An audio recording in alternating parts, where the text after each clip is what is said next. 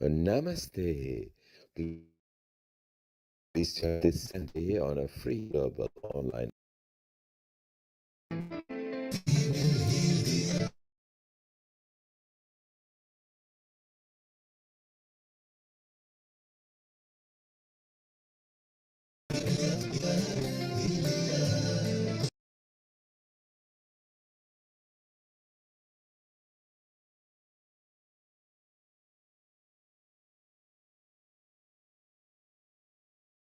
The scene I don't subscribe.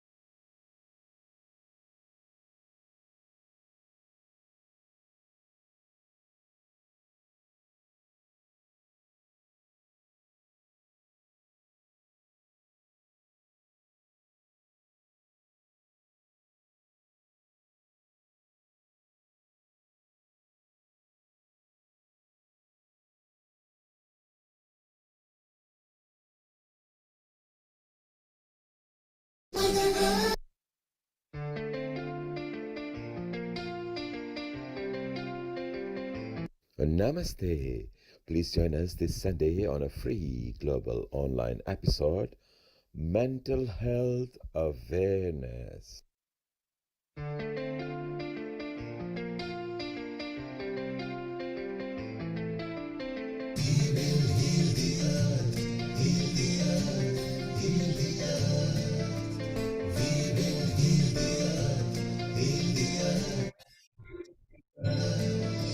Stars, they can tell you stories which are brighter than yesterday.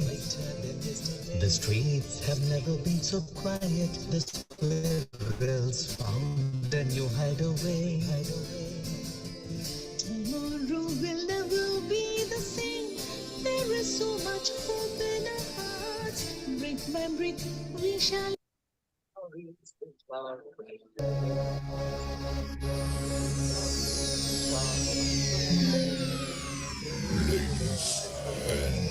Gentlemen, may I have your attention, please? The show starts in 9, 8, 7, 6, 5, 4,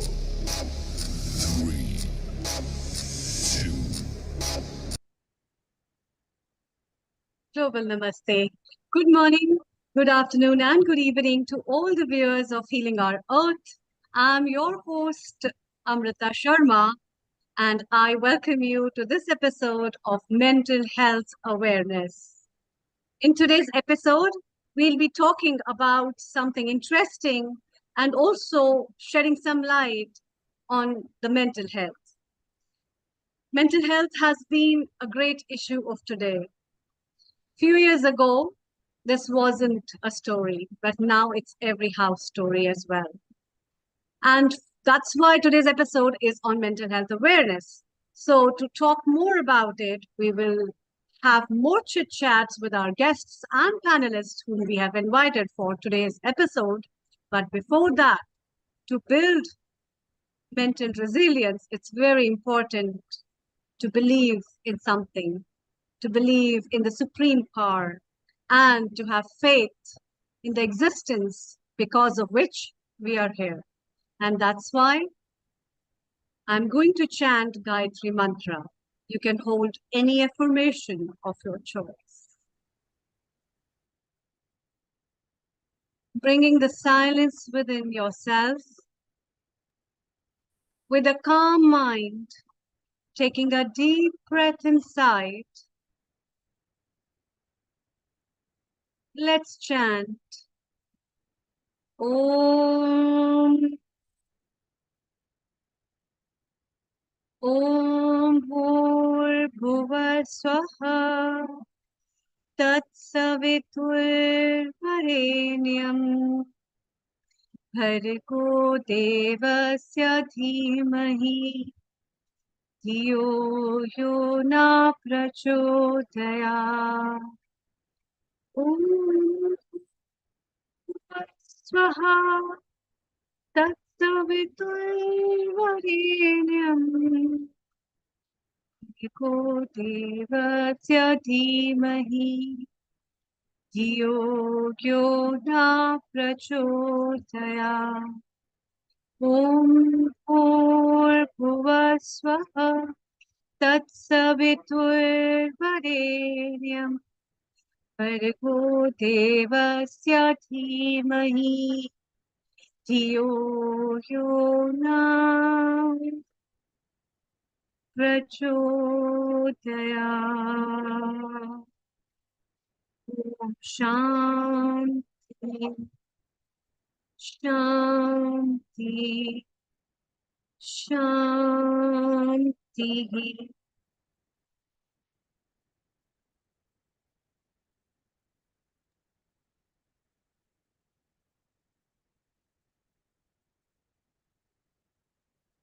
Welcome. Mental health, that has been one of the grave issues of today. It is very important to think about how to build that mental resilience, how to strengthen ourselves, what are our thoughts, why does my mind think like that? And that is why to build that mental resilience, to have awareness about your thought processes, and to prevent the big mental diseases that have taken up a big space in our lives and the community, we have this episode of today. And for this, I'm very glad to invite the episode producer of today, Kirit Mistry. Global Namaste to you, Kirit Mistry. He is our organ donation lead and also one of the leads of South Asian Health Action. And that is why we have with him a lot of episodes in relation to health, and he is the one who will be guiding us in light of what best can be done for mental health. As we move to our guests, let's welcome. Good afternoon and Global Namaste once again. Global Namaste, Amrita ji, and thank you for the kind introduction, and really great to be co-hosting this with you as well, because we've got a very great program lined up with some eminent speakers, presenters who are doing some fantastic work. And this topic for today and this week has been mental health awareness in the UK. So it's been a week. Today's the last day. And the theme really is about celebrating community and community power. And today's presenters have all been doing some fantastic work in the UK and in India and globally around bringing communities together. And most importantly, we still have a lot of stigma and taboo around mental health within our communities that we need to have more conversations. So I'm really excited for today, and also I'll also share some work we've been doing around mental health. And as you know, my background is in drug and alcohol addiction, and I've worked in mental health and now more in health promotion. So really great to be here as part of the Healing Our Earth family as well. Wonderful. And it's So great please welcome our first guest. Yes.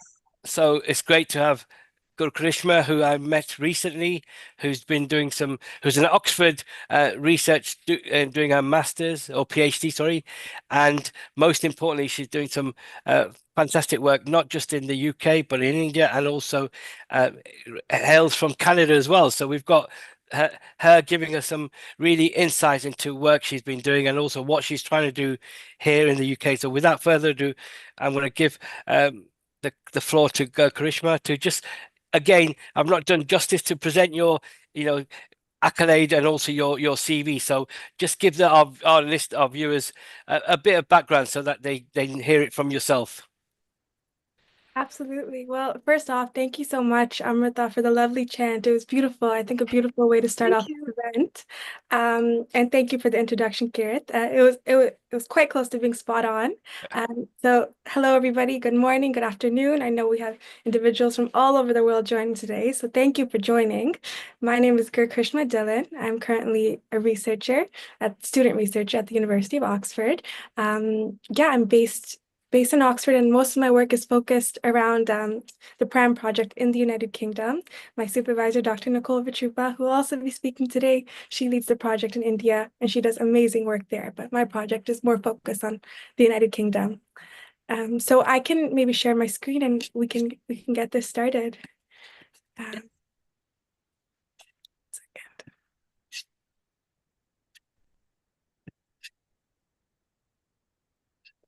Okay.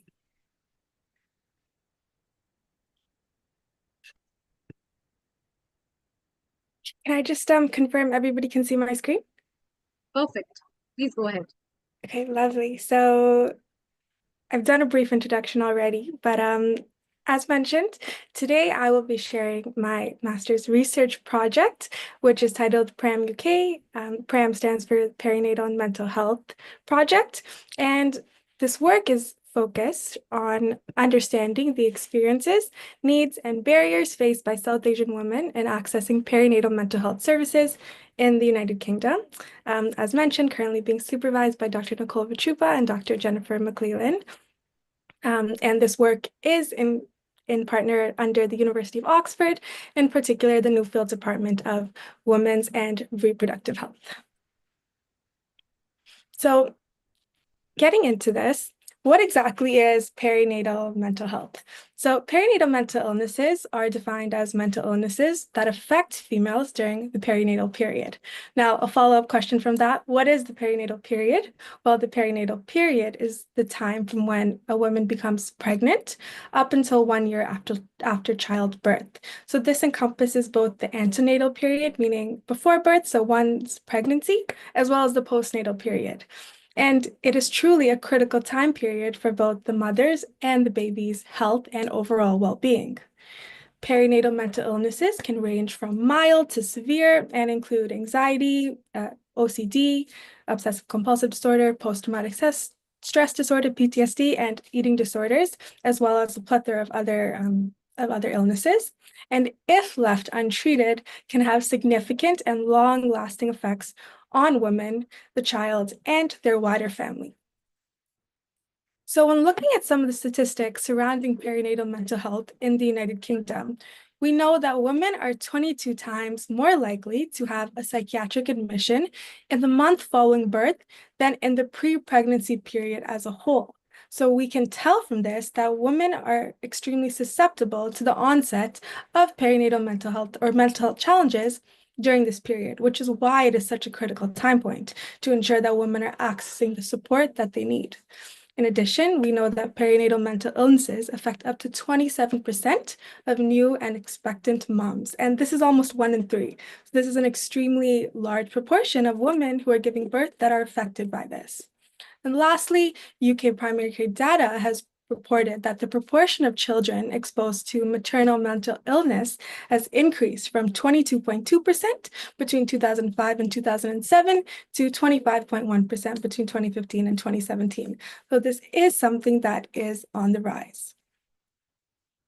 Now, when looking at this data, one question that I'm sure many of you may have, and it's something that I definitely had, is what are the experiences of minority women? We know that women as a group are often largely or underrepresented in health literature, and even more so are individuals from minority groups, in particular ethnic minority groups. And when looking at ethnic minorities, what were the experiences of South Asian women? And that's kind of what drove this research project. So what do we know about South Asian women in the United Kingdom? We know that British South Asian women are the largest ethnic minority group in the UK. So they constitute a large proportion of the population in the United Kingdom. We also know that individuals from South Asian ethnic groups have an increased likelihood of experiencing adverse maternity outcomes, including a 2 to 4 times higher risk of maternal death. And lastly, we also know that British South Asian women are statistically more likely to experience mental health issues. However, they present to mental health services at a considerably lower rate than white women. So I think 2 main problems stick out here. A is that these women they do have a larger risk of experiencing mental health challenges. And when we look at the perinatal period in a time period that they're also, by other data, they're more susceptible to developing these illnesses, as well as they are less likely to access support. So this puts them in a very dangerous and harmful situation. And with this, there's a clear and urgent need for continued and focused action to address these disparities and address this treatment gap by providing better support to South Asian women in the perinatal period. So with this information in mind, we sought out to answer the research question, what are the experiences, needs, and barriers of South Asian women with perinatal mental health problems in the United Kingdom? And this is essentially the PRAM UK project. So with this research, we really have 4 main objectives and areas that we want to shed more light on. The first of this is understanding descriptions and perceptions of mental health in South Asian communities. And this is something that I'll be touching on later. However, oftentimes in these communities, there's a language barrier, and it's not only hard for women to express their emotions or their feelings due to this barrier, but also due to the fact that there's a lack of terminology in their native language to express these Western clinical terms. So understanding what concepts, what ideologies, what alternate ways of describing these concepts of depression, anxiety, of perinatal mental health illnesses, what is being used, so that we can better understand these women when they come in to share these with their healthcare provider and perhaps also aid in early detection of perinatal mental health illnesses. Next, we hope to understand what some of the barriers are. So we know that South Asian women are definitely much less likely to access services for their mental health challenges. So understanding what the unique barriers are that prevent them from accessing these services so that we can hopefully aim to create change on a more systemic level and hopefully mitigate these barriers in the future. Number 3 is needs. So while we do gain this better understanding, we also hope to center South Asian women's voices and understand what they think they need and what they think would best help them in the future, if they were to perhaps experience these challenges again, or for the community as a whole, as individuals who have lived experiences of mental health challenges, what do they think is best and what do they think are the next steps? And lastly, what are the social determinants of health? So we hope to identify any of the relevant social determinants of health that come to play and that affect South Asian women during the perinatal period and their mental health as a whole. So with these objectives in mind, we decided to start off by conducting a scoping review, so a review of the literature that was out there in order to gain a more comprehensive understanding of the topic at large. So we sought out the question, what is known about the experiences of South Asian women who experience perinatal mental health challenges in the United Kingdom? And with this, we searched 5 databases, and those were Medline, PsycInfo, Embase, CINAHL, and Scopus. And we had some inclusion and exclusion criteria. So our inclusion criteria was studies that were conducted first and foremost in the United Kingdom, as well as had to do with South Asian women's experiences with their mental health challenges, and in particular during the perinatal period. And exclusion criteria included studies that perhaps talked about ethnic minorities, women's experiences as a whole, but didn't necessarily distinguish those from the experiences of South Asian women. And we want to ensure that we're really just capturing the experiences of South Asian women, as we recognize that different ethnic minority groups do have different unique cultural, social factors that come to play, as well as studies conducted outside of the UK. And lastly, studies that looked at mental health more generally as opposed to perinatal mental health.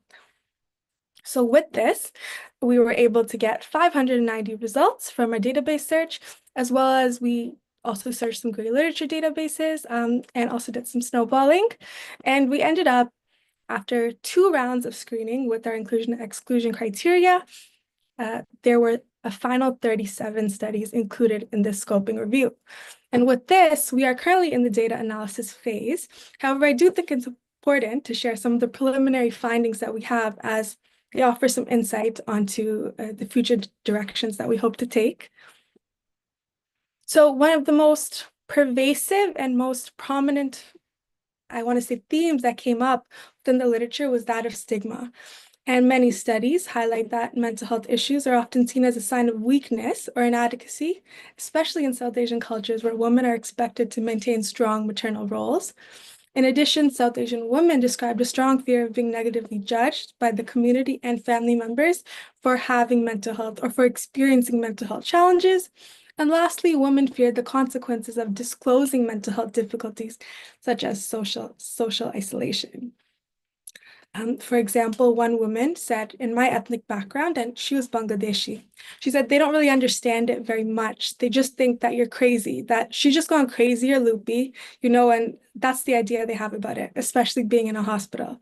So when we see the terminology used here, crazy, loopy, we can kind of understand just from this quote, the stigma around concepts of mental health and them being seen as an individual being deemed as crazy for experiencing these challenges. And this is just one of many that came up in the literature. Next, another extremely prominent theme was that of language barriers. And this definitely led to fear and mistrust in healthcare systems and in healthcare services. So South Asian women reported difficulties in communicating their symptoms with their healthcare providers.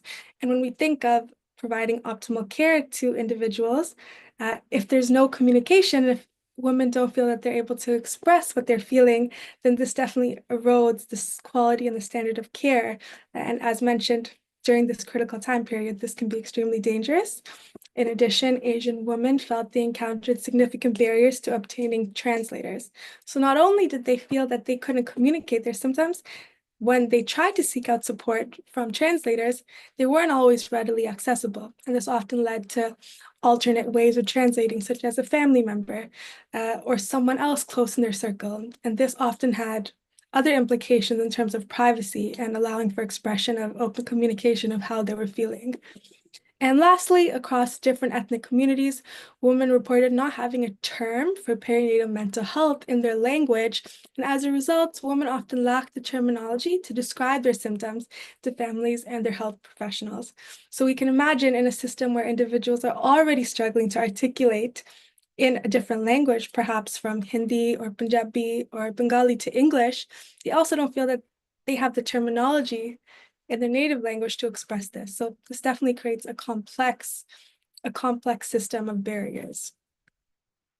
For example, one woman said, sometimes when you have a baby, a woman comes from the hospital and we don't understand what they say. And she's referring to midwives. We just sit there staring at their faces. And lastly, another extremely important theme that was prevalent in the literature is that of discrimination. So women describe being met in previous encounters with the healthcare system with the lack of cultural awareness. They had been discriminated against or judged on the basis of their ethnicity and culture and reported negative experiences in relation to their ethnicity, leading to having negative perceptions of the NHS as a system as a whole. They reported being fearful of or actually being discriminated against by healthcare services, both because of being Asian and having postnatal depression. So these women come in at perhaps some of the lowest points of their life, and essentially they still feel that they're discriminated against when they're trying to seek out help. One woman said, I got answers from professionals like, there is nothing wrong with you. Go back home. Stop disturbing us. Basically, you are wasting our time, and they were horrible. So from these three themes highlighted in our preliminary findings, we can understand that there's definitely a lot more that needs to be known and that needs to be explored about South Asian women's experiences in order to create interventions, to create systems that serve them in a more optimal way. So moving on from this, we hope to, from these findings that we've essentially uncovered from the literature review, from the scoping review, we hope to conduct a qualitative study. And I'll just be sharing a little bit about the empirical methodology. And we hope to interview three main groups of women, or of individuals, mainly women. So group one will be from a preventative lens. And in group one, we hope to understand the experiences of unmarried or newly married South Asian women who have had previous experiences of mental health challenges. So although they haven't embarked on their pregnancy journey yet, or perhaps they're not married, due to their previous experiences with mental health, we hope that we can gain some insight on things that they may feel would help them when they do choose to become pregnant or when they do choose to embark on that journey, and understand from a preventative lens as members of the community what they think would be best. In addition, we also have group two, which is more of an informative lens. And these are South Asian women self-identifying as having experiences with perinatal mental health illnesses. So these are the women who have lived experiences during their pregnancy, during the perinatal period of mental health challenges or illnesses as a whole. And we hope to understand what their experiences were in terms of help seeking, in terms of being individuals of the community, and having mental health illnesses, and how those intersected and shaped their experiences. And lastly, group three is also an informative approach, and we hope to understand the perspectives of family members, carers, charity workers, healthcare workers, or community leaders who have had experience working with South Asian women who have had perinatal mental health illnesses. So overall, understanding from a third-party view, how can we best support these women, and understanding what their experiences are, maybe with helping these women navigate the healthcare system or helping these women within the community as a whole. So we have two main modes of, or we hope to employ two main modes of primary data collection. The first will be focus group discussions, and this will consist of groups of 5 to 7 women, and they will occur in private and in a non-judgmental manner. And we hope to understand more about their experiences, in particular women from groups 1 and 2. And in attempts to make this study more accessible, we hope and we will be employing these interviews in English, Hindi, and Punjabi based on the language of preference of the women who are recruited. As well, we also will be conducting individual interviews for individuals from group 3, which are, as mentioned, healthcare workers, community leaders, family members, and carers, also conducted in English, Hindi, or Punjabi based on their language of preference. And one theme that we hope to weave throughout this entire study is that of adopting community-centered approach. So we have reached out to several charities such as South Asian Health Action, and Kirit has been very helpful, as well as Therapy. And these charities have experience of working with the community and working with individuals, women in particular, who have had perinatal mental health illnesses.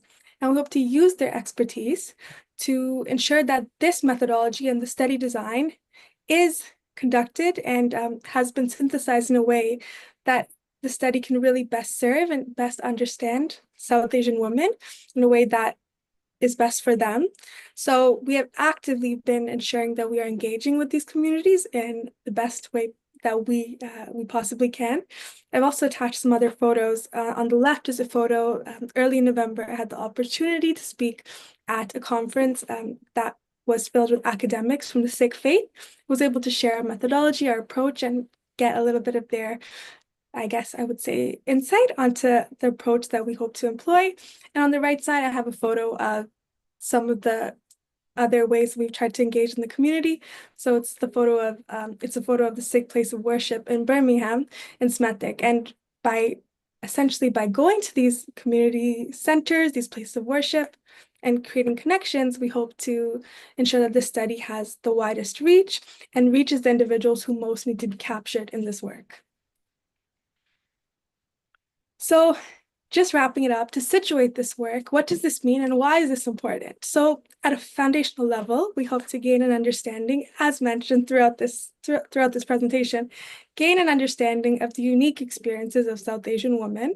And what will that do? Well, we hope to use these findings and at a very foundational level and inform possible interventions, to inform down the line and policy changes on all levels, and close the treatment gap that exists and allow for South Asian women to receive the care that they need if they are experiencing mental health challenges during the perinatal period. Overall, this will amplify the voices of minority women in health research and hopefully contribute to better health outcomes during the perinatal period and beyond, not only for themselves, for their families, for their children as well, and overall work towards creating a just and equitable healthcare system. Now, before I wrap up, I'd just like to make some quick acknowledgements. I just want to thank my supervisor, Dr. Nicole Vichuba, who has been much more than a supervisor, who has kind of instilled the passion that she has for this PRAM project in me. So thank you, Dr. Vichuba. Also my second supervisor, Dr. Jennifer McLeland, who's not on this call, but who has been so helpful, as well as the Global Mental Health and Equity Group as a whole. Honestly, having peers that are also just as engaged in these topics is extremely helpful, just bouncing ideas off each other, and the support I've received from them has been instrumental in this project.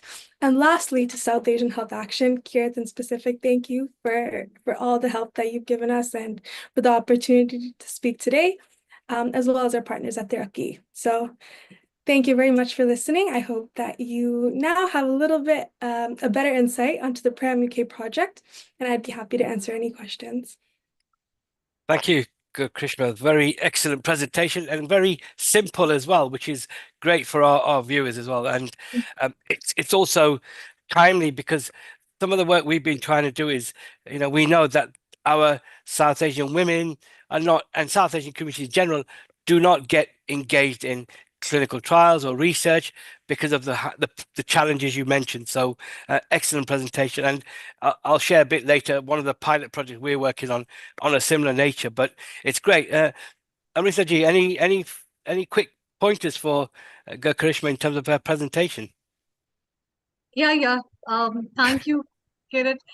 A wonderful presentation, Guru Karishma. This was like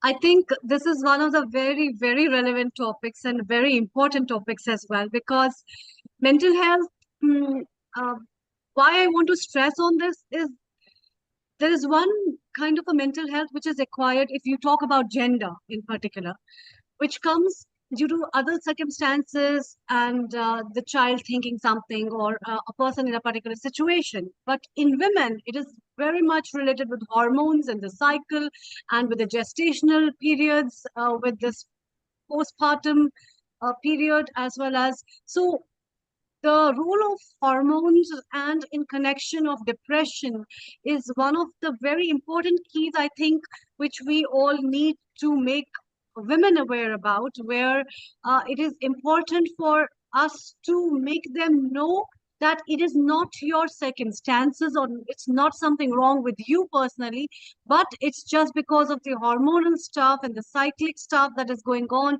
with a part of system of your life in which you need to empower yourself and know about your own self. And that is where the real sustainable solutions for the women to understand and feel themselves empowered. Now, this project of yours, I would say it's one of the very wonderful projects.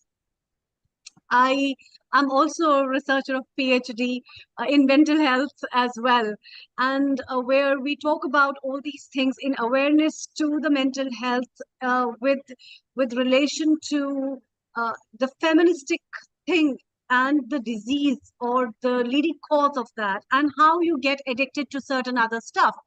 One very close connection of things is in this about the food habits, your lifestyle, the circumstances you have been living, what are the family pressures you have been in, and as you have rightly pointed on the cultural things, where every culture has a very diverse approach, understanding as well as the norms for a lady to be in a particular situation. But in that way, how to rise yourself up in a community and to make other women understand about the thing that is happening around, because it's something very common that will happen to most of the married women who will be pregnant.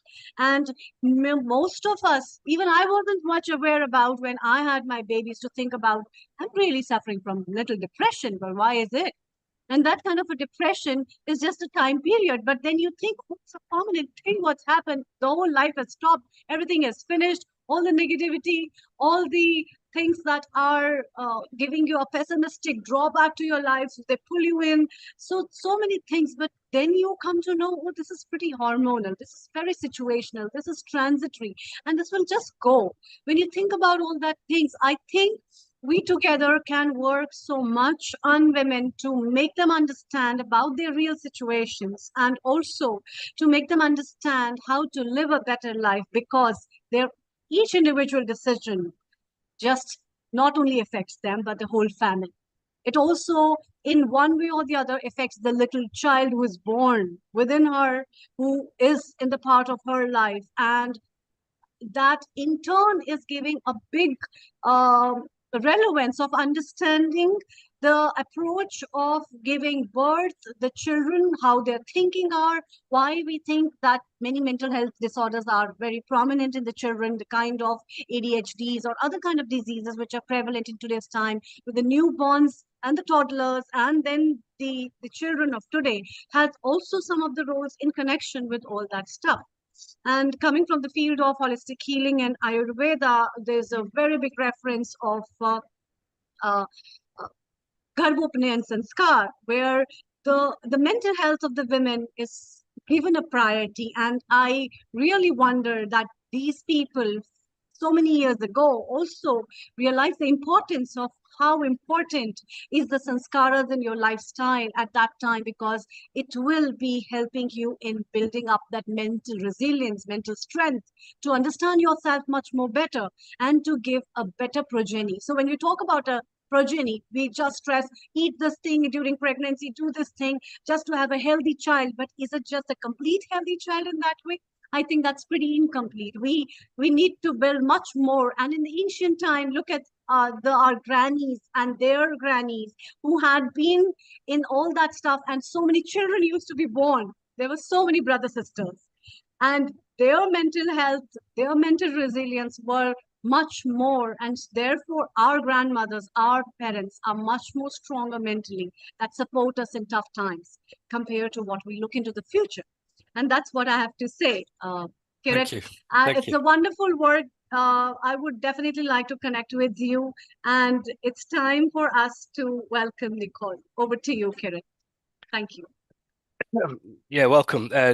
So again, thanks to Nicole, who I met with Guru Krishna as well recently, in terms of looking at the work they're trying to do, and it's timely because of Guru Krishna is looking from the UK context to try and increase through her research, increase the participation of the group she mentioned. And we're now going to go to India, although Nicole's in Oxford. So Nicole, let me just give you a quick overview as a bit of your background. So you're a senior research fellow at the University of Oxford, Nuffield Department of Women, Reproduction, Health, and a group lead for Global Mental Health and Equity Group. So, and you've been working on the Prime project in India, and I was really excited when I first met you and heard about this exciting work you're doing, and wanted to kind of get the experience and the expertise and also the learning from what you've been doing. And so really over to you, and thank you for a global namaste to you, and also looking forward to your presentation. Thank you so much, Kirit. Thank you very much, Amrita, for the wonderful hosting of this show and for inviting us to be here. It's so nice to connect with people and to be able to share a bit of the work that we are doing. Yeah, and also to say congratulations to Gurkarishma, who's leading this work that she just presented and that she's doing so well. And it's so good to connect with these communities in the UK. So if you could allow me, please, to share my slides, then I will put them on. It says, I think it needs to be technically. If you Yes. want to co-host, you can share your screen. Over to you. Thank you. Thank you. So hopefully it will work. Yes, we can see it. Okay, do you see the full screen or? No, we just see, you can put it on a slide mode. Yeah, it is on the slide mode. Okay. We can see sure your notes. We can just see your maybe notes. one second. I don't need the notes, but is it okay now? You can go and put it on your full screen and slide. Yes, perfect. Perfect. Okay, great. Wonderful. Yeah, so thank you very much. And I'm very pleased that we can present here. And so I will be giving a little bit of background to the work that you just saw from Gurkarishma on what we're doing in the UK. And this work essentially goes back a few years now on research that we've been doing in India, looking at improving perinatal mental health in rural Indian communities and sort of the origins of the PRAM, the perinatal mental health intervention.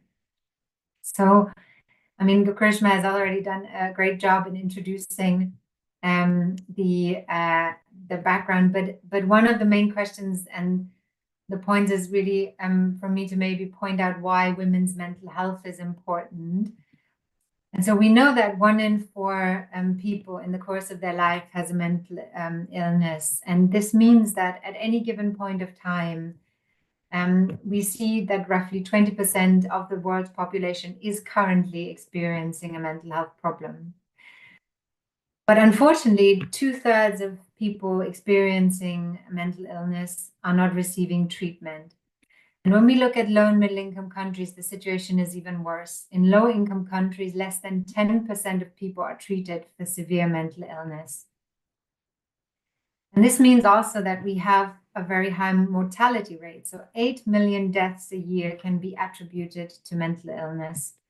We know that women who experience a mental illness die 15 years earlier than women who don't have a mental illness.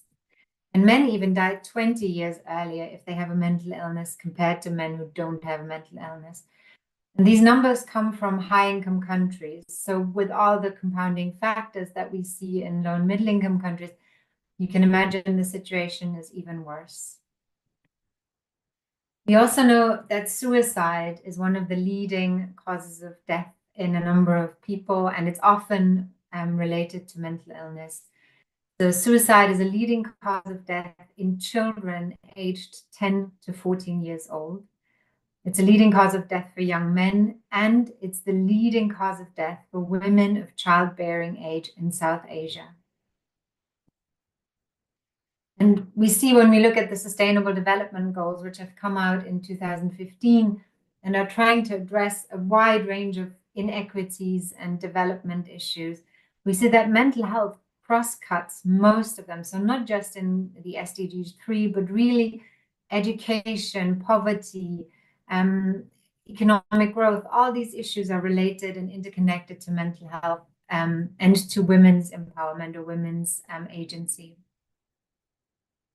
So when we go to the phase of pregnancy and childbirth, we see that it's a very critical period. So Amrita has pointed it out, Gurkarishma has said more about this. It is the case that 1 in 4 perinatal women, so during pregnancy and after birth, experience mental health problems. And 15% of maternal deaths are actually suicides. As said earlier, suicide is the leading cause of death for women of childbearing age in South Asia. And for women, mental health is different than men's mental health. Women have specific mental health needs. And we know that problems that arise in regards to mental illness during pregnancy and after birth, they increase the risk for more severe and lasting, so chronic conditions.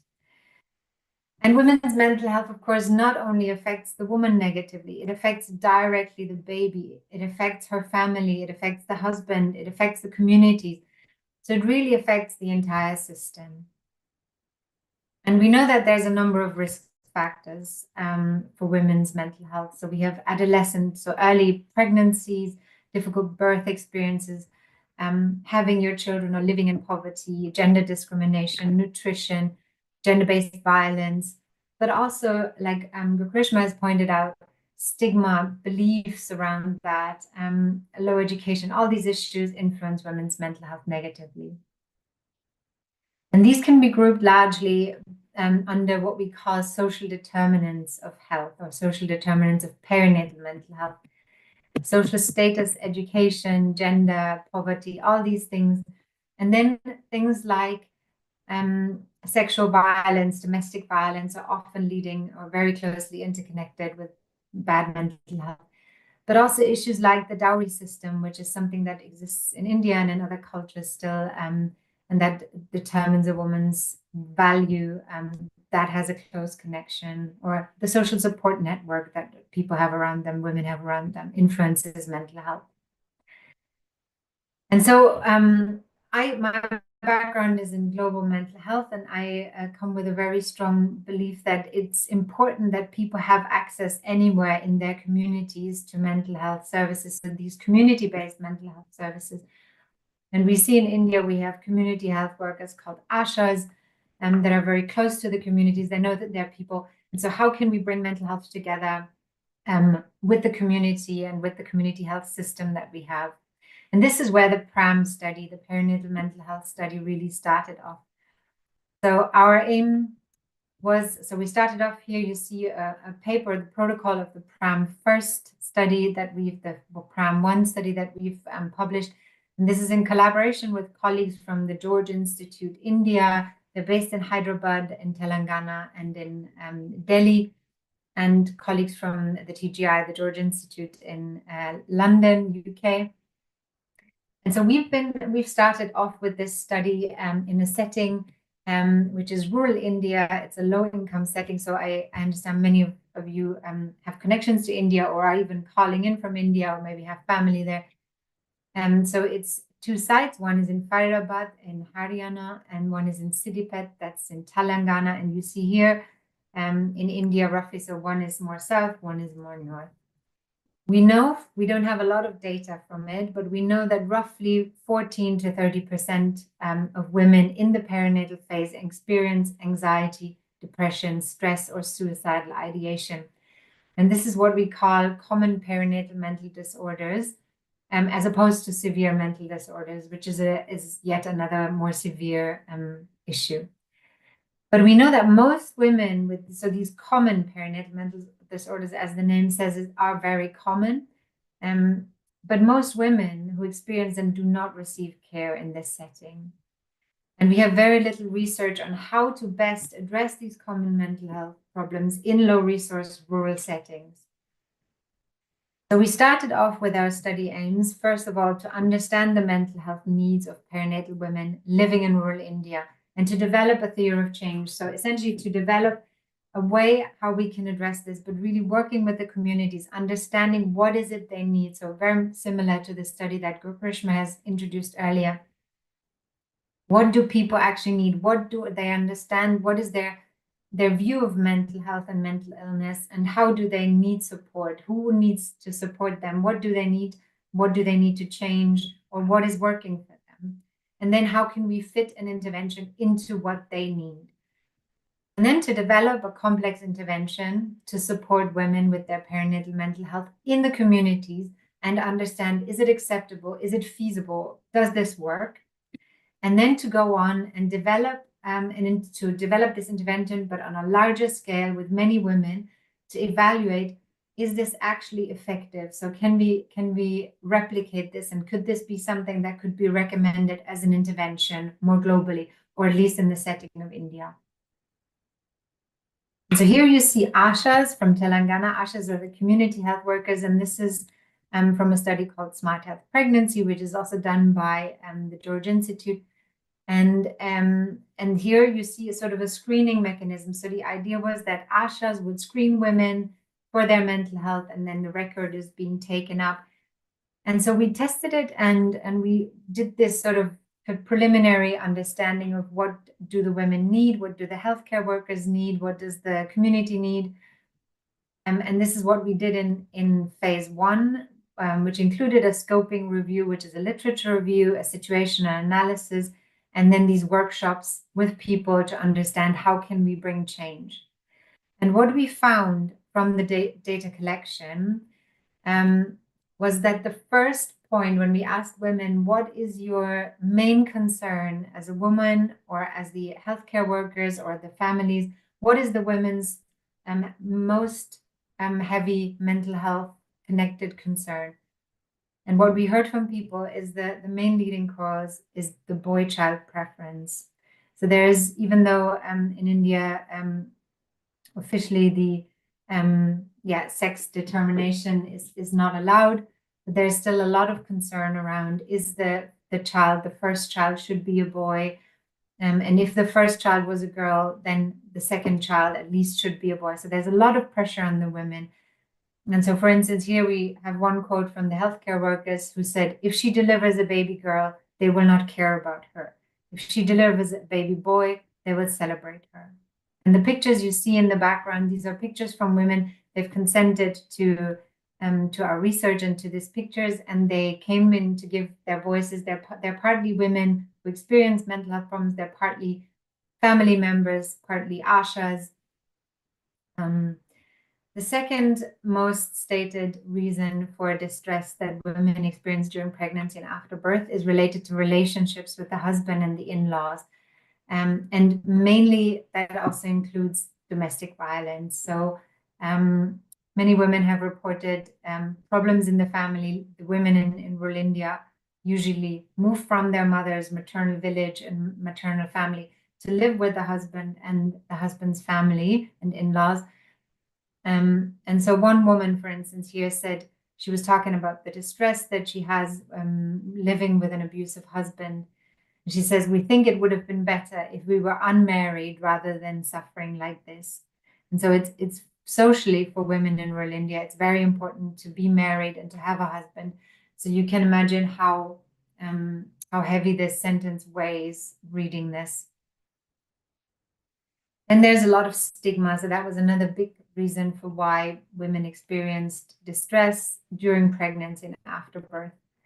And so when we asked them, what are the changes you need for, during these periods? One woman said, they must not speak evil about us. So stigma is often even more pervasive than just, having people talk negatively. But it shows that in addition to the mental distress and the depression and the anxiety or whatever is weighing on the woman, there's also this fear of being stigmatized and being excluded from the community. And then there's poverty and livelihoods and nutrition. We've grouped it together because it comes sort of together in terms of how people can provide, for women can provide for themselves or their families.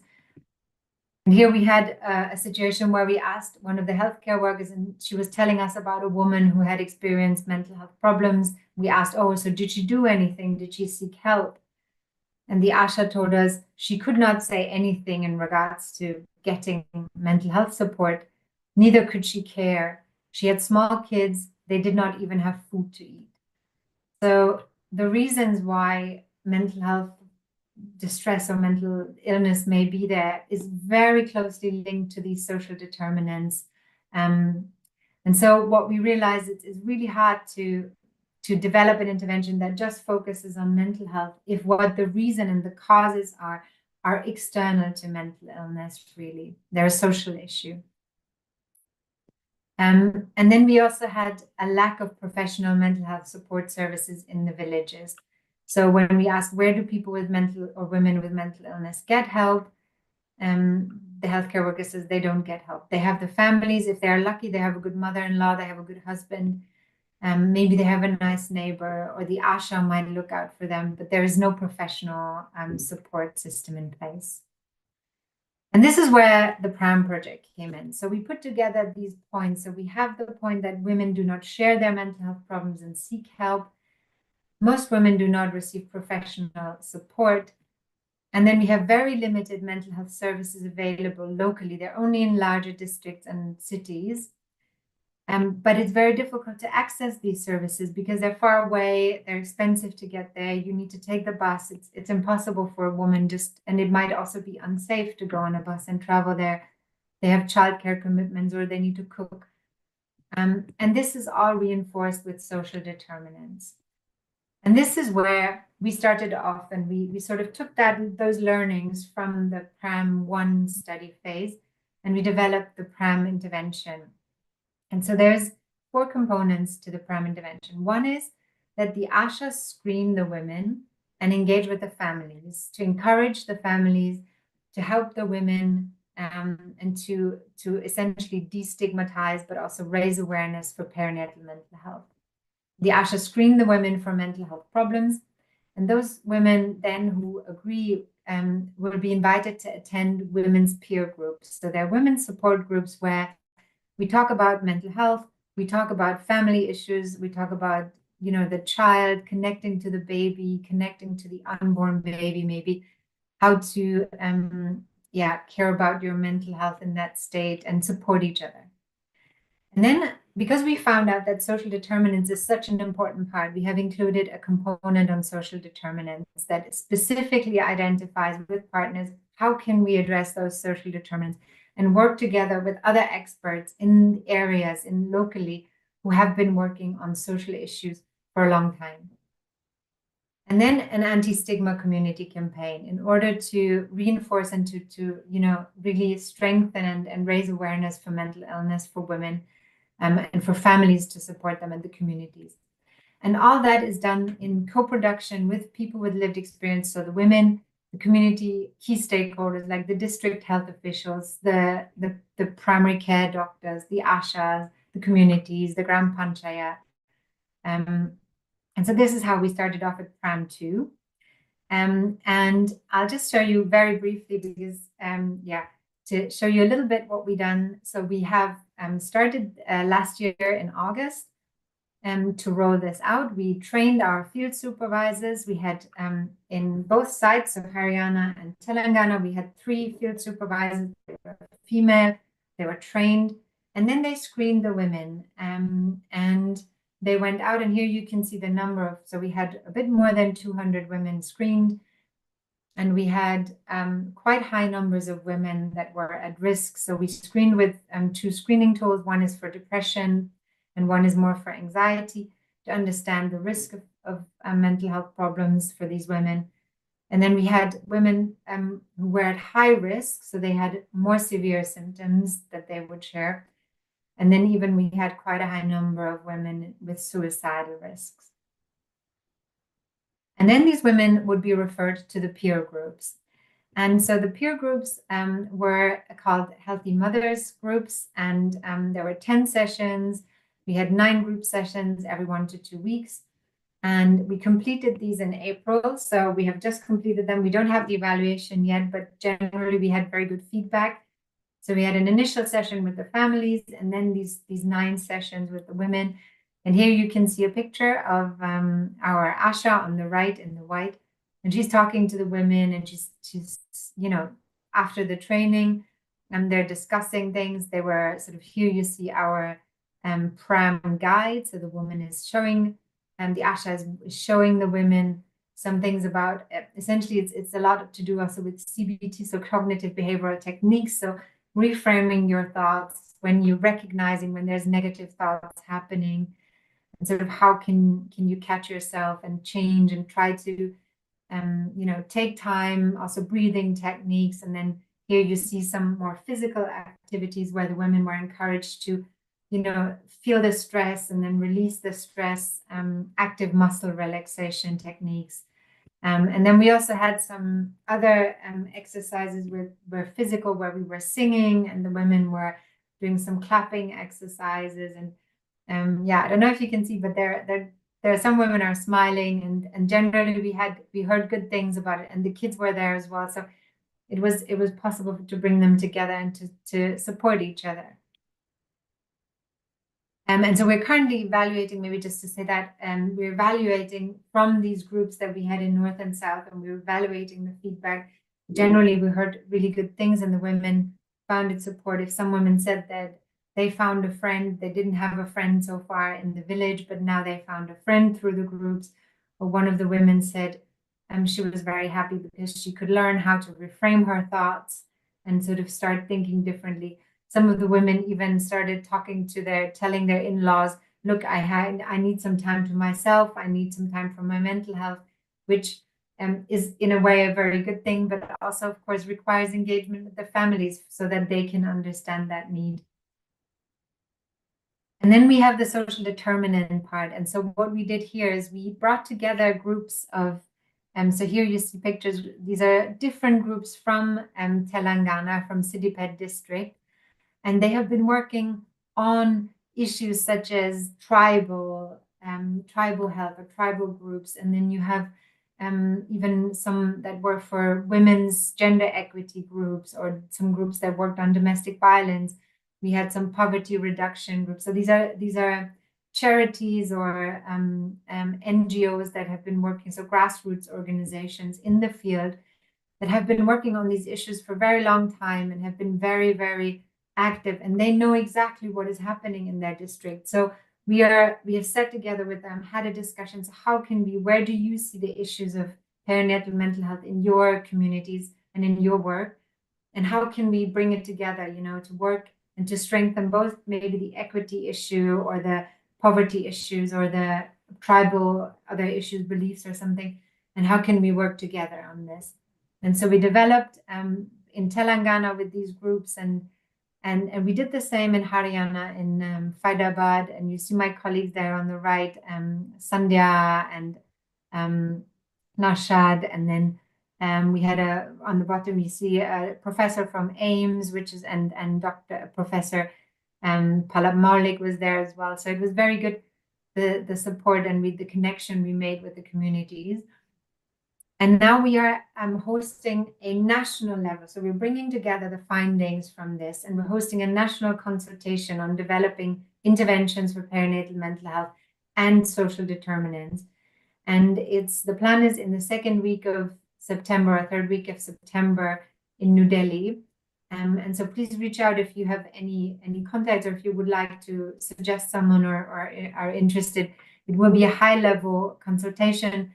Yeah, it will be really good to bring together partners working globally or in sort of nationally in India, but also experts like UNICEF or WHO, or someone we're trying to bring together to develop a way to address perinatal mental health and social determinants. Nicole, thank you very much. Thank you. Sorry. Yeah, I'm just go on. If you got coming to the end, I'm almost there. Okay. Is it okay? Go for it. Yeah, it's just that we have the community campaign. We're developing this based on stigma programs that I've worked together with. And we will then evaluate the intervention, and that's what's currently happening, and then scale it up for a greater impact. And so the aim of the PRAM project is to support happy and healthy mothers and happy and healthy babies within supportive communities. And thank you to my team in India, all the colleagues, and then also thank you to the Global Mental Health and Equity Group here in Oxford and colleagues. Yeah, and please do contact me. Thank you very much. Thank you. Okay, thanks again. Go on, Mr. G. Go for it. Yeah, it was a very, very wonderful presentation. I would say what Gur Karishma has added. Now I can see the whole ocean behind which the drop was released, actually. So that's very wonderful. I would like to congratulate you personally for initiating all this, which is such a big thing and a much required thing as well. And definitely we would like to plug in as this kind of conferences and annual meets that you organize in India and in UK, so that we can spread a greater word of mouth in different communities, not only in this part, but I think the African tribes also, where our resident contributor, our kitchen episode producer, Seema Bhatia, who through Art of Living has been working on a project Pavitra, which is about sanitation of women and in relation to their menstrual cycles and taking care of themselves. So I think over and above, Nicole, you have hit such a very sensitive thing, which I think is a very important need of an hour, which should be brought into the education system, as has been the sanitary pads being introduced in the schools now, where people are not afraid about it. And now the girls walk, that is my right, I must have it, I must utilize it, and I understand. And equally, the understanding of the boys to know about and respect that thing as well. And same way, the need to understand a girl by itself in her own way, and especially this kind of things where you are getting married, you don't know what kind of socio-economic conditions are. Even if you know a little bit, still there are so many family pressures. Under those family special pressures, you also don't know how the family is, and in that, how resilient you become, how flexible you become, how adjustable you become in that sensitive time of caring and taking a decision to be a mom. And your data, which showed about the suicidal rate of the childbearing age women, is very right, because that's the primary age where a girl has to think about her career. She is getting married, she's forced to getting married, or she's in relationship, or the circumstances have changed. There are a lot of pressures on many ways, which I think a man doesn't have. And in that way, a woman to get education and to know about herself will help her in designing those parameters for herself. And the communities that you build in for taking up the villages at Gram Panchayat level with Asha, Anganwadi workers, I think is very, very beautiful. I must say, you must include other practitioners as well as the healthcare workers in different fields, which will give a big strength to the community work that you are doing. We have Dr. Batra, who is our homeopathic guru. We are linked with Ayurveda. We are linked with yoga healers. So these kind of holistic therapies will ingrain in public those kind of challenging times which as women at one time faces. And I think this will build up a big strength. What is your take, Kirit, on that, what has been added? And then we welcome Nandini ji. Over to you, Kirit. Thank you. So excellent to see the work that you're doing in India. My kind of challenge to yourselves and to other, we've got a number of professors here today, which is great to have you on this platform. It's really about how do we really bring our own kind of culturally sensitive and culturally not therapies, but in terms of interventions, so we don't bring to India and other countries westernized concepts. We need to look at the westernized concept, but how do we make it true to our communities? And the only way that will happen is by the work that you're doing in terms of the community work, getting the peer, the lived experience women to kind of give you those ideas to say, okay, well, let's put CBT to one side. We want to call it something else, but this is what we want. We're going to amalgamate the Ayurvedic practice, we're going to meditation, we're going to look at, and then, the kind of self-care is most important as well. So I think it's a challenge, but I think, I've seen this in the UK where we've had to try and bring, cultural competency, but that competency is not, it seems to be incompetency because, we're still providing the same old to people who need the services. But I don't want to get onto my soapbox, but that's really important. But the next speaker, we've got Dr. Anukul, we have, Yeah. Kirit, you have pointed out at a very, very important aspect, because taking care of the norms of the socio-economic conditions as well as the solutions that will be cost effective to these people. We must not forget that the South Asian communities are among the poor communities as well, which cannot afford, and they are the ones who lack a lot of education in that way. And what best services can we provide on that level? Let's talk about it further on that, and we'll have a comment from Dr. Anukul also in a while. It's time to welcome Nandini from UK. Over to you, Kirit. Global Namaste. Again, Global Namaste to Nandini ji, who's also a great colleague, and over the years since we've connected, has become part of our Saha family. So it's good to have you. Professor Nandini is also a consultant psychiatrist here in Leicester, in early psychosis. But today, the connection really is about the wonderful work she's been doing around the World Health Organization, MHGAP, which is something that's rooted in the community where there is no infrastructure around mental health services.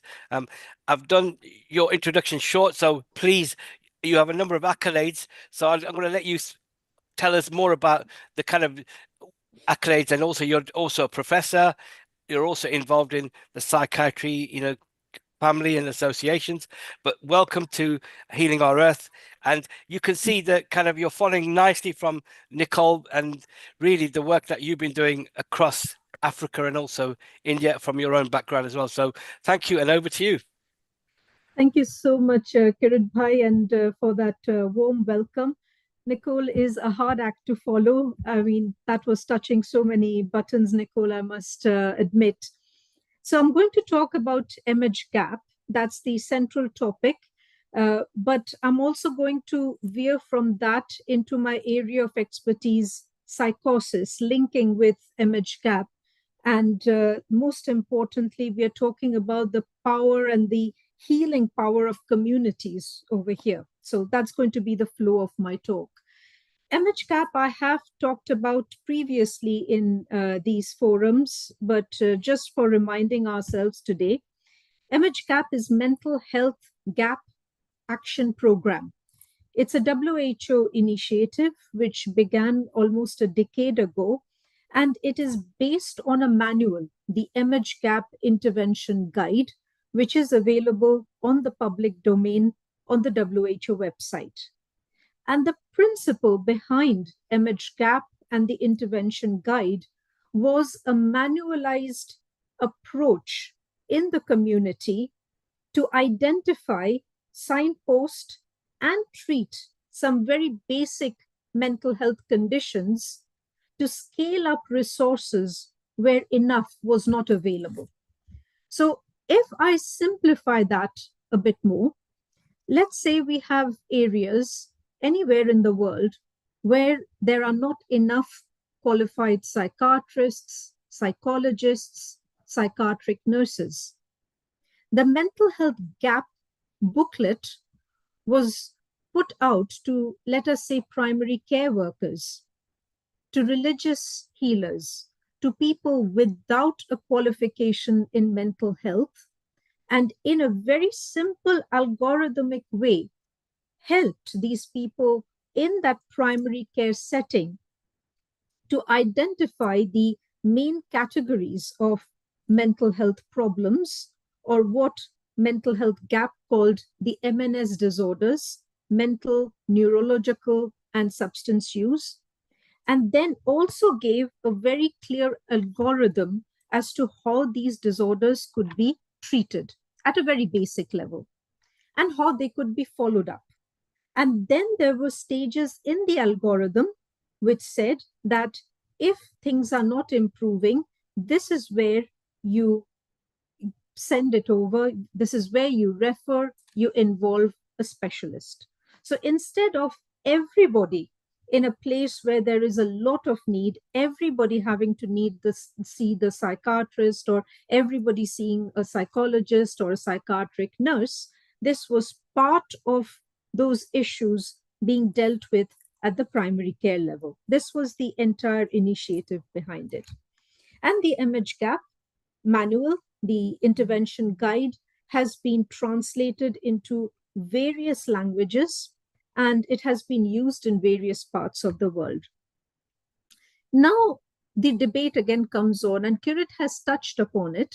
And I think we should not be afraid to bring up these debates and challenge ourselves. Is this a Western concept? Is this again a Western concept being introduced in lower and middle income countries? And I can say, using the image gap, and Kirit has been through a number of sessions of those, in that the image gap is designed to be very culturally bland. So it has the very basic structure to it, but it is supposed to be administered and used by people who are used to the culture and setting, who can then add their cultural nuances to the different categories. So when people do image gap training for the trainers in another country, the perfect way to do it is to train the trainers. So let's say if I was going to help implement image gap in Uganda, which I was involved in a certain project, I did not go to the frontline workers, to the primary care workers, and train them in image gap. My involvement was with senior psychiatrists and psychologists in the system in Uganda. And then they could go and deliver the manual to their primary care workers and insert the cultural nuances into the questionnaire, into the algorithm. They would know what parts to take and what parts to slightly tweak and change for their cultural setting. That's the way image gap works. My experience in image gap, though, has been varied. The first time I used it was in a project in Nigeria that our organization, our NHS Trust, where I work, has had a long link with. And I did have that firsthand experience of teaching image gap in the front line, but it was with a setting that we had worked with for years. So we did have some cultural awareness. We did have those sensitivities working with the people we taught image gap to for a number of years. And where image gap helped us was that when we started helping the Nigeria project, when it came to teaching them about mental health awareness, we were doing a DIY thing. Whereas with image gap, you have a manual that has been worked on internationally, has its updates done by the WHO with involvement from various countries. In fact, there was one point where I went to do a training, and there was a lady in the group who was actually part of the focus group. She was part of the many hundreds of authors of image gap over there, which was a pleasant surprise in Nigeria. And then when I trained the Ugandan psychiatrists on image gap, I could share practices with them about the kind of obstructions, the kind of difficulties that can be faced in frontline training. If you're going to rural areas, there is stigma, there are superstitions, if people have different approaches towards mental health, especially if you're treating people with psychosis. Psychosis can be one of those very difficult to understand mental health conditions. And what image gap introduces, the idea of mental health issues not being this one overarching rubric. And that's where I'm going to shift a little bit into trying us as a group to think about not just mental health issues as one unitary concept, but just as we are thinking about cultural nuances, the world of mental health in itself has a number of nuances. I am always fond of saying that mental health is not a single chapter in the book on health. It is a textbook in itself.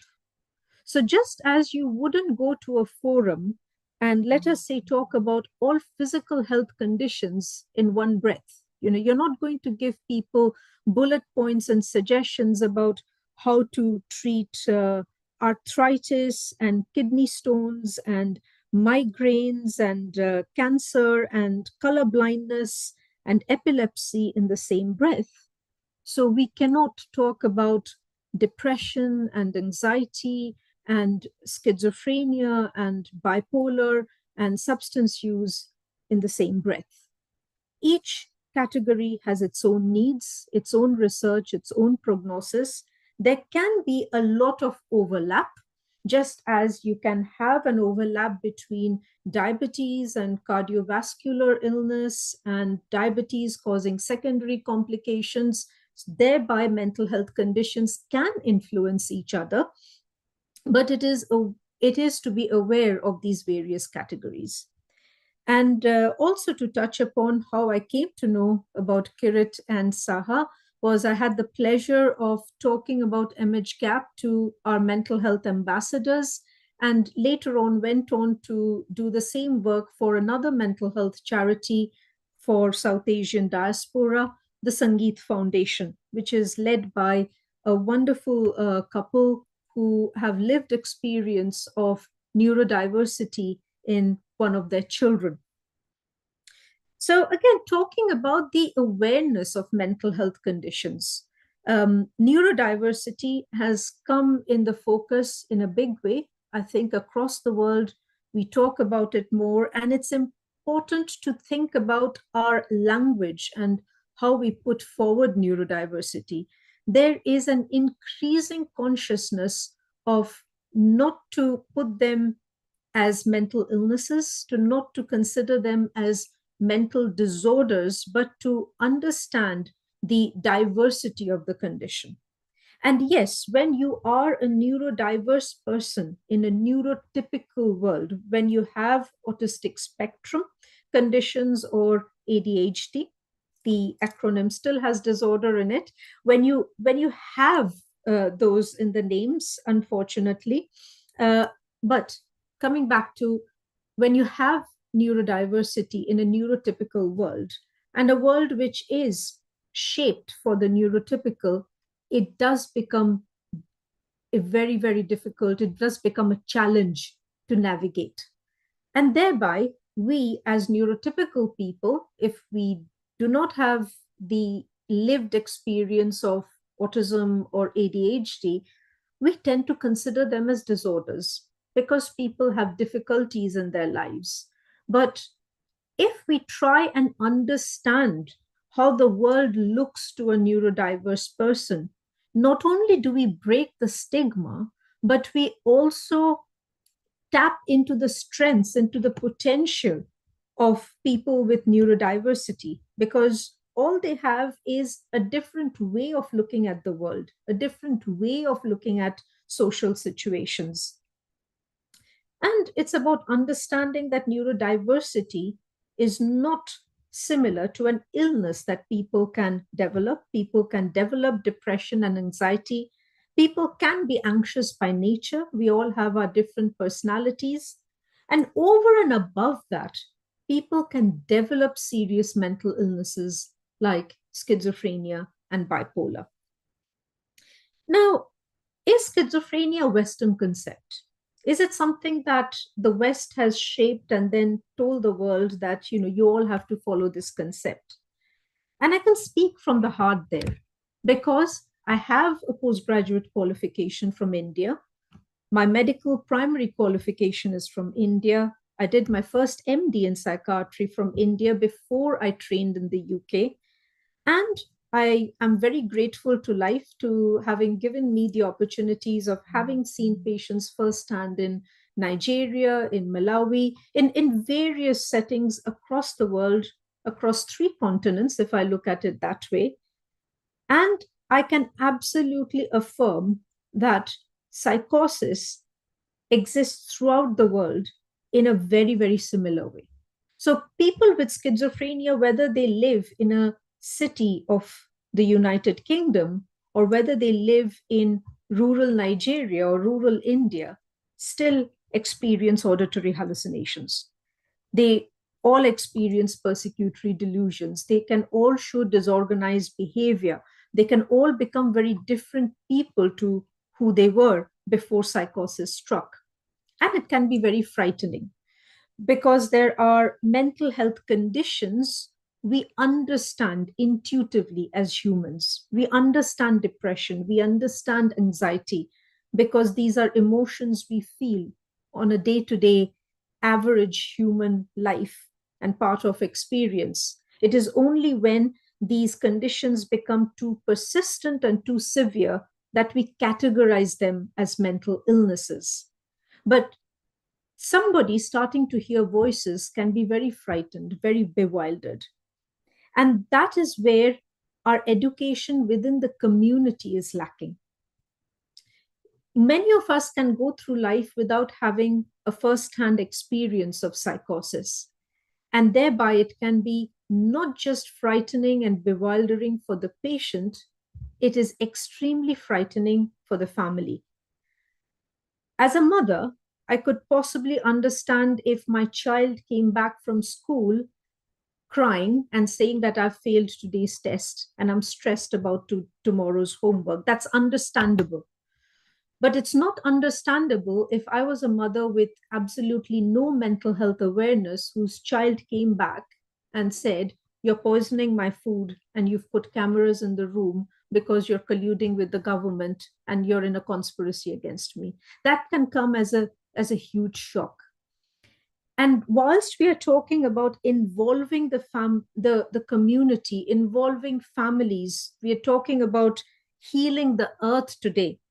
I think the central point I want to put forward is in all the talk about mental health well-being and how we look after ourselves, let us not forget the illest people in the mental health world, within mental health services, who, in perhaps my biased opinion, are people with psychosis. And a society is known not by the way it treats its strongest, but how it treats its most vulnerable. And I think within mental health conditions, psychosis is one of the greatest vulnerabilities, one of the neediest groups that we are talking about. But there is hope. And I think the biggest analogy, the greatest analogy between physical health and mental health in that respect, I think, is between cancer and psychosis. So cancer is not just a single illness. There can be many types of cancer. And depending on when you catch the cancer, depending on what kind of prognosis, what kind of response to treatment it has, people can have very different outcomes. And it's similar in psychosis. People can have schizophrenia, people can have acute and transient psychosis, people can have drug-induced psychosis. It depends on the genetics, it depends on their past history of trauma, it depends on the family support they have, the community support they have, it depends on their pre-morbid level of functioning, and it depends on the understanding, the support that we can give them as a community. The support that their families can get from the community, because I come across families day in and day out in my job who say that they can't talk about what their loved ones are going through because people won't understand. They fail to share the very difficult circumstances they might be going through because they feel they will be judged as parents. Why is your child behaving so oddly with you? Have you done something to them? Is there something wrong within the relationship? Is there something wrong within the household? So there's a lot of education to be done around psychosis in the community.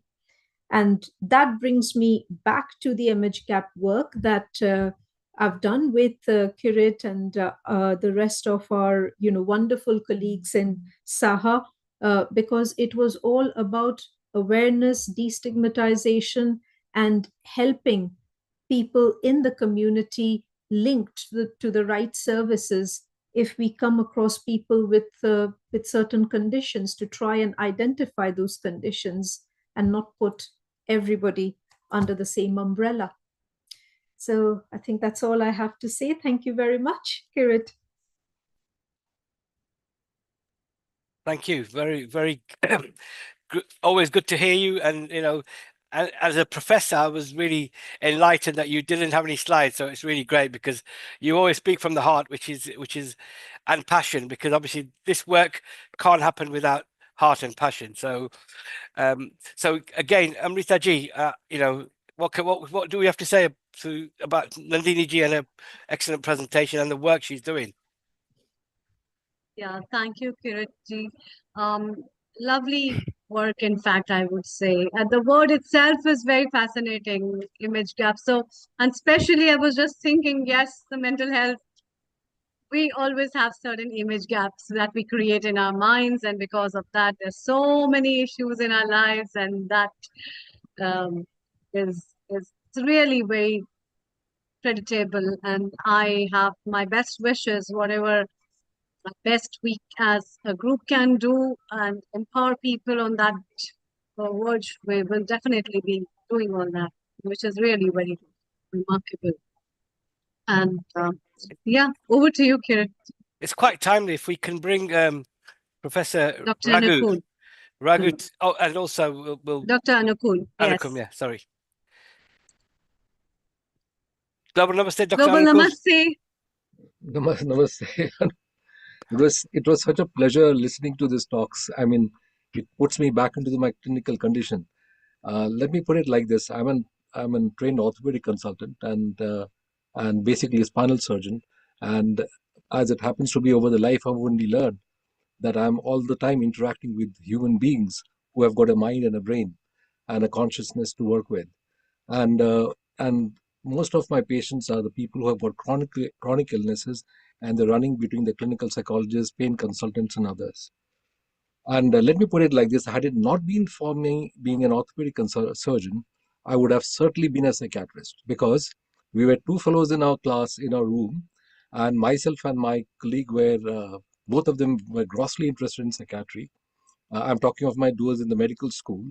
One of them did turn into a psychiatrist and became one of the senior advisors in the army.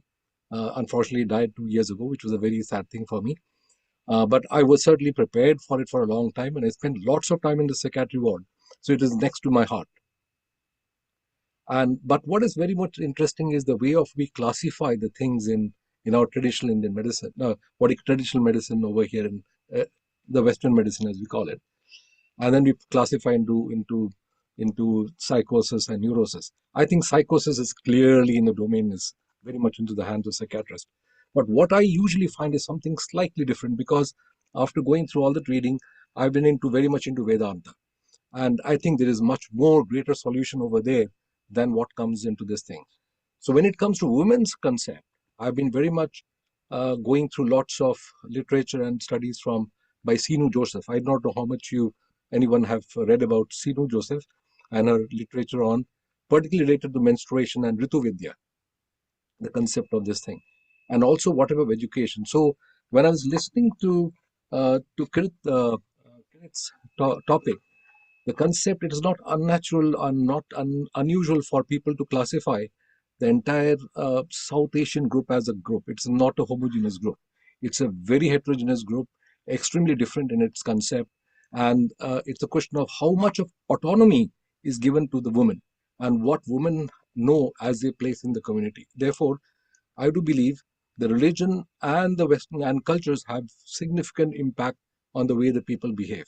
But also in the UK, I also find there's a huge conflict between the women's concept about themselves in relationship to what they have got in their own country vis-a-vis what they see over here. These are greater contradictions. They say, oh, in our country it is like this, but over here they don't believe it. And therefore, the daughters who are born in that particular house have completely different attitude than their mothers. And I come across that particular conflict very, very many times between the mothers and daughters. So this is something that I will learn much more from Professor Nandini. And I would certainly like to connect myself, because this is next to my heart, frankly speaking, because I very much deal with it on a regular basis. And I would sincerely want a greater differentiation between the type of community that we are handling within the, say, called minority South Asian group. There's a huge difference in the way, because I've seen patients who have been completely paralyzed from Afghanistan who were brought over here in this group. They're completely paralyzed, but in reality, neurologically, they're intact. They came with a whole lot of things in this thing, but in reality, this particular lady had seen her son being shot in front of her with the brain blown up in front. Then there have been other very many. I see many patients, but they've been brought in my neurology and neurosurgery clinic, and I find the causes are very different. But only if you spend time enough to realize what has gone wrong with them. Same thing when I go to India. When I saw this particular presentation by Nicole, again, I know I worked in many states in India. If I go to Mizoram, Nagaland, the attitude towards having child is very different from what you find in Punjab as opposed to Telangana or and other places. They're very different attitudes. But I find much more in the way what is another interesting thing that I would request is to tell me how does it feel to be seeing women who are in a place like Nigeria who are Islam dominant as opposed to Christian dominant, as opposed to her traditional this things. That's I would be very keen to know something like that. Okay. Thank you very much for your reflections and insights. And Kirit and I are based in Leicester. And one of the jokes we have is that you can eat your way through the world in Leicester. That's the not, and it shows the diversity of the community that we work in. So cultural competence is not a luxury if you work in Leicester. It's an absolute necessity. Necessity. You cannot do without it. And you've raised a very good point of that, all communities are, different. Yes, when we are thinking about various nuances that we shouldn't consider depression and schizophrenia the same. Oh, but we consider the group South Asians the same. No, wait a minute. There's a difference even there. If I go very deep into it, when we worked in Calcutta, we found differences between North Calcutta and South Calcutta, there can be a wide variation in the experiences of women. If we're talking just about women, let's talk about, back home in Bengal, the experiences of, women living in cities and women living in villages could be very variable. And this absolutely shapes what we see of ourselves as people and identities. Now, when it comes to psychosis, we have an easier job. And the reason being that psychosis being the more kind of neurologically driven group of disorders will present similarly across the world. And there are very interesting studies that we sometimes forget. There is international pilot study of schizophrenia, which was done across 5 continents, 9 countries, and it showed that schizophrenia presented similarly.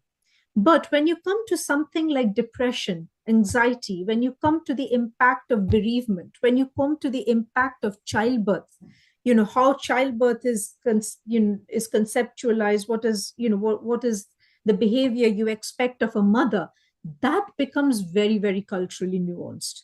So actually, the support you give for mental health well-being, generally for prevention, is going to be a lot more localized than you do for serious illnesses. And let's say, for example, a particular kind of cancer, you'd probably treat similarly across the world. However, again, over there, taking into consideration genetic differences in response, which again, we are becoming quite aware when we treat psychosis. But you'd still look for the same kind of findings on images, etc. But if you're looking into, let's say, a nutritional status, then you can look into kind of differences that you can find across the world, depending on, the problems, but specific problems over there. About dealing with women coming from different backgrounds, it's just been a fascinating journey, which I think if I started to talk about, we could talk till late evening. And all I would say is that as professionals, as human beings, as compassionate citizens, we just need to go into all these settings with a very open mind. There's no end to learning, about different cultural practices, and be aware of the stereotypes that we hold in our mind. I'm aware that when I came to the West, when I came from India to the UK, I had stereotypes in my head about people who have been native to this country, and it's taken time to break those stereotypes. And about being open with each other, about having that cultural exchange, being able to have honest conversations about being, oh, sorry, I thought this way. Maybe you can educate me. Maybe you can tell me. And the world, when we are healing, needs those open conversations. So I think that's trying to put a lot of complexity into a single sentence. But it's kind of the fact of the more we know, we realize how little we do. Thank you. That's been a great Thank you very much. Yes. conversation. Yeah, and I think what we're going to do is it's fortunate and we're privileged to have, you know, Professor Raghu joined us. He's also somebody who we've worked, and he's also from Leicester. So we're having some amazing professors from Leicester who are, you know, doing some fantastic work around community and community engagement, and also they talk not just as academics. I will say that I can vouch for both of these. They actually, you know, work from the community, and they're rooted in the community as well. So without further ado, I'm going to just introduce Professor Raghu, he's a professor of mental health at De Montfort University in Leicester. His work encompasses global mental health and public mental health perspectives, resilience and well-being, culturally appropriate mental health literacy. So today, his presentation is going to be around health literacy and community mobilization. And again, really great to have you there. Global namaste to Professor Raghu for joining us. And, you know, while we've got Nandini ji as well, just a quick reflection on, you know, the presentation, and obviously what can we be doing more of in terms of connecting what Nicole presented, what Gurkrishma is doing in terms of research. How do we really, you know, we need to break the kind of barriers around getting some of our communities engaged in research and co-researchers with that lived experience, because we're still seeing a really lack of, you know, institutions engaging with those with people with lived experience or people from the community. So I'd like to just focus on that in terms of how do we go about doing some, you know, co-designing, co-engagement, co-research from people who live the experience as well.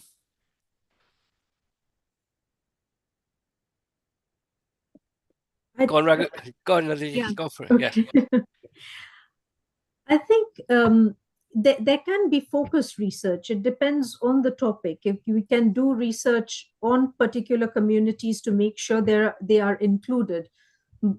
But at the same time, if we are doing multicentric research in the UK, I can't see a way of, you know, how we can leave out certain denominations. And perhaps I'm a bit blinded by my own experience in Leicester, where my caseload of, you know, in our team, we have a caseload of around 500 people with first episode psychosis across Leicester, Leicestershire, and Rutland. And we'll probably have to go back and count how many countries and communities they come from. But, you know, on the top of my head, there's hardly a continent left over there that I haven't had a patient from. Sure. There are certain, you know, continents where I can have more, and, you know, my patient load is hardly dominated by just white Caucasian. You know, I have a mix throughout.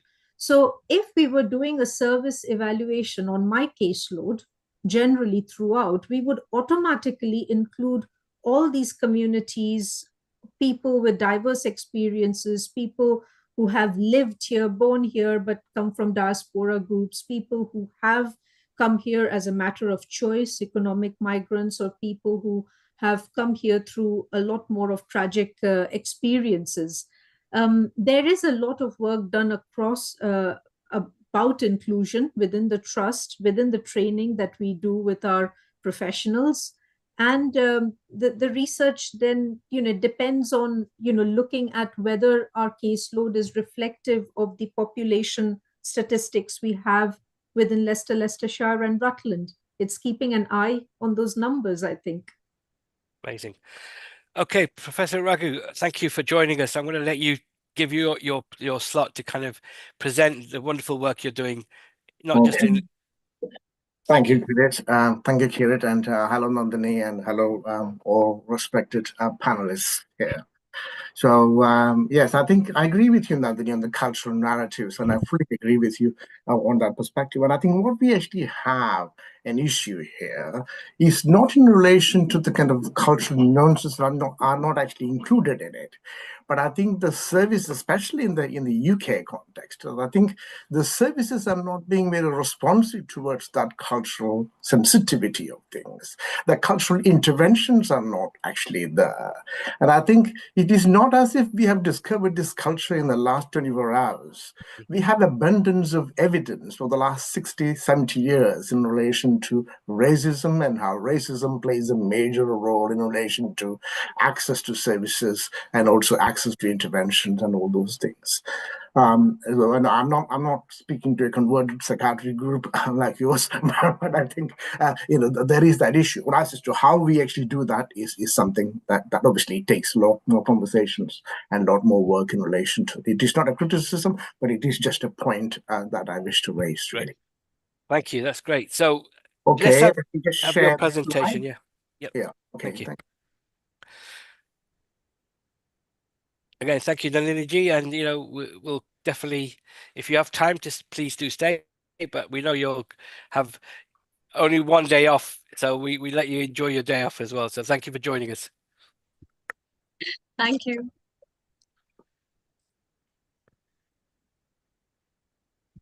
Right. Can you see the slides? Yes. Okie doke. Right, so I'm going to move away from Leicester and I'm going to talk about a project that we did in the southernmost state of India, a place called Kerala. The reason why we wanted to go to Kerala was because of the health conditions and the health services in Kerala are actually in par with the most of the Western world in terms of human health index and other things. So this is actually a project funded from the UK Research Council in relation to promoting mental health literacies through community mobilization. So what do we know? Do you want to put your presentation in slide mode? In the thank you. Yeah, perfect. Thank you very much. Yeah. So what we have here is actually from the Western psychiatry perspective, there is the kind of mental health literacy, as they call it, is the kind of ability to recognize specific disorders or different types of psychological distress, and also knowledge about risk factors and causes, and knowledge about self-help interventions, and knowledge about professional help available, and attitudes which facilitate recognition, and knowledge about how to seek mental health information. So the National Mental Health Survey of India actually talks about that mental health literacy is a kind of a need of the hour. And I think there should be more understanding about how to promote mental health and well-being, and also early recognition, care support, rights for the people with mental ill health, and also destigmatization. All this is wonderful statement, but how do we actually do that from the community perspective without the actual transplantation of the Western psychiatric models to the Indian context? So I think there are a number of programs in relation to mental health first aid or mental health literacy, as they call it. So what we wanted to actually do was to look at a feasibility study as to how best to actually promote that socially and culturally appropriate mental health literacies using participatory approaches. And I think people talk about co-production, co-creation of knowledge, but I think it is still a unitary kind of concept. And we really need to actually engage with communities. We really enable and empower communities to actually share that knowledge as to what the communities actually think and what is their perspective. And I think those kind of approaches are still clearly lacking from the mental health perspective, or wherever there is actually present is conveniently ignored, that is not actually taken into kind of service models. So this is actually study in relation to that. So in the Kerala context, what we have is about 13.7% of the national prevalence of mental health disorders. It is worse in urban and rural lower income areas. This is from the National Survey of India, Mental Health Survey of India 2017. So the Kerala has got a number of successes here in terms of a population about 36 million people, and human health index of very high in any compared to any other state in India, and to the highest literacy rate. And I don't know what literacy actually means. If you actually look at purely from the perspective of reading and writing, yes, that's right. And also the kind of health literacy as well is pretty high. Life expectancy is pretty high in Kerala, and one of the lowest fertility rates in Kerala. And healthcare and primary healthcare and tertiary and social healthcare is actually quite highly pronounced. So Kerala represents the kind of direction maybe in relation to how other regions of India may decide to travel. But the Kerala model has got a number of challenges too. About 14% of the adult population of Kerala experience mental ill health, and this is actually recorded in the Keralan statistics. And I think the suicide rates in Kerala is double the national average of India, which is about 12 a number, but 6% from the 6 point something percent in the Indian context, and about 12.5% in the Kerala context. So, and I think depression, many people talk about depression, many people talk about anxiety, and I think the fast socioeconomic transformations are a major factor in relation to some of these things in the Kerala context. And the decline of the joint family system and high standards of education and low employment, and the labor migration to the Gulf countries and also now more towards Western countries as well, and high expectations versus harsh economic realities. Alcohol consumption in Kerala, alcohol consumption is famous in relation to one of the states that have higher alcohol consumption in India, and the school pressure on children in terms of higher performance and higher outputs is also a major concern. So with that in mind, and I think this is actually an international team. There's a number of people from the UK, from Loughborough, from UCL, from Middlesex, and also we actually worked with the NIMHANS and the Tata Institute of Social Sciences, and also a couple of organizations, NGOs based in Kerala, the Mental Health Action Trust, and also the Mahek Foundation, and also 2 theatre companies. We used applied theatre, storytelling, films, and as a major methodology to actually mobilize the communities. So we had a theatre company that actually worked from the UK, and also we had a theatre company that based in Kerala. So how did we want to do that? This is the kind of, I'm not going to the kind of academic jargon, but I think it's more to understand what we actually did. So how is the mental health literacy is actually shaped by economic, social, and cultural context in Kerala? So, and what about the kind of rural and urban context? And how do they actually culturally, how do they construct a culturally and socially appropriate meaning for mental health literacies? And again, we wanted to know what's the best way of actually engaging with urban and rural communities in Kerala to discuss mental ill health. Because regardless of the high literacy rates, there's the heavy stigma in relation to having conversations around mental health and mental ill health in the Kerala context. So that's why I recently I'll ask a big question: is literacy alone is actually a major factor in eradicating stigma? As such, we think that is not the case. So how might we actually use a participatory action research model as an intervention for mental health literacies? And how can we best engage with the communities and professionals and services for policymaking is the kind of things that we looked at. So I'm sort of cutting short the story about the full thing. This is about 4-year program that was completed in 2022.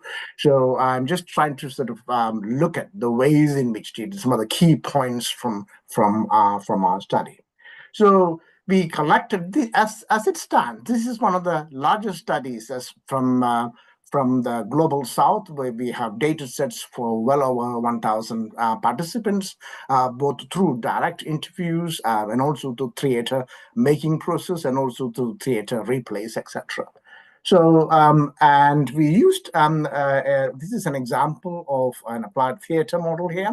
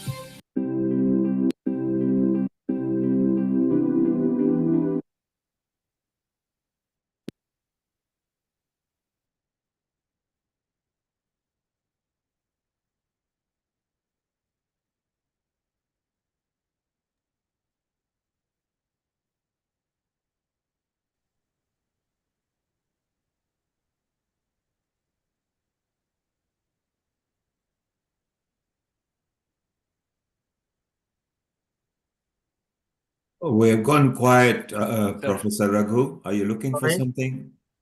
have you lost me? no, you're trying to put your slides back on slide Okay, mode. Yeah. back in a minute. Maybe you can stop screen share, find the slide and bring it back so we can chit chat. It's okay. Okay, sorry. Right. So moving on from here, I think it's because I just wanted to It's come back to the music. Is it music there?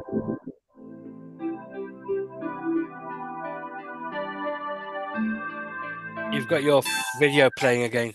Yeah, that's it. Okay. So this is another way whereby we actually interact with the tribal communities in relation to music and dance, so that we can actually try and enable people to talk about it.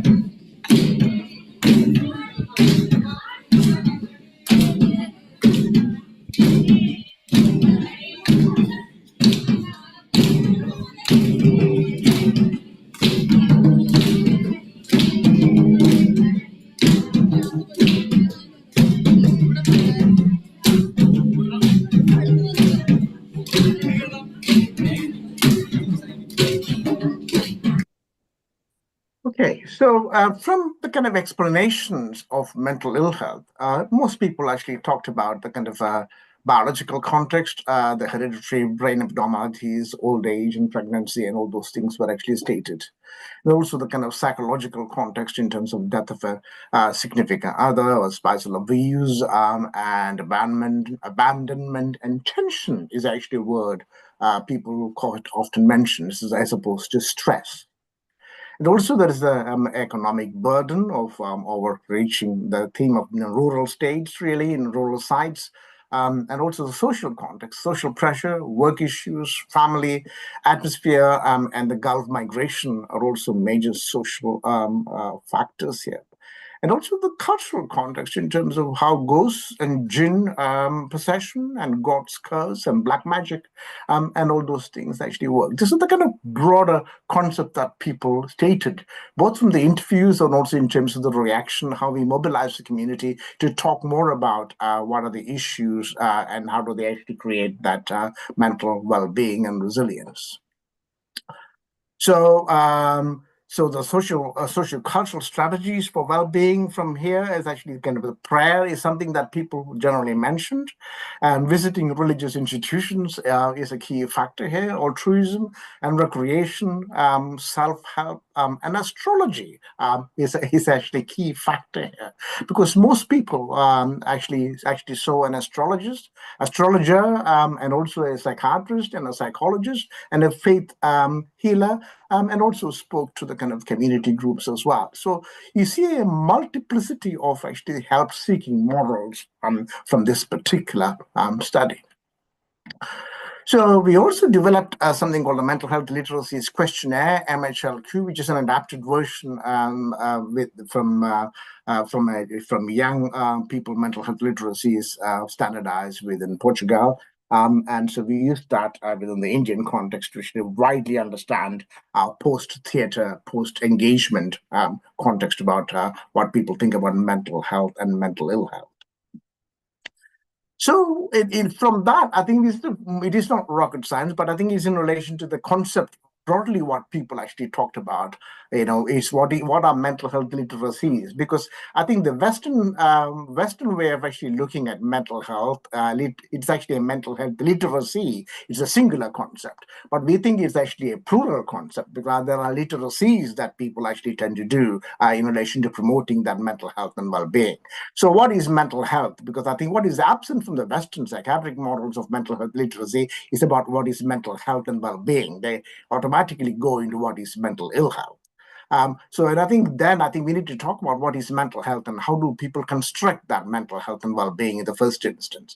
And then we want to look at the mental ill health. And also there is the mental distress that is not actually disorder in itself, but I think those people actually might experience some of that. And I think how people actually try and find help-seeking models as a result of it. And what are the causes and triggers of mental distress and health disorders, and how can self-help approaches actually promote mental health well-being and resilience, and how can we best encourage help-seeking professional and lay support for mental health issues, and how can we best confront and address the mental health stigma among young people, and how does cultural heritage practices enable to empower us and create mental health and well-being and resilience. So it is the feminist dimension that we have actually added here as a result of this particular study. So, and I think one of the major factors that people have actually said is about faith and spirituality. And I think they said faith and spirituality actually provides meaning and a purpose and actually creating that well-being in many dimensions. They might all see a psychiatrist, they must all see a psychologist, but I think it is the kind of that extra layer of comfort, extra layer of reassurance that people were actually seeking. So mental ill health can be perceived in various ways in relation to both religion and culture. We already know that, but I think it's taking into account and bringing that into the kind of intervention models and assessment models is a key.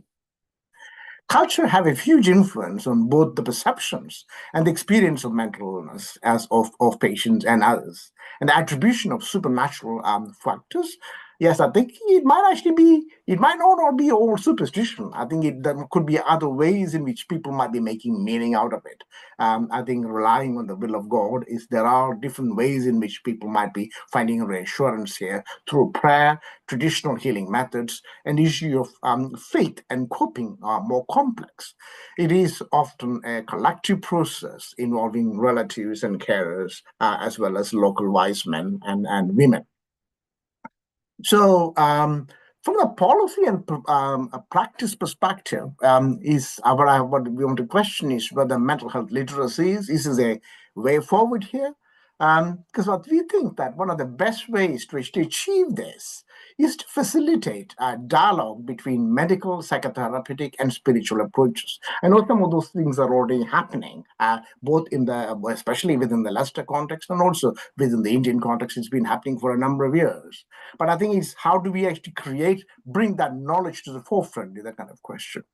And we argue that for an understanding between medical, spiritual, and traditional ways of thinking about unhappiness and disorientation to enable the best from all these approaches to be incorporated. Because that is where we kind of have a kind of dichotomy here, the kind of a gap in relation to the Western psychiatric models and how that is not actually being looked upon from the broader holistic perspective that is culturally sensitive. So in the rush to actually modernize our mental health services, we would urge the policymakers and health leaders not to forget the resources, i.e. the human resources that people have, what people are actually using. And I think the coping mechanisms that one has, the resilience model one is actually adopting, and the ways of actually making meaning that already exist in many communities. And I think that is often forgotten. That is what we want to actually trying to bring to the forefront in actually making meaning and a purpose in creating what is actually a mental health. And because mental health is not mental ill health. Mental ill health is a different dimension. So how people make meaning out of mental health and how do they actually seek help for mental distress and mental ill health is a whole lot more than mere superstition and stigma is what we believe. And also, the kind of mental health literacy campaigns often assume that medico-psychotherapeutic model of human distress or disorientation is superior than other forms of understanding. Mere superstition, stigma, they are all mistaken, really. By contrast, our own work in this particular work, and also in other work that we have actually done in India on resilience and other things, has suggested that traditional and spiritual beliefs give meaning and structure to the experience of mental ill health, provide structure to the day and a variety of activities which are meaningful to build social bonds with others. What some see as stigma may be a way of actually managing privacy and dignity. It is something that need to be thought through. So some of the concluding thoughts here, literacy versus mental health literacies is something that we need to try and look at, and eradicating the mental health stigma through that process. And I think applied participatory ways of actually engaging with communities is something that has been especially helpful in this particular example, where people have thought through the theater pieces, through the film and storytelling. There has been an immediate impact in relation to people seeking help and understanding more about what is actually going on. And actually, respect, kindness, and compassion are key factors in relation to understanding those communities. Self-care and listening to yourself and reflection, and encouraging that fearful conversations around fearful mental health conversations, as we call it, can only happen through community mobilization. And mental health services in the Western way of actually looking at it, it is very much a deficit-based model. It is not actually looking at a strength-based model of individual. So I think it's about time that psychiatry actually moved towards a strength-based model of providing services, and where we actually accept culture and cultural heritage and attitudes, feelings and behavior in mental health. And also some of the creative approaches that people tend to actually use do provide those responses. Those do provide that creation to knowledge. And there are solutions in relation to how we want to actually portray the community mobilization for better understanding of things. So how we have also scaled up this project. We have worked with other organizations, working with schools in Kerala on mental health championship in school programs, and also promoting mental health literacies in frontline public health workers with the Public Health Research Society of India, and also scoping of mental health literacies in community mental health services through the Foundation for Medical Research in Mumbai, based on the kind of community mental health and family care services in rural Satara. And also mental health and well-being of informal carers in urban and rural Delhi with the Public Health Resource Society of India. So the work kind of carries on as to how we actually incorporate that into the practices and policy-making processes. And there are a lot of resources that we have actually made through the theater pieces, and also about 12 to 14 films, and there are about 10 digital stories that they're all available on the May Help India website. So namaste and thank you. Thank you. That was a wonderful presentation, Professor Raghu. Thank you. Great. Over to you, Kirit. Yes, again, thank you for the work you're doing in Kerala. Sounds very interesting, and obviously some of the other parts of India, which is it's great to you're mobilizing communities, which is the theme of this year's mental health awareness. So excellent, and obviously we have got questions from various people in our room. So what we're going to do, if it's okay, are you okay to stay with us for a little while, Professor Raghu? Yeah, that's fine. Yeah. Okay, so we'll get Amritaji invite our next speaker, and then we'll have some questions later. Thank you. Yeah, Okay. yeah, definitely. Thank you, Professor Raghu. Please stay around as we move to India and welcome Dr. Ramajayam. Before we chit-chat with him, we would like to also share with our viewers our future episodes as well as events which are running at different partner channels on Facebook, YouTube, and here we go. So on the next Sunday, the 25th of May, 2025, we will be having a yoga and meditation episode for body, mind, and soul from 2 p.m. British Summer Time onwards. And then the next Sunday, as we all are celebrating and working on cancer care and awareness special episode on 1st of June, 2025, from 2 p.m. British Summer Time onwards. And we would also like to share, gladly being a part of Indian Knowledge System, our upcoming conference at IIT Mandi on mind, brain, and consciousness, which will be held from 4th to 7th of June 2025 at Indian Institute of Technology, Mandi, Himachal Pradesh, India. And I also gladly, warmly welcome all of you to be a part of this conference and witness where we do a lot of work. And we have Professor Ramajayam who can shed some light on that. And the conference will be on various themes. We'll be touching on different themes, and we expect guests as well as other dignitaries in the field of mental health and cognitive science, holistic healing, and many other platforms who will be addressing this conference and making it a memorable event. So as we go further, it's time to welcome Professor Ramajayam. Dr. Ramajayam is a faculty at IKSHMA, Indian Knowledge System of Mental Health Applications at IIT Mandi, Himachal Pradesh. He's a graduate with doctorate in psychiatry and yoga, and also has been working at NIMHANS, National Institute of Mental Health and Neuroscience, and S. Vyasa University, Bangalore, who has expertise in EEG, fMRI, transcranial magnetic stimulation, and he has designed various yoga modules for psychiatric patients at NIMHANS.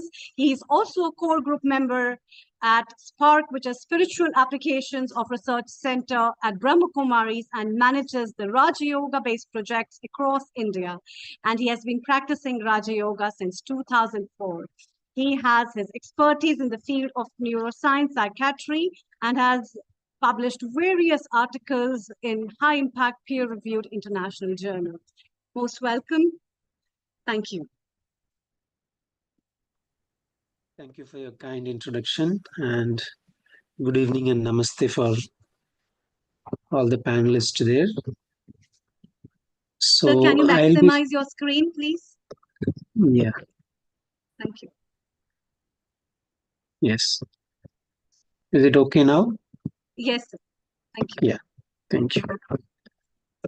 So for the next 20 minutes, I'll be just sharing my experiences and whatever the learnings I've had till now on this topic, stress to strength and building mental resilience.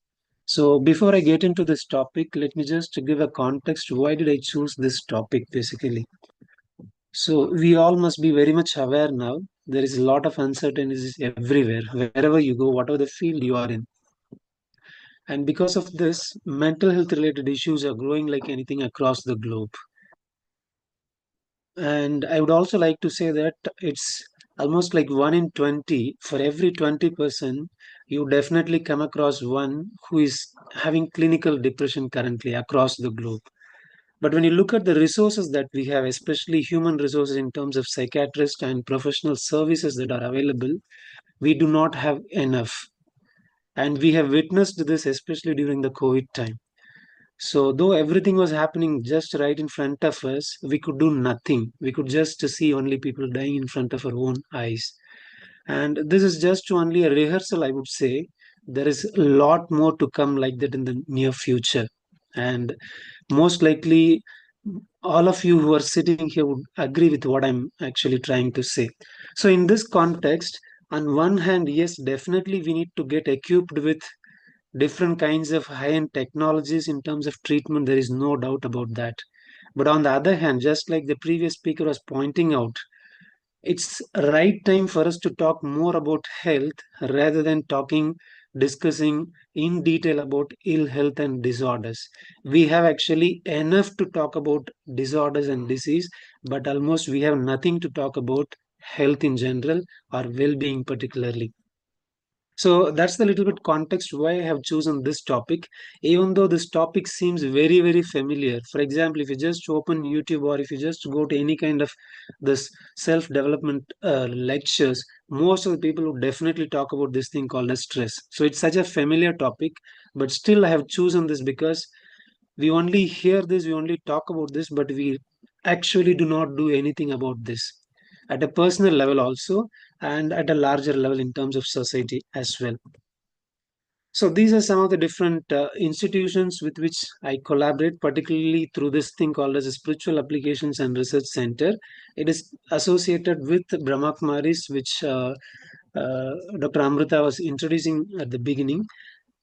So mainly I work with the different kinds of meditations and then yoga related practices, particularly in the context of mental health.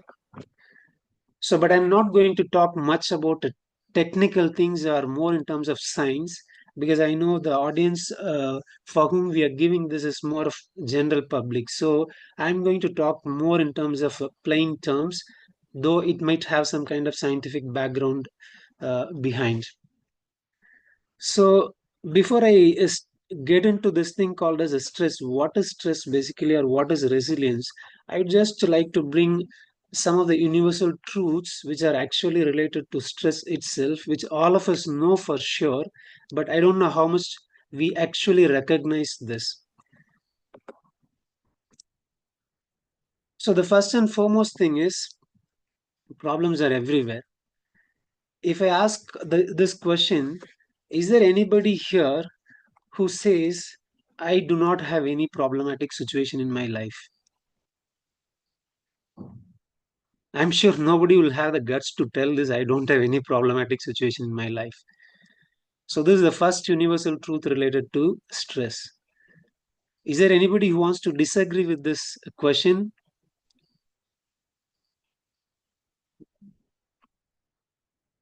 Is there anybody here who says that, no, I don't have any problematic situation at all? You're correct. Nobody can Okay. disagree.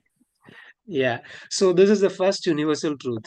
The second important universal truth related to stress is problematic situations will keep increasing. Every day it keeps on increasing. Is there anybody who wants to disagree with this thing? I don't think anybody would disagree with this.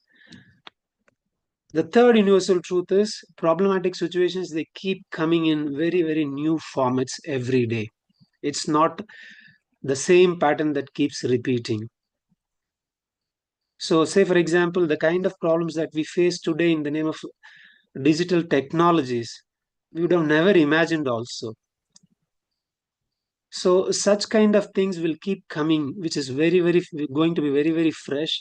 And this is the third universal truth. What are the problems that we face or that we are going to face? They are going to be definitely new. They are not going to be some old fashioned what we have already seen. So these are the three universal truths which I would like to first of all make all of you recognize related to stress. One is problems are everywhere. Second is problems they increase. And third is problems are always new. Now, with this thing at the background, I would like to ask you this question. When you know all these three things are true and you agree with this, then what do you mean by I don't want stress?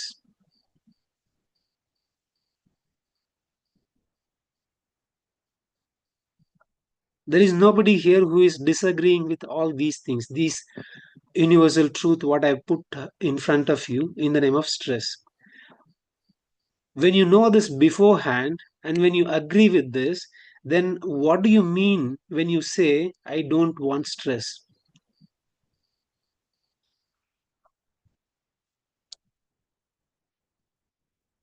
It would be more interesting if it is more interactive. I've got a question Yes. over here. I've got one small response. I've got a slightly altered vision. It is Yeah. not the problems which are everywhere. It is actually I'm the problem. And it's looking into oneself. That's possibly the cause of majority of the issue. Correct. Yeah. You have directly jumped into the solution. Yes, I do agree with what you say. True. So, keeping those universal truths at the background in the context, I would like to define stress as a pressure upon resilience. This is actually a borrowed concept from physics where they define force per unit area.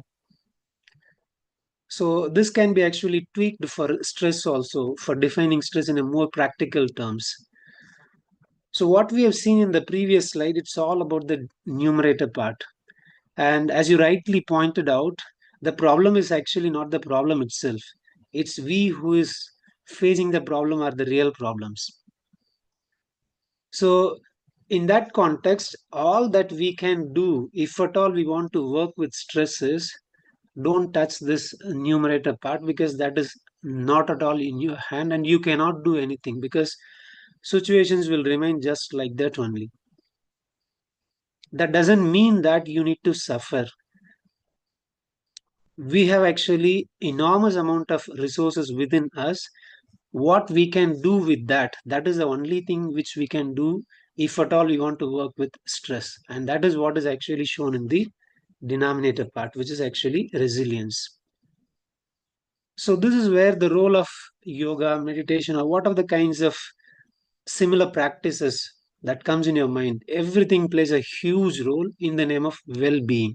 And all the kinds of Western medicine related concepts, whatever we have, they do very, very little or almost nothing related to this denominator part. And in fact, it is very, very sad to say this. Even though we have been working for so many years, so many decades together, we are still struggling to define what is health, what is mental health. Why? Because it is easy to define disease because it is very florid and you can just count the symptoms and then you do some diagnostic test, then you arrive at the diagnosis. Whereas when it comes to normalcy, it is so varied and it is very, very difficult to define. And this is the problem with which Western medicine actually is finding very, very difficult to manage basically. And it's not actually difficult to manage, it is all about mindset. If you can just try to understand yourself from a different perspective, it's definitely possible to experience easily, even if we cannot define what is normal. And if we just bring that kind of mindset, only then this concept of resilience comes, and only then there is scope for us to think about and then work around this concept of resilience. And it is very nicely depicted here through these two images, what it means when we say resilience. So when we talk about stress as well as resilience, to me, it is actually just one and the same. They are not two different things, basically. I'll try to explain how it is actually one and the same. So here first, I'm just trying to show you what is this stress response.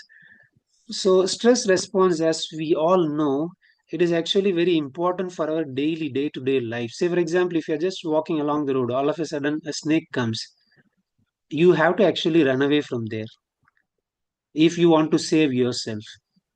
And for that, you need to spend more energy. Your heart has to beat fast. You need more oxygen. You need more blood circulation. You need more energy. So it is an inbuilt mechanism. But the problem is, yes, you have crossed that stressful situation or that crisis, but after that also, if you are still responding in the same manner, that is where the problem begins. It is just like, for example, you're just riding some vehicle. For some reason, you wanted to just speed up, so you just press the accelerator. But after that, when you're trying to release the accelerator, you are not able to release. That is the most dangerous situation. So this is exactly what happens with our daily day-to-day life. Somebody just told something and it just got over in a minute or so.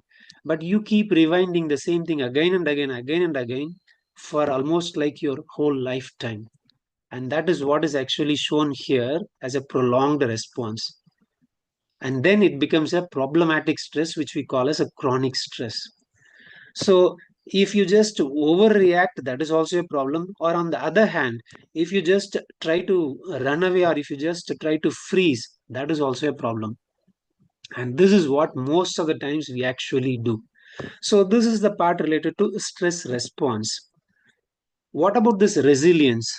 As I was telling, it is actually just one and the same. They are not two different things. We can actually talk about resilience only in the context of stress. You cannot define what is day if you do not know what is night. It exactly is the same thing here also. When we say resilience, it means that at times of adversity, how do you respond? How do you spring back? How do you challenge them and then you recover? So this is all about resilience basically, and it cannot be talked about without the context of stress. It is in this context I was telling stress and resilience, they are actually just one and the same. If you have good coping mechanism, if you have good coping skills and you come back to normalcy, then you are resilient. But for some reason, if you do not know how to cope up with all the different kinds of challenges or adversities that you have, then you prolong the stress response, and that chronic stress leads to ill health, disease, disorder, everything. So putting all these things together, this is how I can just represent in one single figure. Any kind of challenge when it comes in your life, you may perceive that as a stress, and your body actually responds. The response that your body and your mind is giving is actually very much required. But what is problem is, are you sustaining that stress response more than required? That is where the problem begins. So if you are able to stop immediately after the crisis over the stress response, it means you are becoming actually resilient, and the response that you are giving is actually an adaptive response, not a stress response. So this is what I call as two sides of the same coin. So if you know how to cope with things, then you can actually build a very good adaptive response and you can become resilient. Otherwise, you are choosing to suffer. There is no other way out. So to put all these things in a concise table, this is how I can actually tell you the difference or the similarities between stress and then resilience. So it's all about only two things. Even if you do not understand what is there in this table, it's about two things. One is perception, another thing is training. So if you are actually subjecting yourself to stress and then suffering, that is also because of your perception, and you are training to suffer. You are training yourself to suffer. And if you are actually knowing how to cope up with things, and if you are becoming resilient, that is also because of your perception and your training. So it's all about only two things, perception and then training. So what is this perception and then training? If at all some situation is coming in front of you which you think is stressful, you are actually fixing yourself to see that situation in a particular format. That's the only meaning when you say it is stressful. There can be 100 different ways of seeing the same thing, only if you open up yourself, only if you keep your mind open. Otherwise, it is going to be only that fixed perception. That is where you feel something as a threat or a pressure or a tension or a stress. I can just illustrate this with a very nice example. Say, for example, let's say there is a boss, okay, and there are some 10 workers working with the boss. First person gets into the boss chamber, boss shouts at the person for no reason, and then the first person comes out. Second person goes, same room, same boss, same wordings, a similar kind of tone, shouting, everything is same. Second person comes out, third person goes, same thing. All the 10 persons are entering into the boss room, and the boss is shouting with the same tone, same anger, same words, exactly same repetitions. Now the question is, do you think all these 10 people would be stressed? Yes or no? Why? If yes, why? If no, why?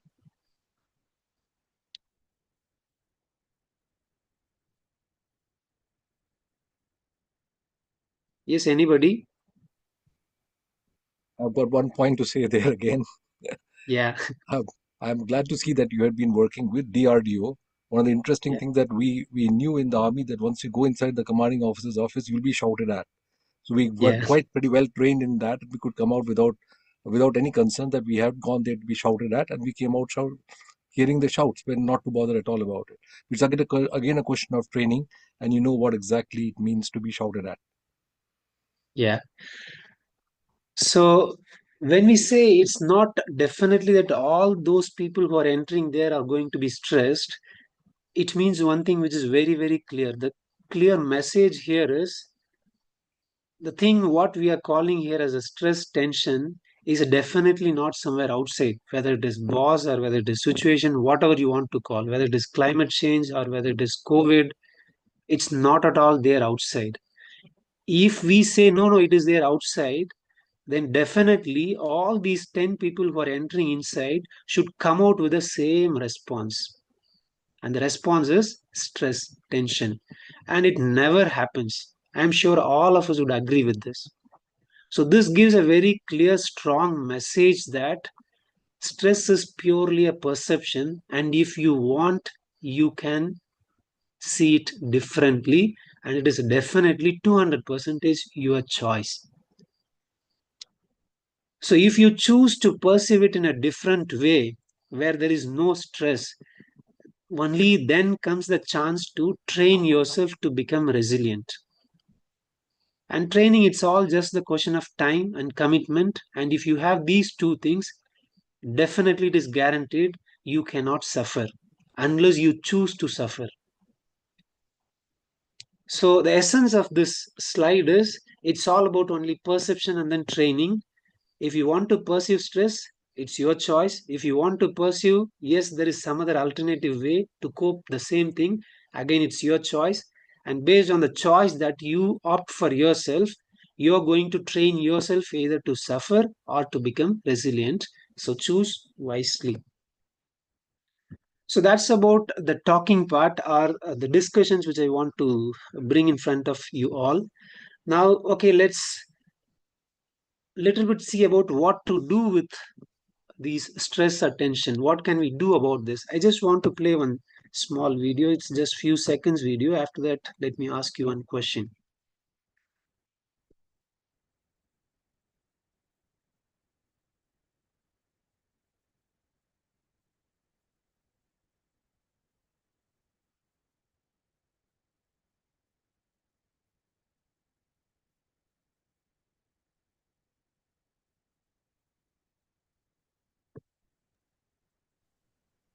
Dr. Rama, I've broken your screen.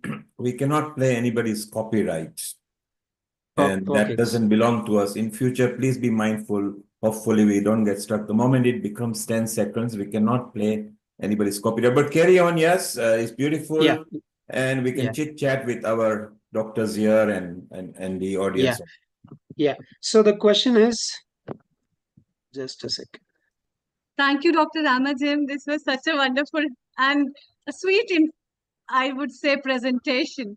Meet Dr. Anukul. You will be meeting him at MBCC also. He's coming all the way from London.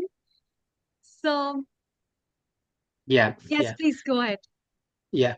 So the question is, if somebody wants to actually take all the services successfully, where should that person stand in the court?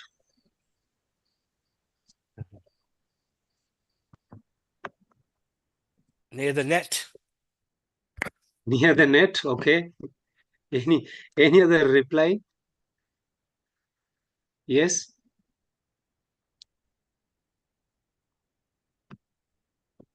Yes, please. Somebody is raising the hand. Yeah.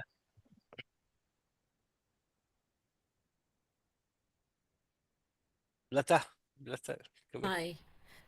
Lata ji. Hello, everyone. My thing would be to do a ace when you hit or at the corner where you start serving. Okay. Fine. So I'm not going to answer for that. I'll come back to that answer later on. So to answer that, I'm just going to ask you one question. It's the simple question. I've already put it here. I'm just asking you, what is this? The image that is shown here, what is this? Microphone. Yeah. All of you agree with this answer? It's mic. Okay. So I'm going to ask you the same question once again. Suppose the audience here, they do not have this thing called as microphone in their vocabulary. I'm asking the same question. What is this? I'm just saying the word mic is definitely not the stuff which is actually in front of you. It's just a word which is representing.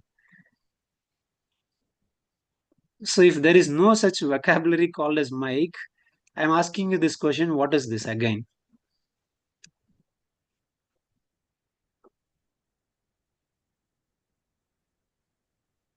Yes, please.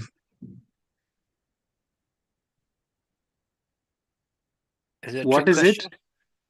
Yeah. Maybe you would start describing what it is actually. Again, I'm going to, yeah, yes, please. Somebody's raising the hand. It's an object. It's an object. Okay. So you started to think in the direction which I'm actually expecting. Fine. Now the question again is, you might actually try to generalize and then answer, okay, it's a device which can actually amplify your voice. But the question is, you want to convey the message about this stuff specifically, because there could be many other stuffs which can actually amplify the voice. But I am asking you to convey about this particular thing which is in front of you. What is this? So if you just keep asking like this, it's just a very simple question, but with profound reflection, if you just think about this, you have the solution for the previous question what I've asked.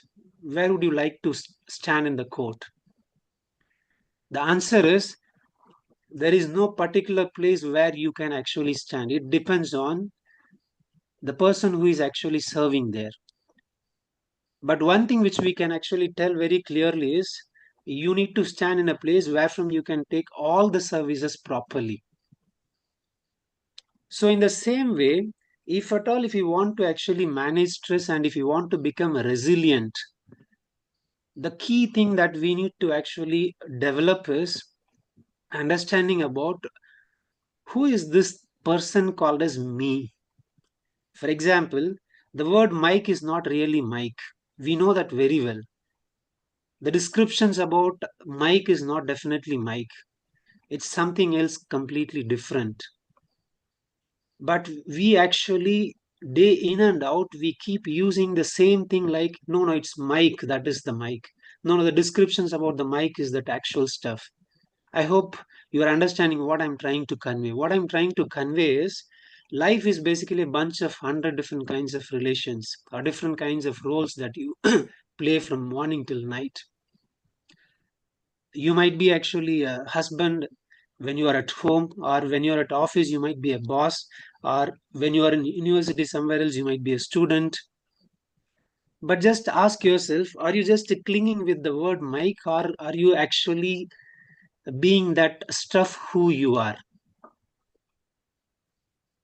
The answer is definitely we are clinging to the words, the descriptions about ourselves, not really with our own self.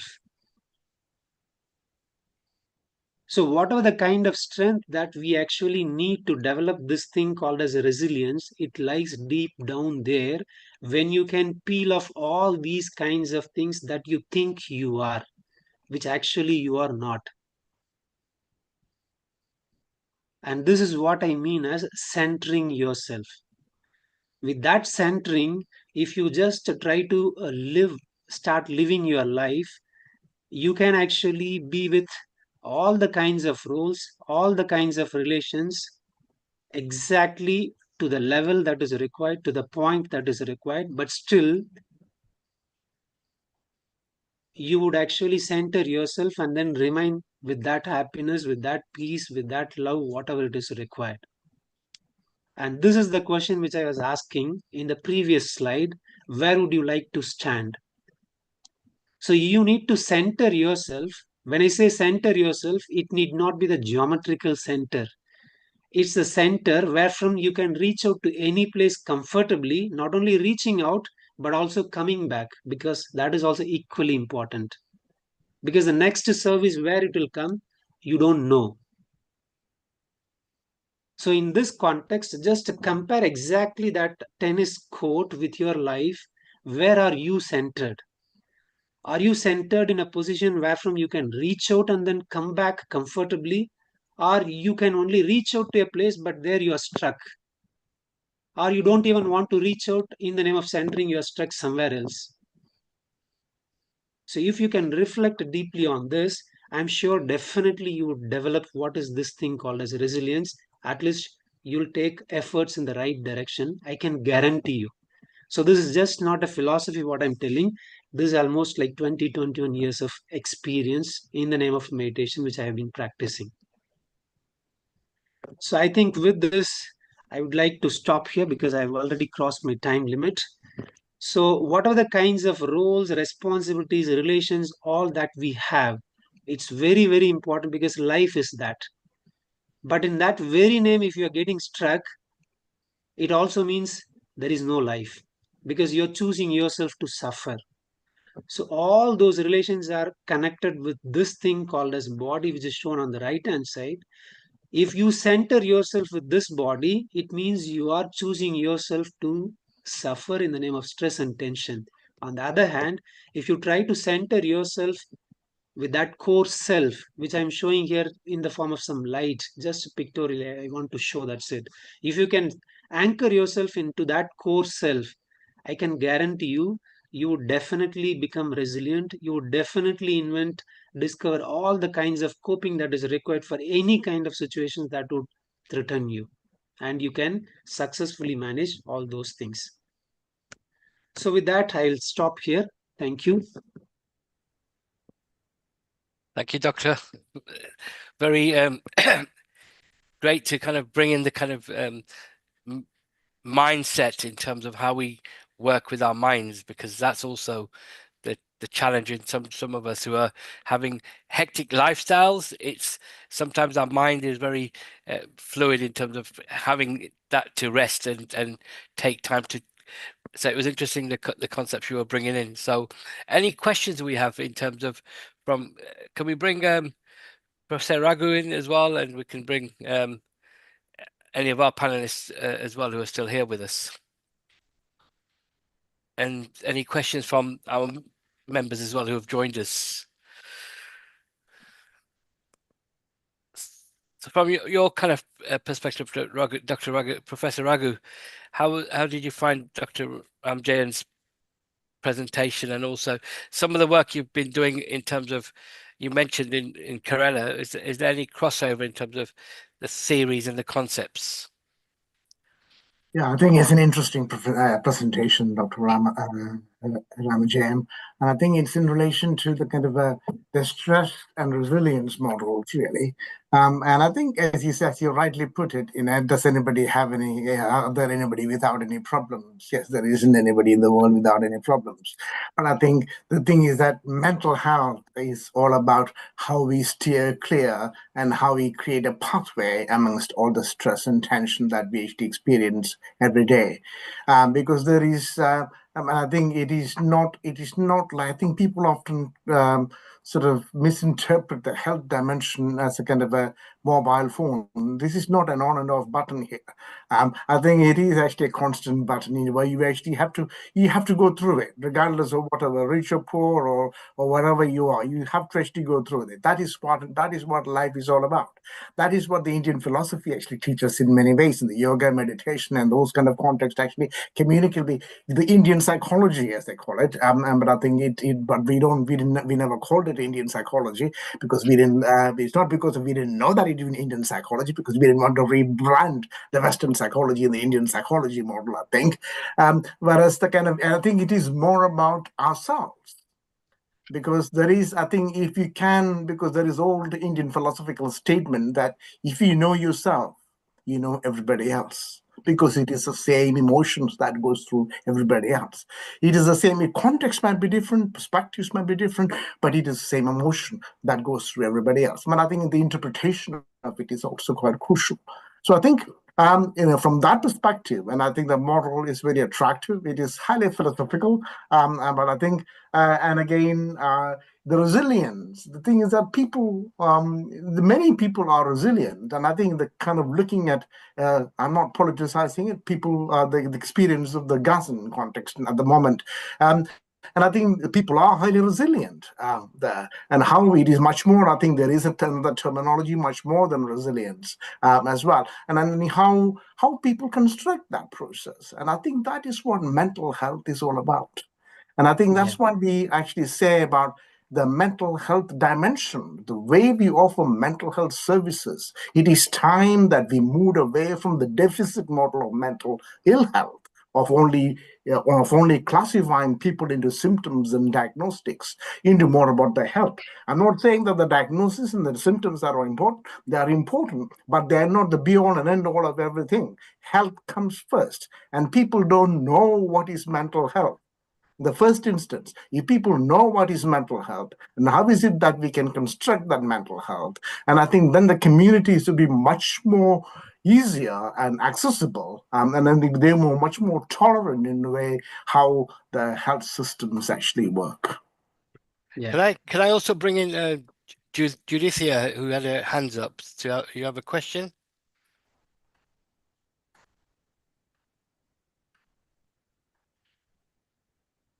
Any? She did have a question, but the video is not on, so we can't spotlight her. Okay. It's a good conversation. A note that I would like to bring over here, Kerry. So Dr. Rama, very good. Dr. Raghu, fantastic. Dr. Rama, it's very important, and to everybody listening, if you ever identify anybody who is either going through stress or depression, please listen to them. They are trying to reach out to you in a different format. They are not Yeah. wrong. They don't know how to, because they might be at a point of suicide. And if you give them a lecture, don't be stupid and don't be this and nothing is wrong with you, that is not the correct thing. Do listen to people. They might be at a point of breaking and is trying to reach out to you. Dr. Rama, your questions were correct. However, there were no correct answer depending what level of professor or who was down here. If you are playing tennis and Roscoe Tanner is serving to you, then you don't stay at the baseline. You have to stay 2 or 3 meters away because he was one of the fastest server. However, a very simple answer would be in a single squat, bank center gives you opportunity to reach maximum that you can. So yes, your point was correct when you were leading. It's wonderful that if we come with examples, then people can learn. So our people who are in social media, there is one question where Professor Raghu, you and Dr. Rama may be able to answer. How you as an individual know that you are at a breaking point? Dr. Raghu, Professor Raghu, you go first.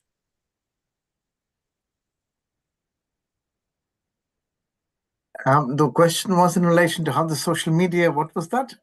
Mentioned. So we are not a webinar here. This is Healing Our Earth, where we beam onto several partner channels on social media and website. So the general comments what people are asking, in putting it in a simple format, they want to know, how would you know that you are at a breaking point? They're Right. asking in different way, different people asking different, but roughly that's what they're asking. Okay, right. And I think the thing is that the way from the psychological perspective, that everybody, I think the kind of well-being, everybody actually experiences tension, everybody experiences distress. And I think it is when you don't understand that distress, it actually, for a prolonged period of time, that distress becomes an illness. So I think the distress mode is when we have to actually try and understand. I think that's where some of those kind of what Dr. Rama mentioned in relation to the yoga, meditation, and all those kind of self-help approaches, exercise, and all those things would actually help to construct and create that process. So it is important. I think the essence here is not, especially in the world today. There is ample note about young people who actually have about 3,000, 4,000 Facebook friends, but they're still feeling very lonely. The thing is that it is not externalizing. We have to look inside. The problem is actually if the distress is actually you, and how do I overcome that distress within myself?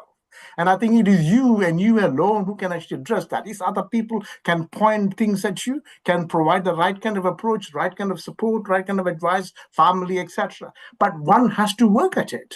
So we are all responsible for creating our own health and well-being.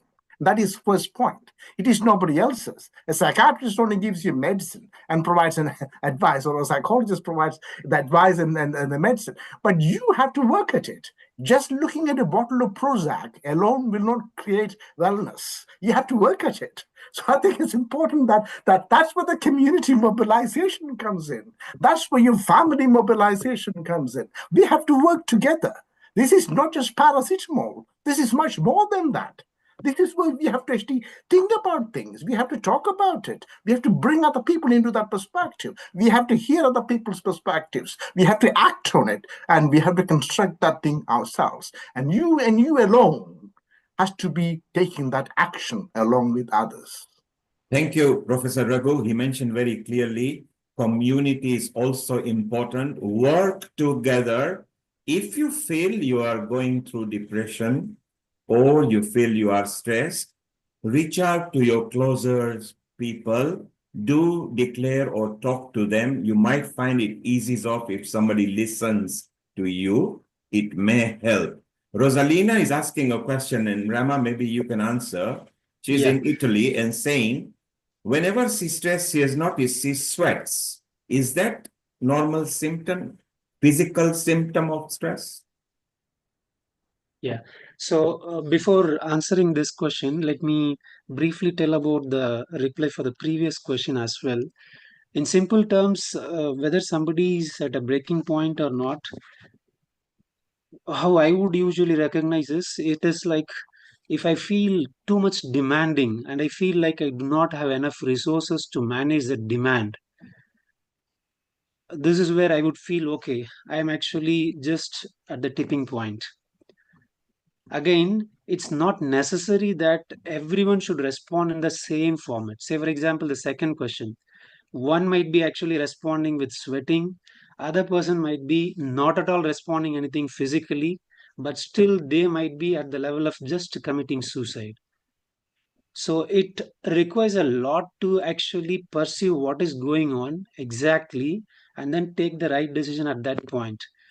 As you rightly said previously, yes, I agree 100%. Depending upon what the person needs currently, we definitely have to give them what is required immediately. So this titration part, okay, what is required for whom has to be decided just by seeing the person right at that moment. And the trickiest thing there is it's not necessary that everybody is going to respond in the same format. And if you're a good clinician, definitely you will have that skill to spot right at that moment. And maybe for someone it could be ECT which has to be given right away, or for somebody it could be some other kind of emergency procedure, or for somebody it could be just like there is nothing actually, you just have to reassure them. I have seen all these kinds of patients, and it definitely requires a skill. And if you want, I can actually extend the answer. The other kind of patients whom we see these days, I would say, like, it's not actually the problem of the patient, it's actually the problem of the physician, I would say. It's not to discourage anybody because everybody has their role and everybody has their own place. I'll give a clear cut example. Somebody comes and then they says, I had actually gone for, let us say, some 2 weeks or 3 weeks intense meditation practice. I don't want to name what kind of meditation. Okay, let's say the guy is actually in IT industry. And immediately after that, he comes and then gives the symptoms like, I'm not feeling as if I'm grounded. I'm hearing some voices. I feel like I'm actually suspecting people that they might be doing something against me. Now, right the moment when somebody listens to this kind of symptoms, who is very well deeply trained just to only in Western medicine, let's say psychiatry, first and foremost thing they would do is they would just start prescribing right away some medicines. What I would like to clear here is it's not actually necessary, especially for this scenario. Why? Because the problem the person is actually going through, you may actually define that something called as a spiritual psychosis. And the spiritual psychosis, what he or she is going through, doesn't require medicine. Still, you have some enough time window to just give them some other kind of intervention. And the intervention is all about making them understand you are actually living a kind of haphazard life, let us say, whatever the hectic life you have, and you think you are living actually that kind of life for, let's say, 20 years. And you think you can just calm down yourself by going into deep silence, no mobile, no phone, no talking, nothing, just intensively for 3 weeks. And this can create a lot of confusion, and the confusion is actually the psychosis. If you can just make that person understand this, what somebody might be going for, let us say, ECT or some other kind of antidepressants, whatever it is, or tranquilizers, can be very well avoided.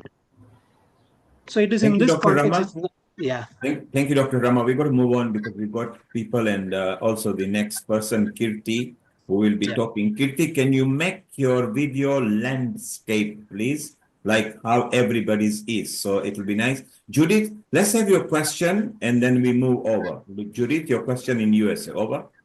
Yes, hi. Thank you so much. Everything was like really wonderful and clear and simple, I'm sure, for a lot of the audience. So here's the question. When you, in your mind, a lot of us, the reality is this: we are in our minds. We're not in the mind of the person that's next to us. We are in our minds, our own minds.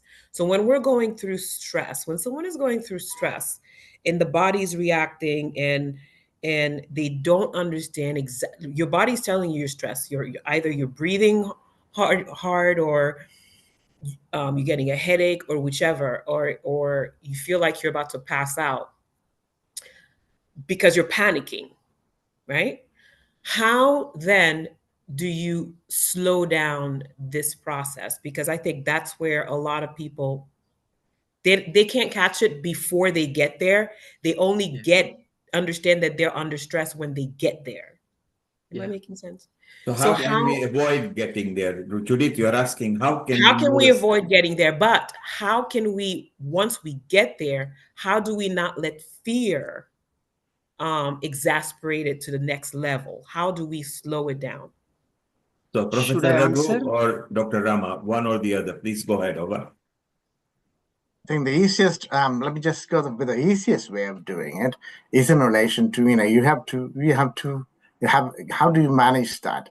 First of all, I think in terms of having concentrating on your breathing, your understanding, slowing your breathing is actually the key in relation to how you might actually try and not react to that, and understanding that process a bit more as to why, what is actually happening to me. And I think focusing on your breathing, concentrating on breathing is the first step in relation to sort of having a better understanding of what is actually going on within yourself. And I think that in turn would actually help you to cognitively restructure or rewire the process of thinking as to what I should react, or your panic situations, or your fear, or whatever. I think it naturally slows down that process and creates that inner understanding as to, I need to be calm here. And in relation to it, I mean, I do that every day. In academic circles, you have a lot of people like they challenge you and other things. So rather than overreacting to many of those situations, I feel quite anxious sometimes when those people ask those questions. So I think you naturally think, should I react to this or shall I not? Shall I wait for a while? And shall I just think about what I need to say here? So I think taking a step back sometimes is actually often most helpful in relation to understanding what is it that you're trying to react to. What is your position? The problem in the kind of the anxiety kind of context and the fearful context is that, when one is not control of what is actually happening, one is not understanding what is actually happening inside you. And I think as a result of that process, you feel overreacting, and the anxiety and everything else, the physiological mechanisms and the psychological mechanisms interplay here is overtaking you in many ways in terms of not actually having an appropriate reaction. I think the simple answer to the question is that if you can focus on your breathing, if you can slow down your breathing as a first measure, that will be a first step in the right direction of understanding. Thank you, Professor Raghu. Very simple, as you said. See if you can breathe your way into it. Hydrate, meaning drink some water as well.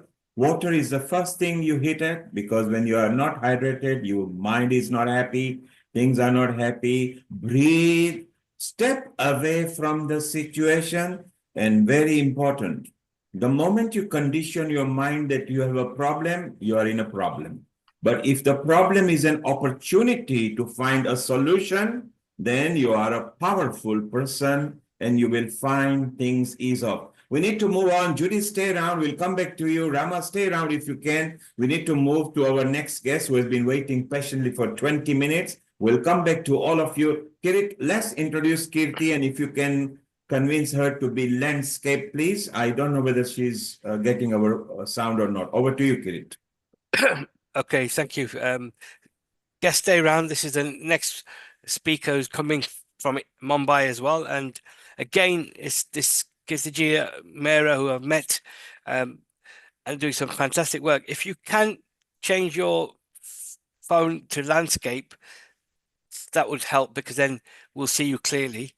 But while you're doing that, Kiziji has been a social worker for 29 years. She's founded an organization called the Ish Foundation.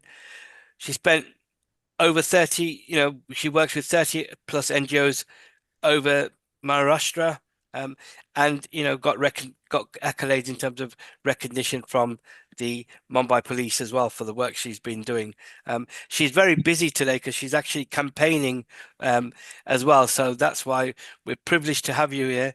And without further ado, just tell us more about the work you've been doing. Particularly, you've been doing a lot of work around empowering women and the community campaigning as well, but most importantly, the work you've seen through the women around their mental health challenges that you've come across. Is she hearing us? I don't think she is hearing us, Kirit. Can you hear us? या नमस्कार जी। नमस्ते नमस्ते। मैंने पूरा सुना है अच्छे से, मुझे बहुत अच्छा लगा। हमारी संस्था भी यहाँ मेंटल हेल्थ अवेयरनेस के लिए काम कर रही है।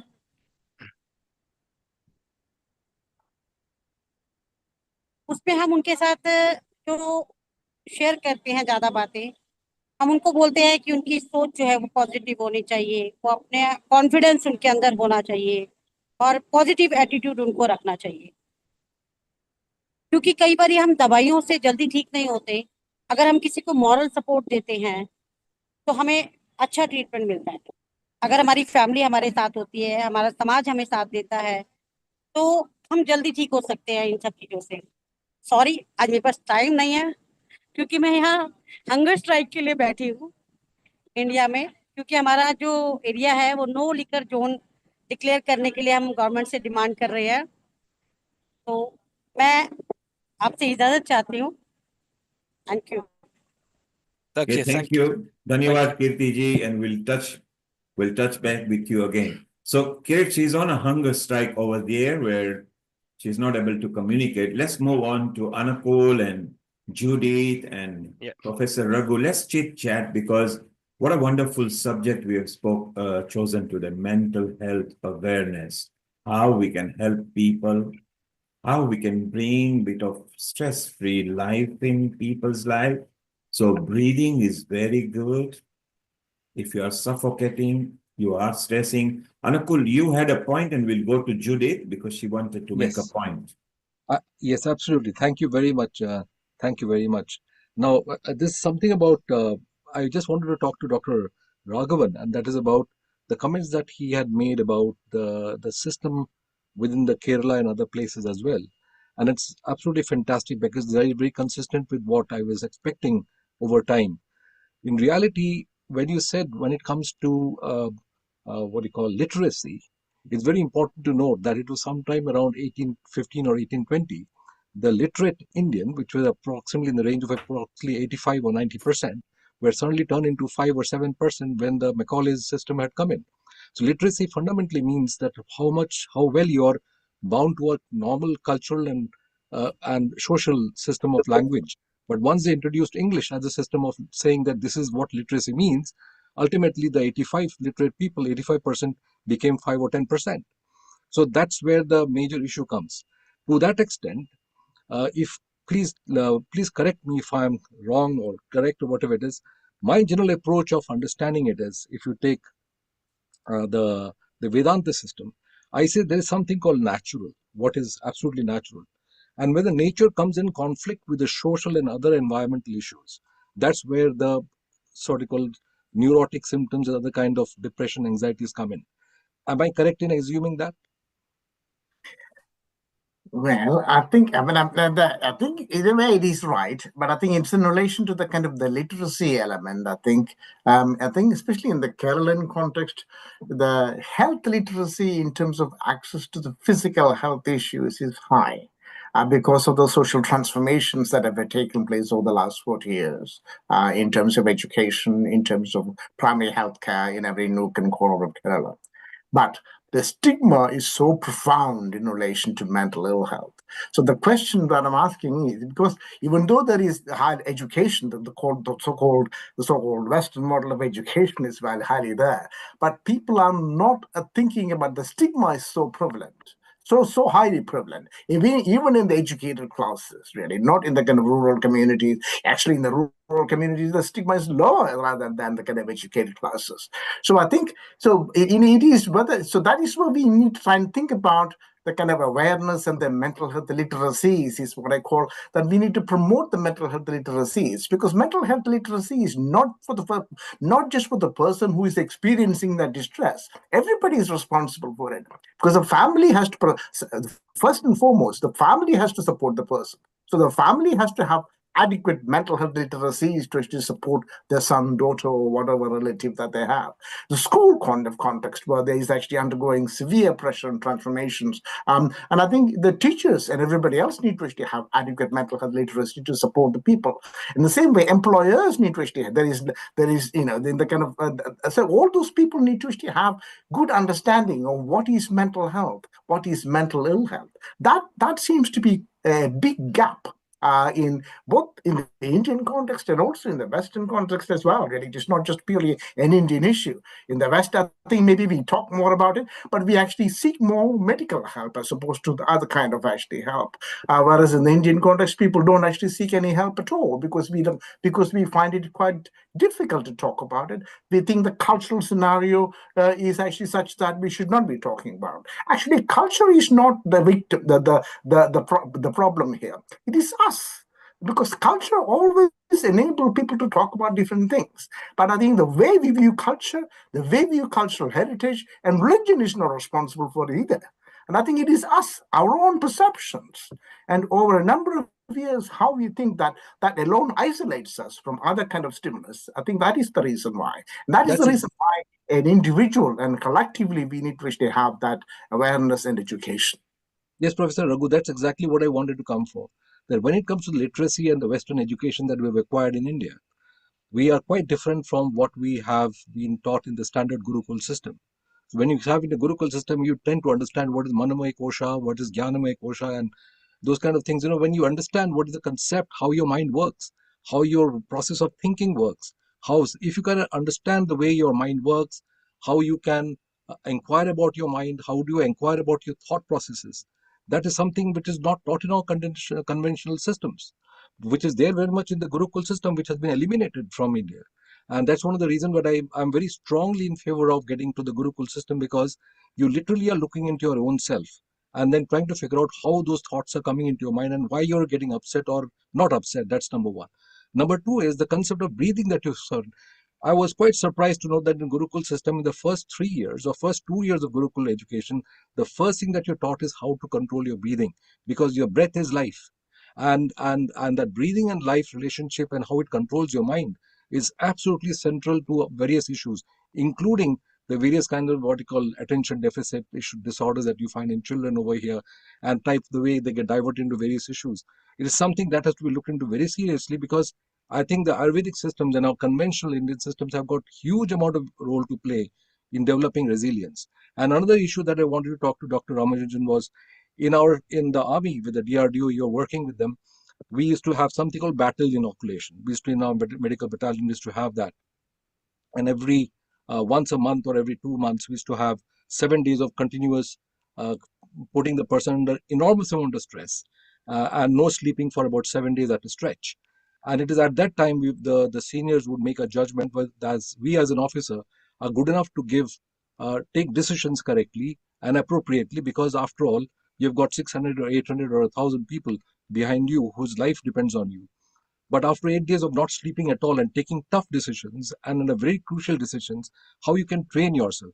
If you're not able to withstand that stress, you're not fit enough to get to the next rank, as plain as that. So that type of what you call battle inoculation is central to training process. And that happens even to as surgeons.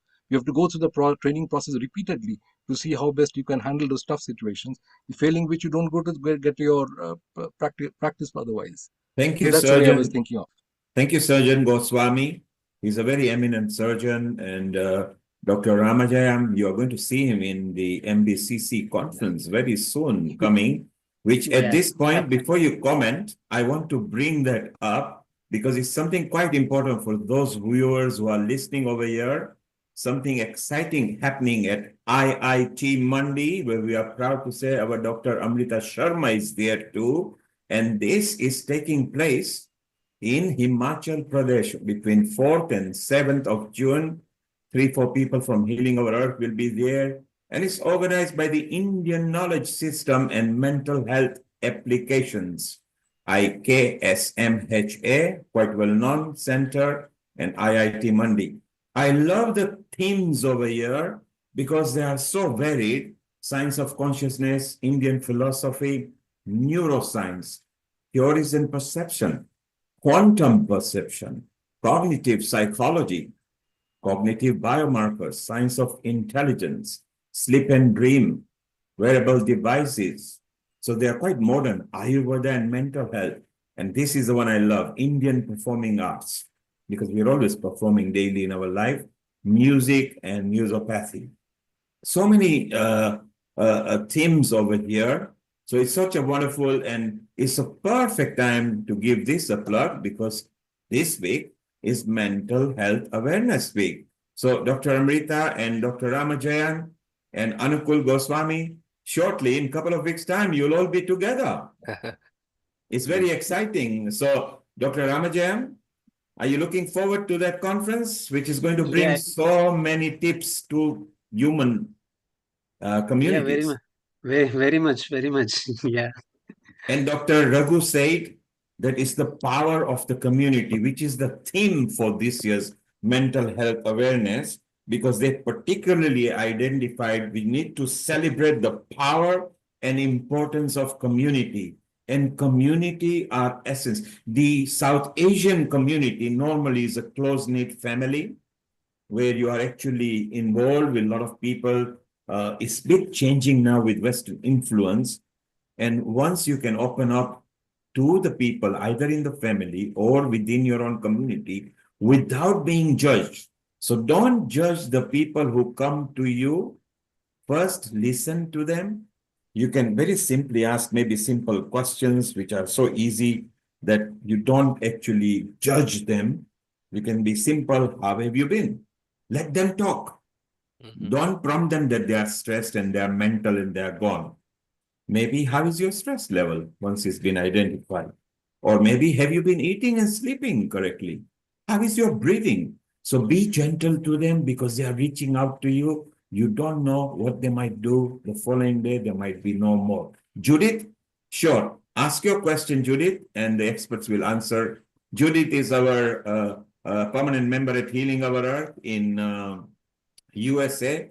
What she does, she loves chanting mantras sometimes. Judith, You go and love ask when your they chant question. mantras. Yes, I would love to hear. Thank you so much. I would love to hear. I'm so sorry if I mispronounce your name. Dr. Ramajaya. Yeah, Ramajayam. Ramajayam's Yeah. answer to my previous question, but there's something else. I started studying with Ravi Sri Shankar, and I started with the whole meditation and breathing and everything, and all hell broke loose because I had to literally. It was like I was detoxing, right? So now that I'm better at it, it's been over close to 8 years now. What I start seeing happening is the stress that my body picked up from childhood. I'm starting to notice it at certain time where I notice that my body starts to tense up. And I realized it was a time that either I was getting yelled at or I was stressing because of some crazy stories that were being told. And I would just say, wait, I know I'm not stressing. Why is my body reacting this way? So there are different types of stress, right? There's the mental, spiritual, and now the physical that I'm dealing with, where I need to detox from that particular to let my body know you're safe. So can we talk a little bit about that particular aspect, because there are different stages of stress that we deal with as human beings, and I think a lot of us don't understand that because we may be dealing with issues from our past or things that we picked up, like our bodies picked up, and um, it's making what we're dealing with right now a bit impossible because we can't differentiate between the different types of. Yeah. So we can actually should I go? Somebody It's is okay, raising hand. Dr. Lakshmi. Karen. Dr. Lakshmi Yeah. Vyas will have a comment in a while, but Dr. Rama, go ahead. Yeah. We can actually hide things in our mind, but we cannot hide things in our body. It has to definitely come out. So the first and foremost thing that we need to look for is there anything which is explicitly coming out through the body? Say, for example, sweating or whatever the kinds of reactions that some of you were already discussing. So if something is being expressed at the level of body itself, we need to think some kind of physical intervention itself. Physical intervention, I mean, I may not even go for, let's say, breathing. Breathing, I will keep it actually as a next option. I'll give an example. I was actually managing a patient with a panic disorder. Before even I tell her something about breathing, already she will be in cardiology emergency department. So actually, I don't have any time to even talk about breathing because she's already somewhere else. So first thing is we need to clearly understand how strong it is, especially things that they have been exposed to in their childhood days. The problem with that is they cannot consciously recognize that it is a problem because they have accumulated those things when they were not able to think independently. You can sort out things and then solve easier those that you have acquired when you have started to think independently. So in that context, whatever you have gathered in your childhood days, it will just hit you like anything, but you will not recognize that it is a problem from inside. And these are the things that would come out physically in a very strong manner. And for these kinds of patients, the first and foremost thing is we need to keep aside all the kinds of philosophies, whatever we have. We need to just give them the comfort first. The first and foremost thing that we need to give them is comfort and confidence. And in that context, the comfort and confidence, especially if it is like panic disorder, a panic attack, nothing works except benzodiazepine. It is just as simple as this. But if you're able to gain the confidence, say for example, this is how I started with. Initially, I started negotiating, but they were actually not willing to work on those lines. Second time, when they again developed this, before even I contacted them, already they were in emergency department, and then the husband was actually calling me. All that I had to tell them was, you don't worry, there is nothing to do with cardiology, but it is essential that you need to go through that investigation. And that is just for reassurance because they had already gone to some 4 or 5 cardiologists, and this is the 5th time. So once you actually give them the reassurance, after that, actually, they come in touch with you. And from here onwards, I will keep the tranquilizer aside. It can be still used, but now my first priority would be actually breathing. And as they start working on breathing slowly and slowly, then comes the last part, that is dealing directly with their mind, the spiritual part. And it requires actually a lot more courage to see things face to face. And in fact, you might be actually getting confused if I say, what is the final ultimate goal of yoga? The final ultimate goal of yoga is to just break the walls between conscious, subconscious, and unconscious. Maybe it might look very new for you, maybe confusing definition, but this is the reality.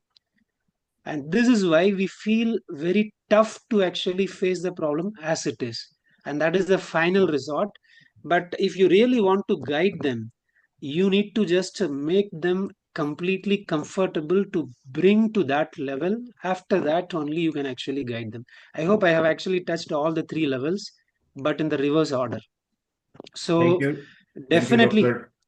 Yeah. Thank you, Dr. Definitely. Rama. Let's take a comment from Dr. Lakshmi Vyas. Then we are going to welcome our senior host from Colorado in America, and we'll still continue the chit chat. Dr. Lakshmi Vyas, Global Namaste, and welcome to you.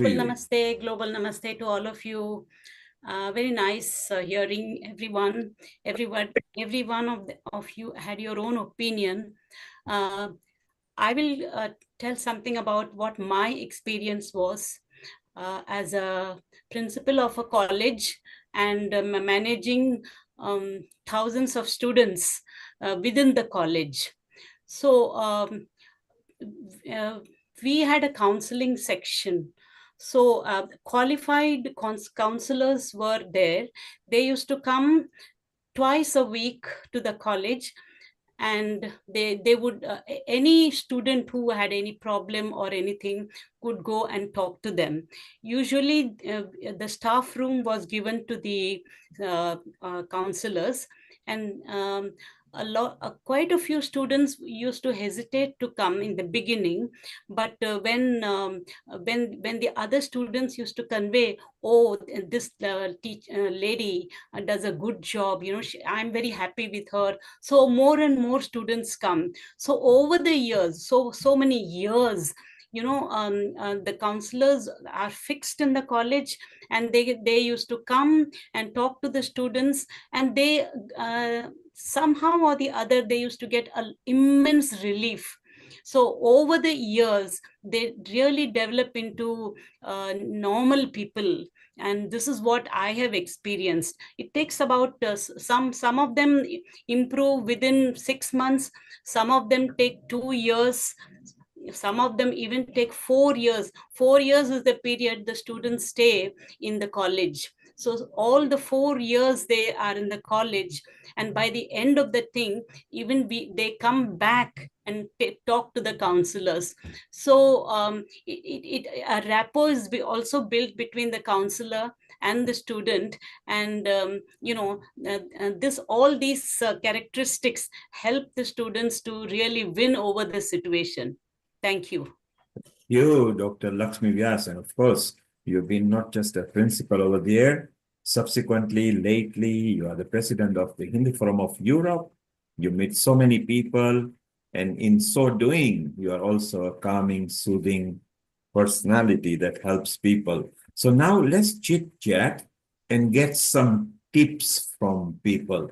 We have identified what happens. But let's give people something to take back home. So those viewers who are connected to us on the YouTube, Facebook, website, social media, and our partner channels, welcome. Keep your notepad and pen ready. We'll try to share some tips with you. I will kickstart our panel. But before we do that, let's welcome Sharon Rose in Colorado, in America, who is our senior host and correspondent of Healing Our Earth in America. A global namaste to you, Sharon, and how are you? A global namaste, Neil, and everyone. I'm good. I want to comment on what Judith had to say. Go ahead, make your comment, and then we come back to the tips.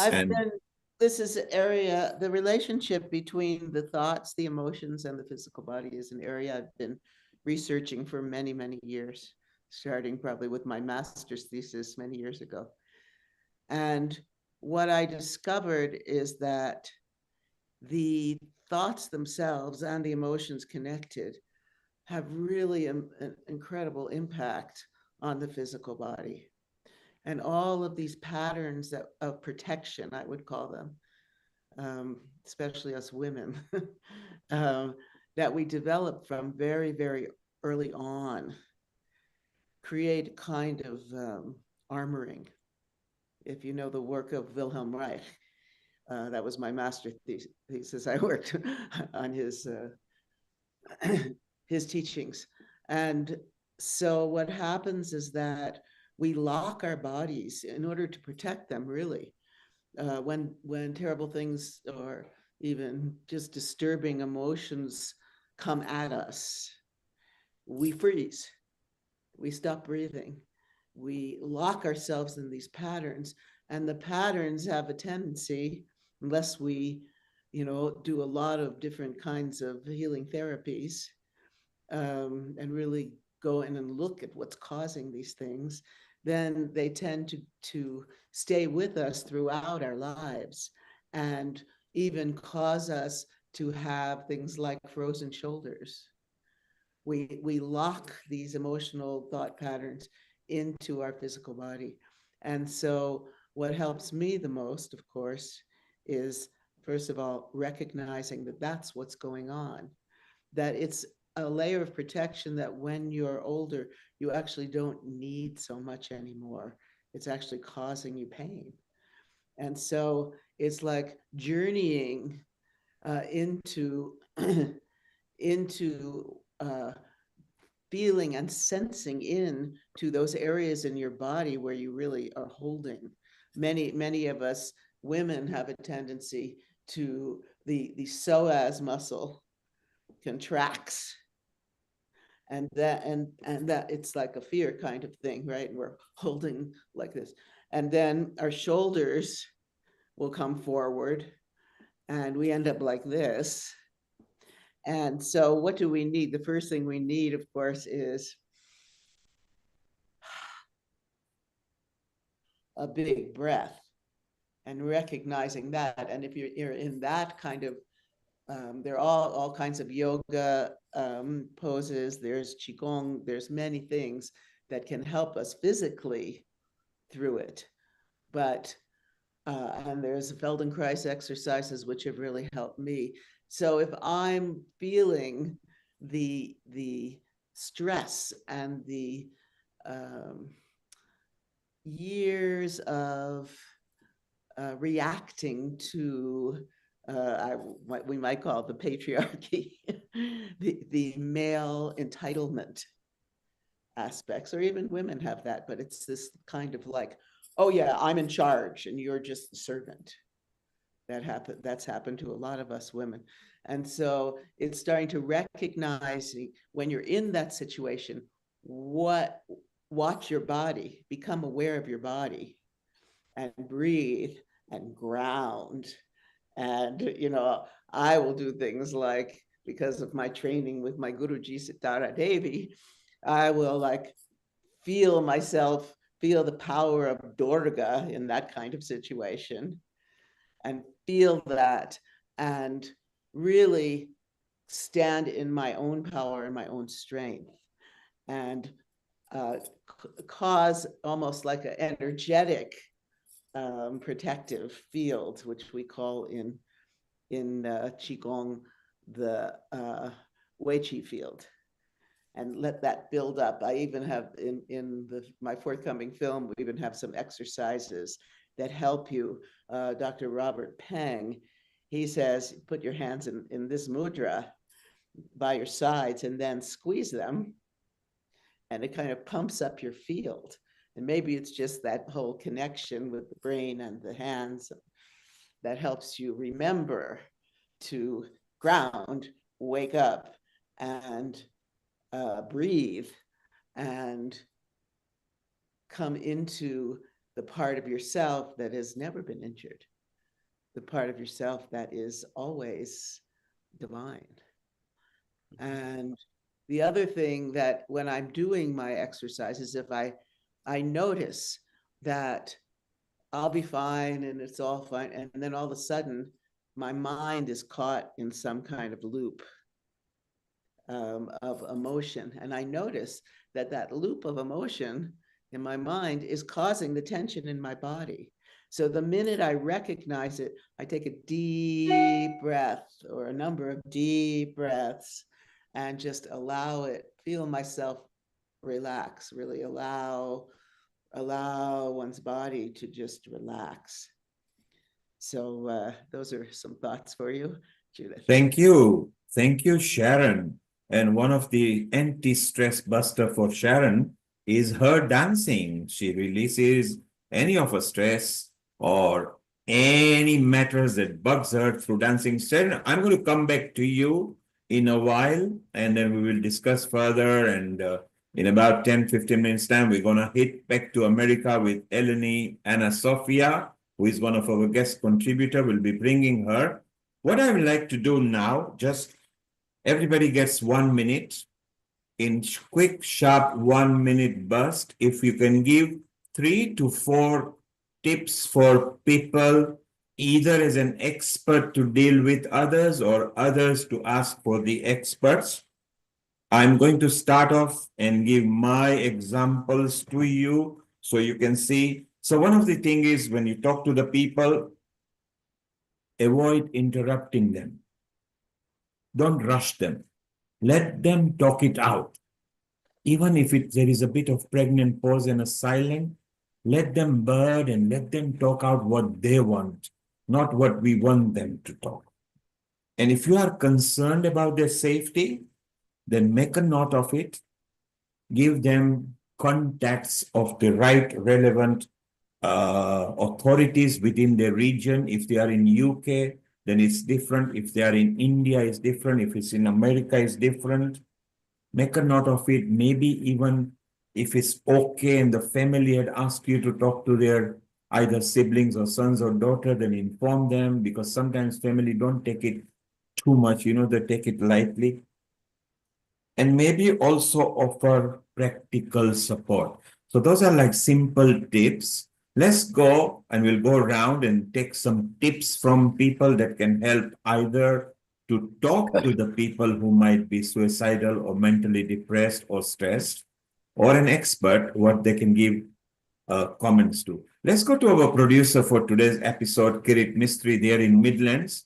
Now, one of the things he does, he runs SAHA organization, South Asian Health Action. He's a founder of it. And they do so many outreach on many health matters. It is not just depression or mental stress. It could be kidney, heart, diabetes, many things. So they help in that way. Kirit, your tips and your comment over the minute before we move to Dr. Rama in India. Okay, so thank you, and for all our presenters today. I think the key tips is, we need to keep our conversation. We have to talk about mental health in our households, with our communities, our friends. If we don't talk about it, then people will keep it inside, and then there's no solution.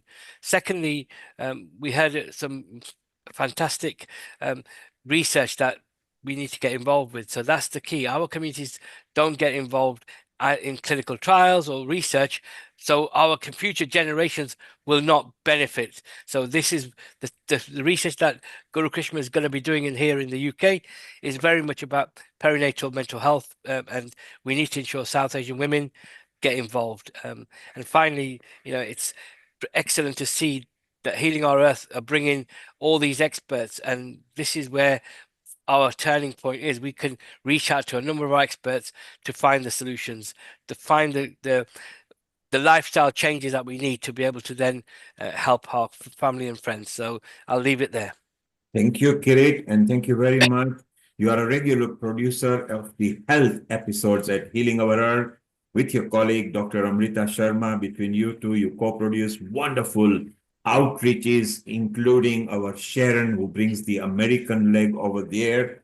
And as you say, Kirit, community is very important. And this year's theme was celebrate the power and importance of the community. Let's go to Dr. Ramajayam, who is in India.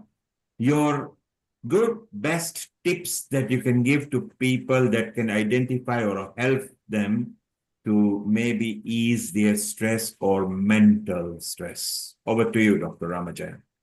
Yeah. So the first and foremost thing is talk and listen. So if you are in trouble, please talk. If somebody whom you know they are in trouble, please listen. These two things actually is like almost 50% of the solution. Getting them to talk itself takes a lot of time for you, a lot of understanding for you. So that's the first thing. The second important thing is, when you are consulting somebody who is a Western medicine expert, especially in the current scenario, make sure that they give enough time to listen to you, particularly in psychiatry, because psychiatry still they don't rely on any kind of diagnostic test. This is the only field which rely till now only on symptoms. Unlike other experts who just take few minutes to look into the test and then give some diagnosis, in psychiatry, if you are getting some consultant who also likes to do like that in just 10-15 minutes, then they are actually not for you. And when you're trying to contact people who are in the complementary medicine side, experts like yoga, meditation, again, make sure that you are not getting trapped into any kind of cult. Do they have any kind of scientific backup for whatever the cultural practices they are prescribing to you? The third most important thing is, again, it's connected to society and then stigma or community kind of thing.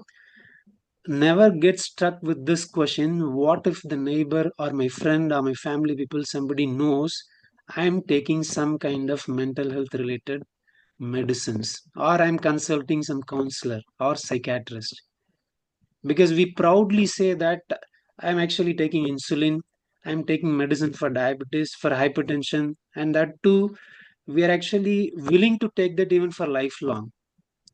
But when it comes to mental health, we are so rigid, we are still stuck with stigma. So if you can come out of this question, what he or she might think that I am having some mental health related issues if they get to know, or I'm taking some kind of psychiatric medicines. Kindly get rid of this question. This will actually solve almost 90% of the stigma related problems, because you cannot change the society, but at least you can change yourself. So these are the 3 points, tips which I would like to give for the audience. Thank you, Dr. Rama. So he said very simply, if you feel you are stressed or you feel you are depressed, then talk to somebody. And at the other end, if you are the listener, patiently listen to them, don't judge, and don't rush them. Give them time to talk it over. It will help. Sometimes just talking to people helps. And you may not even get there. Just by talking, you might relieve your stress or your what you feel might be mental depression. Let's ask our surgeon Anukul Goswami from his way. What are your tips, Anukul, that may help people who might be facing depression or stress or equivalent? Well, my general understanding, thank you. My general understanding is the idea of stress is very, very widespread. It is not as little as people might think. It is actually prevalent very widely amongst many people. It's a question of how they manifest it and how they can, what they call, face it. My general way of understanding it is, first of all, the person can say that I'm undergoing stress, but many of them say that they are pretty tough. They don't want to say that, but usually their relatives and their friends can come and say that his behavior has become abnormal. He's not his own self. He's too much focused into something else, or tends to divert, or not completing his work or something like that. A small child or an adolescent child will say he'll not want to go and study. He's trying to do something because he doesn't want to get into that kind of stressful situation. In reality, I tend to listen to the person who has got the problem, but I tend to talk much more to the various people who are him or her, to figure out what exactly is going on and what behavioral changes are happening. So I think we have to listen to everybody and not to make any judgment about anyone. Listen to it, understand it, and then figure out what exactly not needs to be done. Because psychological factors is not only biological, but it's also social and psychological and social and community-based issues. You got to address various things together. You also have to see what type of community they come from, what is the religious background, what is their thought processes, how much of there are many things actually involved in the process. So when it comes to my own clinical experience, just sit and talk to them as long as I can, and if possible, at the end of the clinical day, I say, do one thing. Once my clinic is over and I'm not under any pressure about finishing my going to the next patient, just come at the end of the day and we'll sit and talk it out. And that's what I tend to do for most of them. And then I get much better information, not exactly about in terms of treating, but at least to understand what situation is. Then I take advantage. Then I take what they call assistance of the social services, psychologists, psychiatrists, everybody who I can.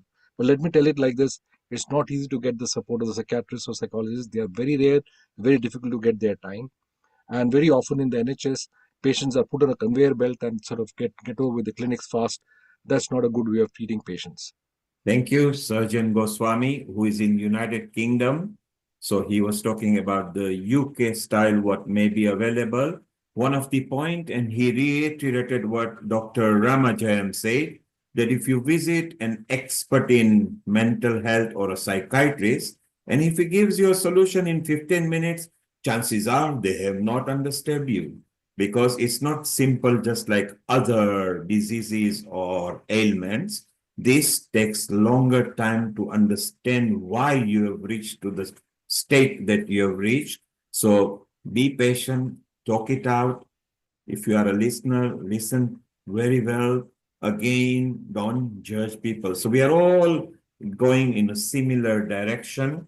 And it's wonderful to know that we are heading in the right direction. Hopefully, at Healing Our Earth, we are empowering community and society. Let's go to our another expert, our senior admin and a senior anchor there in India. We take her comment, then we go and chit chat with our Sharon. And one of the guests today is Eleni, and her topic is quite important as well: emotional alchemy, transforming grief and anger through shadow work. Sharon will tell us more with Eleni. So, Amrita, we come to you.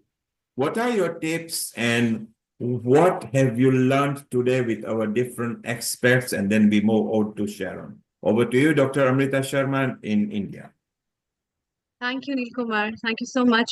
It's very interesting to know about different facts of life and how we behave in life. And I think with the growing AI, the friends have turned from the physical relationship to virtual relationship, where the virtual reality has become the real reality of life. And then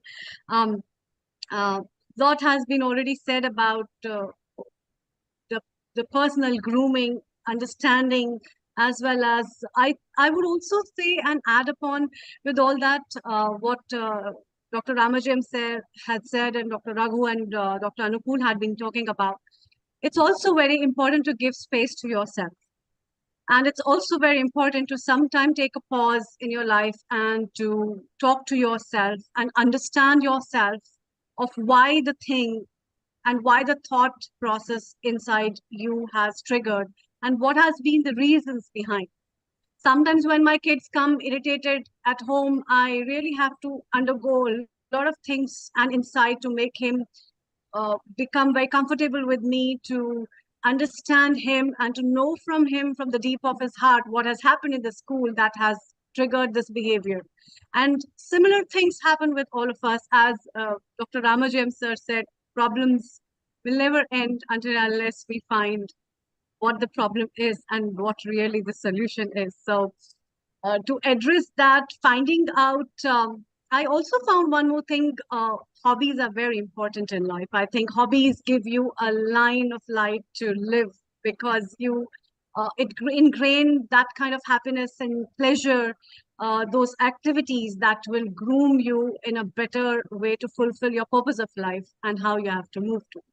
And I think these kind of trips are very useful to take out space for yourself, to keep grooming yourself, to have a time of pause, to give an insight on the daily hobbies that you can inculcate. Sometimes people say, oh, I've grown up, I can't make a painting. I've grown up, I can't do all that. I think, again, that is the wall that we have created for ourselves. And who better than Sharon can tell us about her hobby, being a student of Sitara Devi, and the dance being the pleasure of her life, has still continued till the age of 75. Nobody can believe. Sharon, over to you, and then we welcome Eleni Gobal Namas to both of you. It's funny you mentioned hobby, because as I was going into my dance career, and people would call it a hobby, and I'd like, what? This is my life. This is my work. This is so anyway, yeah, that word always triggered me, if you want to know. And also the other thing, in speaking about this, as you know, an American in Indian classical dance, and Americans, you know, unless you were had come from India, didn't really know much about it, and they would connect it with like exotic dance, or you know, they would give it this like strange kind of sexual connotation. And I would have to deal with that and set them straight, saying, listen, this is one of the most, I believe, the most sophisticated, the most beautiful and deep spiritual, and in terms of as a dance performer, the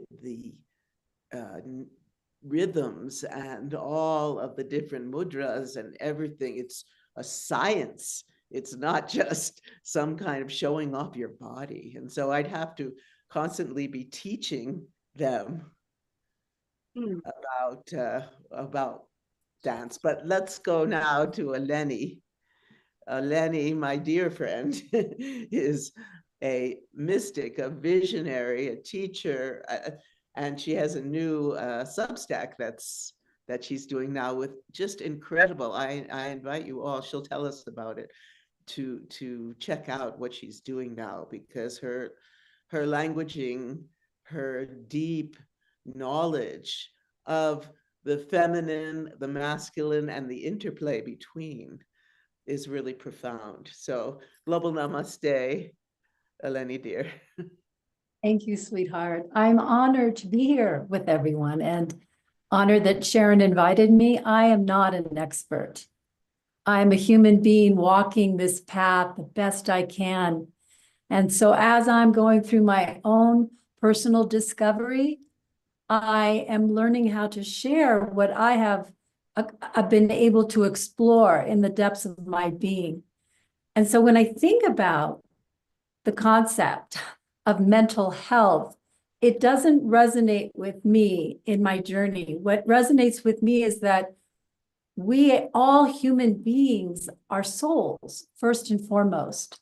And we've incarnated into these physical bodies with constructs that originate from so many sources, not just our immediate ancestral and generational inheritance, but our soul lineage that goes back countless lifetimes.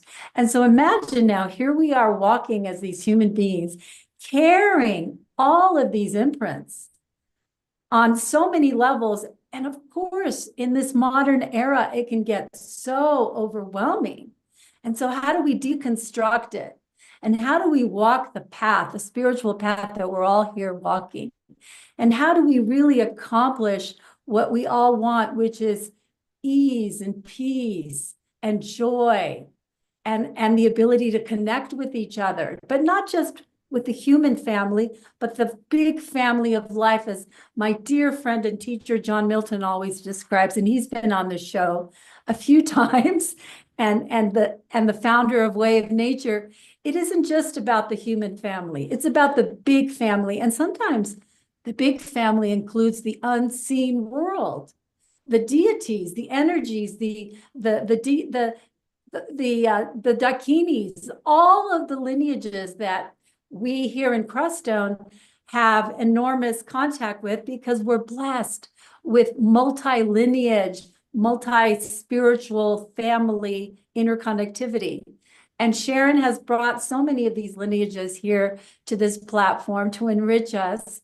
And I happen to be one of those that loves to integrate from all of the lineages. I was born into the Western culture of Christianity, but I recognize the beauty in every faith, every faith. And so my journey is really one about reclaiming myself. And we can call that soul retrieval. We can call it any number of things, but it's a process of really surrendering to the highest truth.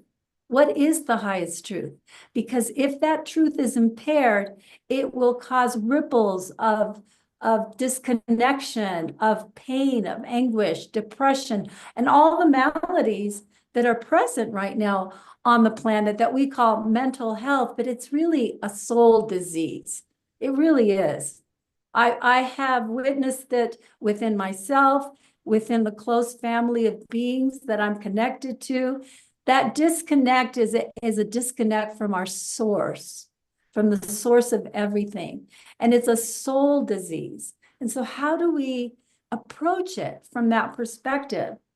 And so I appreciate the work that Carl Jung has given us.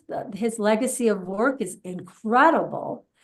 And it is about shadow work and reclamation of ourselves through what is best described as a descent into the depths of our being, so that we can ascend into the highest realms. but not encumbered, not weighed down by the factors that we have not been willing to look at. And there's a saying that comes from Jung that says, what we resist persists. So whatever we push away, whatever we don't want to see, whatever we deny, whatever we're not willing to encounter becomes a persistent ache. And that ache grows and grows until it overwhelms us and until we have emotional and mental and physical breakdown. And so how do we repair these torn fragments of our being? And so I have gone into a process of stripping myself bare. I believe in the initiatory process of descent, as the Christ descended, as many mythological stories have taught us, Inanna being the one that I'm most familiar with, the descent into the underworld where she stripped herself bare, chakra by chakra, completely bare, and came into the chambers of the underworld, and she met the mirror of her twin soul, her sister, Ereshkigal. And she was the dark mirror of Inanna. And in that mirroring, she was able to meet it with absolute compassion, and then was able to redeem all parts of herself and to send back into the upper world, fully redeemed and fully claimed in her light. And so these stories persist throughout all lineages. And so here in this modern era, how can we bring it into a meaningful form? And there's just there's so much complexity to this. For all of you who work on a daily level with such distressing stories of people in collapse, of people really going into delusional patterns, of people with extreme chemical imbalances, those are very difficult cases that I, cannot address. I don't have that expertise. What I can address is in my ordinary normal life, I encounter people's souls with their hurts and their trauma and their despair and whatever they're continuing to meet. And I find that there's these looping patterns. There's that we can call karmic loops. And it's a repeat. It's like, haven't we heard this before? Dear friend, this is a story you've told me at least 100 times. What is the meaning of this story? Why can't we unravel it and get beyond it? And I truly believe it's the avoidance of the shadow work. It's the avoidance of meeting ourselves in our darkest phases, of like the dark phases of the moon, and looking at ourselves more clearly and saying, oh, it's a hard work. It's not easy work. It's not easy work to look in the mirror and going, oh, wow. So how do we break these karmic loops, these trauma bonds, these patterns? With absolute compassion for ourselves, with absolute self-love, unconditional, and with a connection to a higher source, our spiritual connection to whatever that is for each of us, God, Goddess, all of it. And that brings me to another aspect of reclamation, and that is walking with nature. Walking with nature is the fastest way to reclaim, because nature heals without inquiry. Nature heals without triggering us. Nature heals in an instant when we connect, when we put our bare feet on the ground. And I've had these opportunities, particularly in relationship with John Milton, who is the authority and expert here about the way of nature. And Sharon has worked with him extensively as well. And I've experienced incredible healing without going into process, without going into analytical dialogue, but just being in stillness. And so that brings me to another aspect of stillness is one of the components of healing. Silence is another component, and it brings to point what I've heard here today about listening. We can't listen if we're talking. We can only listen when we're silent. And so stillness, silence, And then the big one for me recently is spaciousness. And Sharon knows this because these are the three refuges of this ancient Tibetan practice that we're collaborating with together. And it's very rich. And spaciousness just came in for me recently. I had a healing crisis with asthma and breathing. And the message that came in was, give it space. And it was like such a simple message. And I said, oh my goodness, that's it. Give the grief space. Give the anger space. Give whatever cruelty has come upon you from others, give it space. Give it so much space that it just begins to dissolve. And then when that charge isn't so present, we can tend to ourselves so much more compassionately. And then we can be available because that energy binds us. It keeps us in this bondage, this prison. And so in our daily walk, I encourage all of us to give space to anything that's troubling us, whether it's our kids, whether it's, within ourselves, negative thought forms, anything, give it space. That's my big message right now. So I will pause there and just hear some reflection. It's interesting in the spaciousness, what's coming to me is what really helps us feel that spaciousness is our breath. Is to really, we start all our practices with some pranayama, right? To bring us out of that state of chaos in our minds and to bring us into the present moment. And so that breathing, particularly breathing with awareness of bringing in the rainbow light into our breath and through the channels and chakras of our bodies, and then releasing, even, metaphorically, you're just like smoke is coming out of you as you breathe out. So you're allowing yourself to just take that deep breath in and then release the anger, all the kleshas, all the different issues. And there's so many practices. There's the 6 healing sounds in the Taoist and the Qigong practice, where you're actually, because the emotions are connected, of course, with the organs from the Taoist philosophy and acupuncture and all that. And so, for example, if your grief is connected to the lungs, and so there are practices for really deeply feeling that grief, bringing the chi, the shakti, the life force into your lungs and recognizing, thinking in front of you, you see every situation where you're feeling this grief. And then through breathing and visualization, you're letting it go and transmuting it. So there's so many practices and there's so many ways. It's, healing our earth. We're really working to bring all of these ways of healing, these paths of healing to the world audience, because there's way more than, the last time I went to a Western doctor, they're not even, they just, they take your blood pressure and they hear your heartbeat in your lungs, and then that's it. Then they just want to sit there and talk to you about and stick you on drugs. That's what it seems like.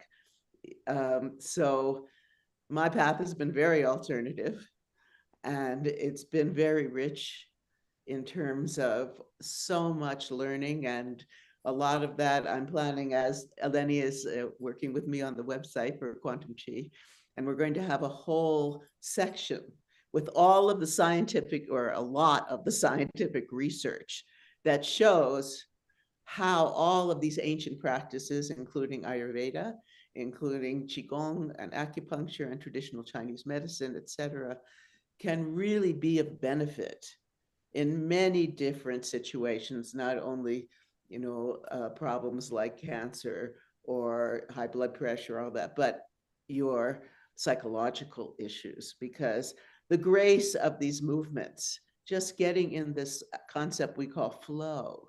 It just really helps the nature of your mind and helps you to release the issues and get into that beautiful sense of grace, effortless grace. It's called Uwe. Yeah. Yeah. But Eleni, what I want to know, how would you define the shadow? In the ancient Egyptian traditions, there's there's the heart, and then there's it's called the Ab, the heart, and that's kind of, it's very similar in the Tibetan tradition where the heart is really the center and the source of all. And then there's the Ka, looks like this in the glyphs, and that's the kind of similar to the energy body, the chakra system, etc. And then there's the Kaibit, which is the shadow. And in these rituals in Egypt, it was purifying first the heart, purifying the subtle bodies, and then the most difficult was this shadow. So how would you define the shadow, Eleni? Well, I just want to acknowledge that Lata has her hand up, and I can address that, or we can go to Lata because I know she's been waiting, whatever you prefer. Well, let's address that, and then we'll bring Lata in because I'm sure she has something, as usual, amazing to say. So what I want to acknowledge is, granted that these ancient traditions have had their own practices, culminating and rising from the energetics on the planet during those times, but we are in new times now. In this modern era of disconnect and technological proliferation, and the ability to, like Amrita said, the ability to just shut out the natural world, the organic world, the interconnectivity with humans, and to go directly to a virtual world of artificial intelligence, that, you know, maybe our ancestors had that sort of connection, but we can appreciate the legacy of what the Egyptians brought. But where we are today, and to address your specific question in regards to the shadow, in our psychological construct, the shadow is simply all the exiled parts that we refuse to look at.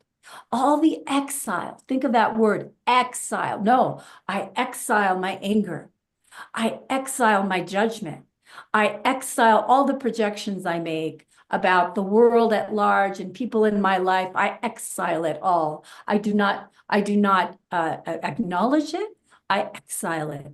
We can also refer to it as denial, but I like the word exile because it means we just push it out of what we're, you know, in our conscious awareness, but we can't ignore the unconscious.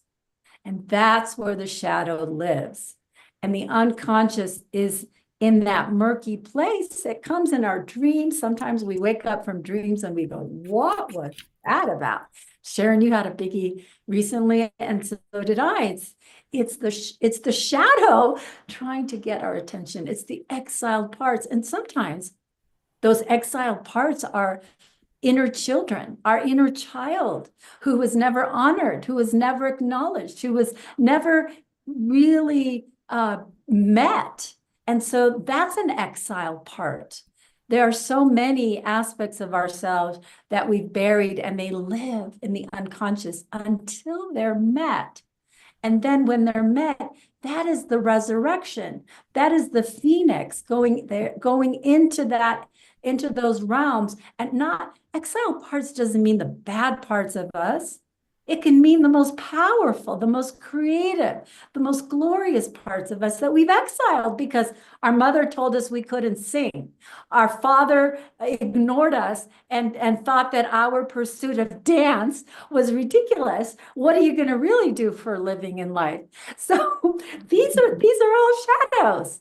So how do we celebrate ourselves? We look at ourselves wholeheartedly and we say, okay, what have I exiled truly?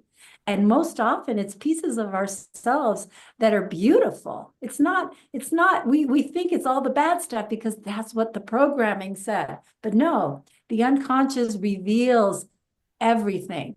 And sometimes we do have to look at the parts of ourselves that have not been kind, that have not been generous, that have not been devotional, that have been self-serving, self-absorbed behavior, selfish ego behavior. Those parts have to be looked at.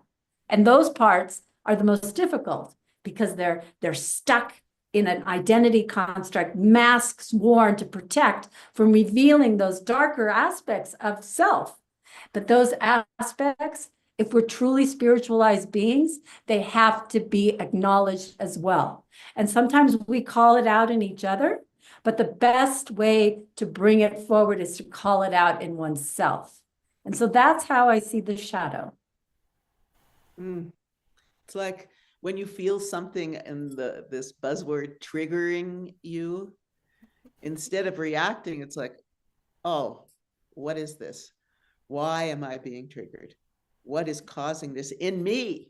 Not that one, but why am I responding in this way to this situation? Lata. Namaste. Global namaste, Sharon, and to your guest and everyone else. Yeah,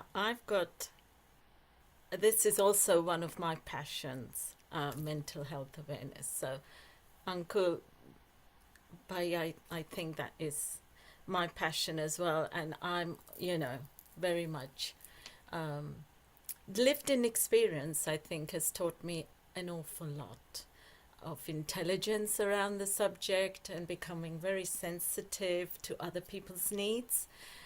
So I love this thing about the shadow as well, because, there's so much to explore and learn. I think the inner child as well that you're talking about is like you said, the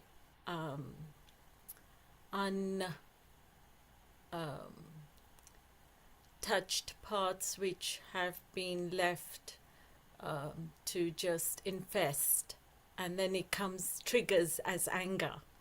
But it's not your anger, it's the pain and the suffocation of not being addressed. And like you said, when parents don't encourage and support us as well, or it could be our teacher, it could be our husband, it could be our children, it could be anyone that we're connected to. And you can't just cut them off, can you? You've got to learn to deal with them because they're part of you, your identity, your family. And so how do you deal with that is obviously getting more and more educated around this subject. But not everybody's at that level, are they? To understand this, they're on a different spectrum and different degree of understanding and the capacity of really getting into it and diving deep down. Everyone's so at a different level. Not everybody, it can't be the same answer for everyone or the different at the same level. And that's the beauty of it, to understand these concepts. It's only then we become very much more in tune with other people's needs. And then that, of course, helps us to have better relationships with other people, with ourselves, obviously, but also with the other person, and feeling, how to diffuse the situation. And, and obviously there are some things that are far too late, water under the bridge. Those relationships are far long and gone. So, I mean, I just felt it's just fascinating, and I resonated with everything you said, because about the other subject I'm going to come to is connecting with nature. Yesterday I was in a beautiful suburb gardens, the Royal Botanical Gardens of Kew Gardens, which is renowned worldwide, and the amount of trees there, thousands of trees, And it was just so amazing. Just being there, the atmosphere is truly divine. And then you touch those trees and you can see they've been there for thousands of years and they were solid. And the energy from there, it's just emancipating there. And everyone was so calm, tranquil, at peace. And it was just wonderful to be mingling with these guys, and walking barefoot was one of the things I managed to do. And it really does transperce the negative energy. And when I came home, I just had to go and wash it off because I could feel this negative energy. It had to come out, and it was amazing, how it's so powerful, it's so invisible because we can't see it, but we feel this thing and it talks to you. But it's so silent, isn't it, most of the time? And so you really have to pause and be in tune with them. So it's amazing the way we reach our different levels. The more we do this work, the more higher we seem to get and more deeper we can go into ourselves. And this is where I find it so fascinating with what let me see the name, Eleni said. I just loved every word that you brought up, and also the previous guests. I could understand everything that they were relating to. It was marvelous. It's just amazing how we all are in need of counseling and therapy, and everyone is at a different level, but we mustn't misdiagnose them. That's the problem. Sometimes you can give them the wrong tablets or misdiagnose them, and then expect them to react in a certain way. Well, if they give it the wrong medication, they're not going to perform, and they're not going to get the healing or the recovery process. So it's all very, very complex and very so sensitive, and we need to be in tune with one another because everyone's so different. Sharon, you're different to Eleni, and I'm different to Meeta and Lakshmi and Uncle. So it's just so wonderful, isn't it, how we're so individual, and there's beautiful parts to all of us. I don't know what you have to say about that, Eleni or Sharon.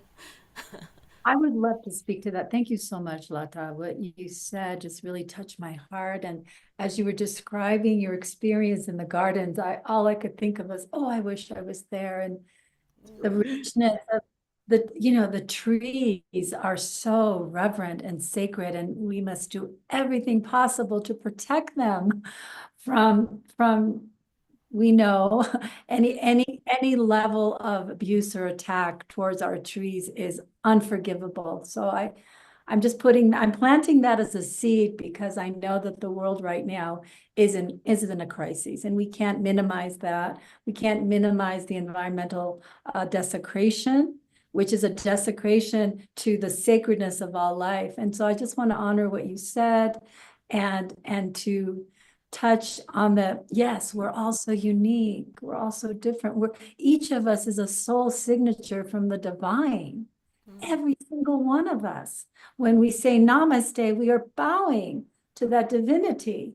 I bow to the divinity of the trees and the animals and the stones and the rocks. I bow to all of that divinity. It's all divine. And yet, how did we get to this place today in our modern era where we are disconnected from that sacredness? And I just to ponder, we can't possibly solve all the problems of the world here today, but we can begin with this dialogue to begin to cultivate not only our personal practice, which is what Sharon was speaking to, which is absolutely essential, and I can validate that from my own personal experience, but just to validate each other's pain. We all have our different burdens, so many burdens. And how do we let go? How do we support? How do we, I think it's by holding space. When a friend comes, or even a stranger, and we can hold space, and we can look at them compassionately and say, I see you. I recognize you. I bow to your divinity. There is this light that comes in, especially among children, who I think are being completely ignored and invalidated. And whoever, all those of us who are around young children, I know Sharon has two beautiful granddaughters, and the joy that is sparked in them, and the joy that they can create in instantaneously, because they recognize the spontaneity of life is always present. And Sharon brought the concept of Wu Wei, which is a Taoist term that means effortless action, effortless joy. Children are born with it. And what happens is it's stripped away from them. It's stripped away from them, piece by piece. I think we need to restore that childhood innocence in everybody and bring back that incredible, organic, effortless joy that keeps bubbling. Because why not?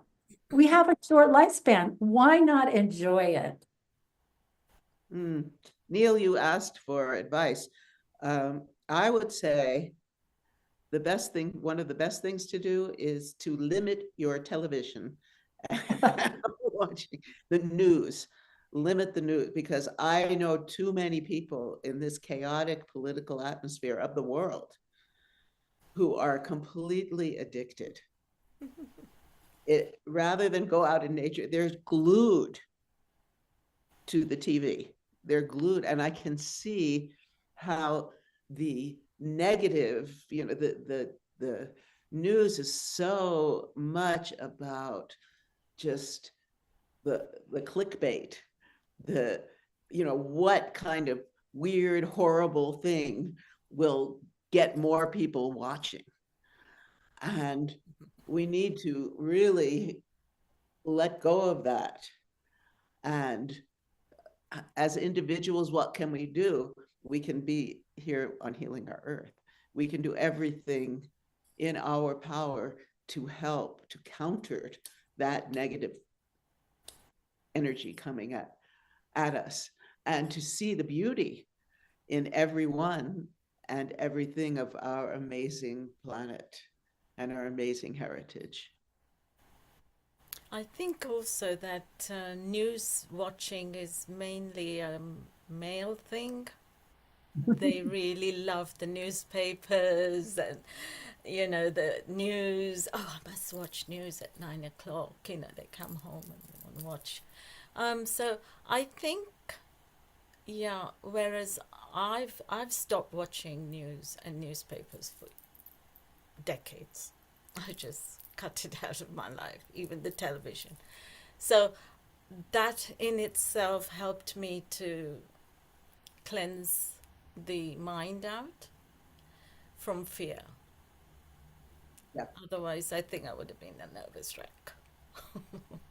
And I could see with clarity if the doctors wanted to prescribe me things, I would say no. And I think to keep news out is one thing I would agree. It just contaminates the brain. You can't see the black for the white, and it just distorts everything, because then you're allowing your mind to be controlled by the media. Yeah, I want to add something to what Sharon layered in, because it's so important, and it's just the whole concept of addiction, and addiction is such a huge part of the shadow. It's an avoidance. It's a defense mechanism. We become addicted to the news because we want to avoid our own personal work. We're distracted by what's happening out there instead of what's really important, what's happening in here, because that's what is most in our daily life, what is most at stake. And as someone who was addicted to the news, and as someone who's recovered from that for a while now, I understand what that hook is. It's a hook, okay? Things hook us. Everybody's different. Everybody has different hooks. And to liberate and emancipate, as Lata has suggested, requires deep self-examination and a real deep questioning of, is this what I value? Is this what I want to bring into my field? Fear and negativity and anger and fighting and polarization? No. My answer today is no. And so I won't engage with it. Sometimes, it comes in my field when somebody says, hey, did you hear about it? No, I didn't hear about it. Tell me. But I stay in this neutrality of don't come into my field, don't poison what I've created, don't contaminate, we haven't talked about toxicity of other people, toxicity of aspects of our own sabotaging inner dialogue. There's so many toxic elements that are coming at us. No wonder we have a mental health crisis in the world. No wonder. How do we clear toxicity? Because the planet needs our support for the toxicity we've caused environmentally. But what about our personal environments? And watching news is the most toxic thing you can do, aside from eating poisonous food and taking horrible drugs, and then doing other things, which I won't mention now, that we all know. There are dark side stuff, all toxic. So let's just make a commitment to be pure channels. And to be pure channels, we don't let any more toxicity in, and we clean up the toxicity that has already come in. And we do that faithfully and with absolute self-compassion and love. Thank you. Thank you, Eleni. Sharon, let's take a quick comment from Meeta. Then we tell people what's happening over the next 4 weeks. And then we will wind down. So Meeta, your comment, and then we show people what's happening over the next 4 weeks. Global Namaste, everyone. Thank you, Neil. Yeah, it's very interesting topic because mental health is such a tip of the iceberg. People don't see if you are broken mentally. They can see if you are hurt physically. You don't see how it affects because the mind controls the body as well. So how it completely crushes you, only if you've experienced from a near and dear one, you will know the difference. So it's such an important topic. I work in the pastoral care of higher education, university, and we have a wonderful provision. We have excellent team of counselors, and we have many of the provisions. I was writing in the chat as well. We have an artificial lake. You can go and sit near the lake. It looks like real lake. And the water feature with the ducks and with the stillness of water completely changes the paradigm, especially watching sunset over there. The 5th floor of the library is famous for PhD students, but it's famous for sunrise as well. So those who are working all night will see the sun rising. And it's so all these little things which are for free, which can keep our mental health, in good shape. We should make the most of it, I would say. I mean, between the counselors and the pastoral care department where I work in the Religious Life and Belief Center, we bounce back the staff and the students. If we think they need to go to a qualified counselor, we send them there. If they think they need some pastoral care with reference to religion and culture, they are bounced back to us.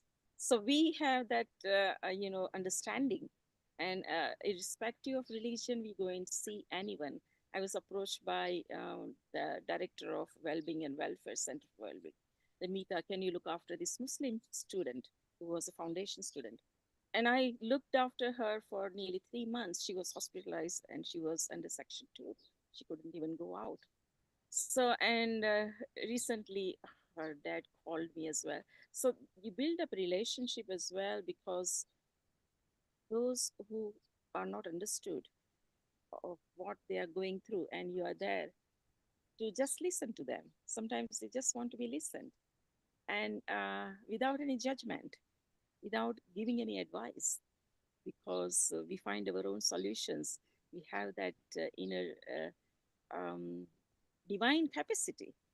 As Eleni was saying, we should be like children. We should be we should be so transparent, so happy, so much living in the moment, and things will not bother us, as much as if we keep on thinking about, oh, this is a problem and this is a problem. Either it is past or it's the future. So yeah, so thank you very much for having this wonderful program, and I think mental health is utmost necessary in today's world because our mind is not built to deal with the kind of stresses we deal every day.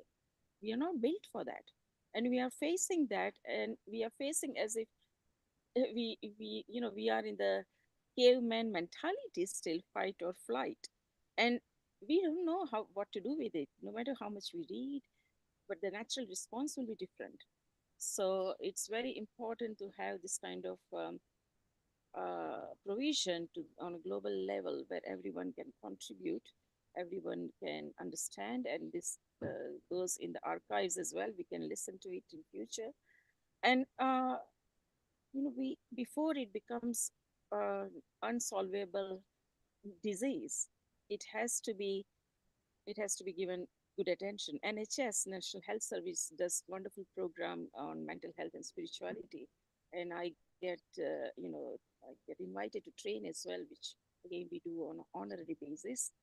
But they also want to understand from a spiritual side, from a religious side, what are the factors, everything, pastors from Christianity, they explain about the superstition in every different religions as well, how that might affect. So how mental health can be good, spirituality can be good in some ways, cannot be good in some ways, a religion especially.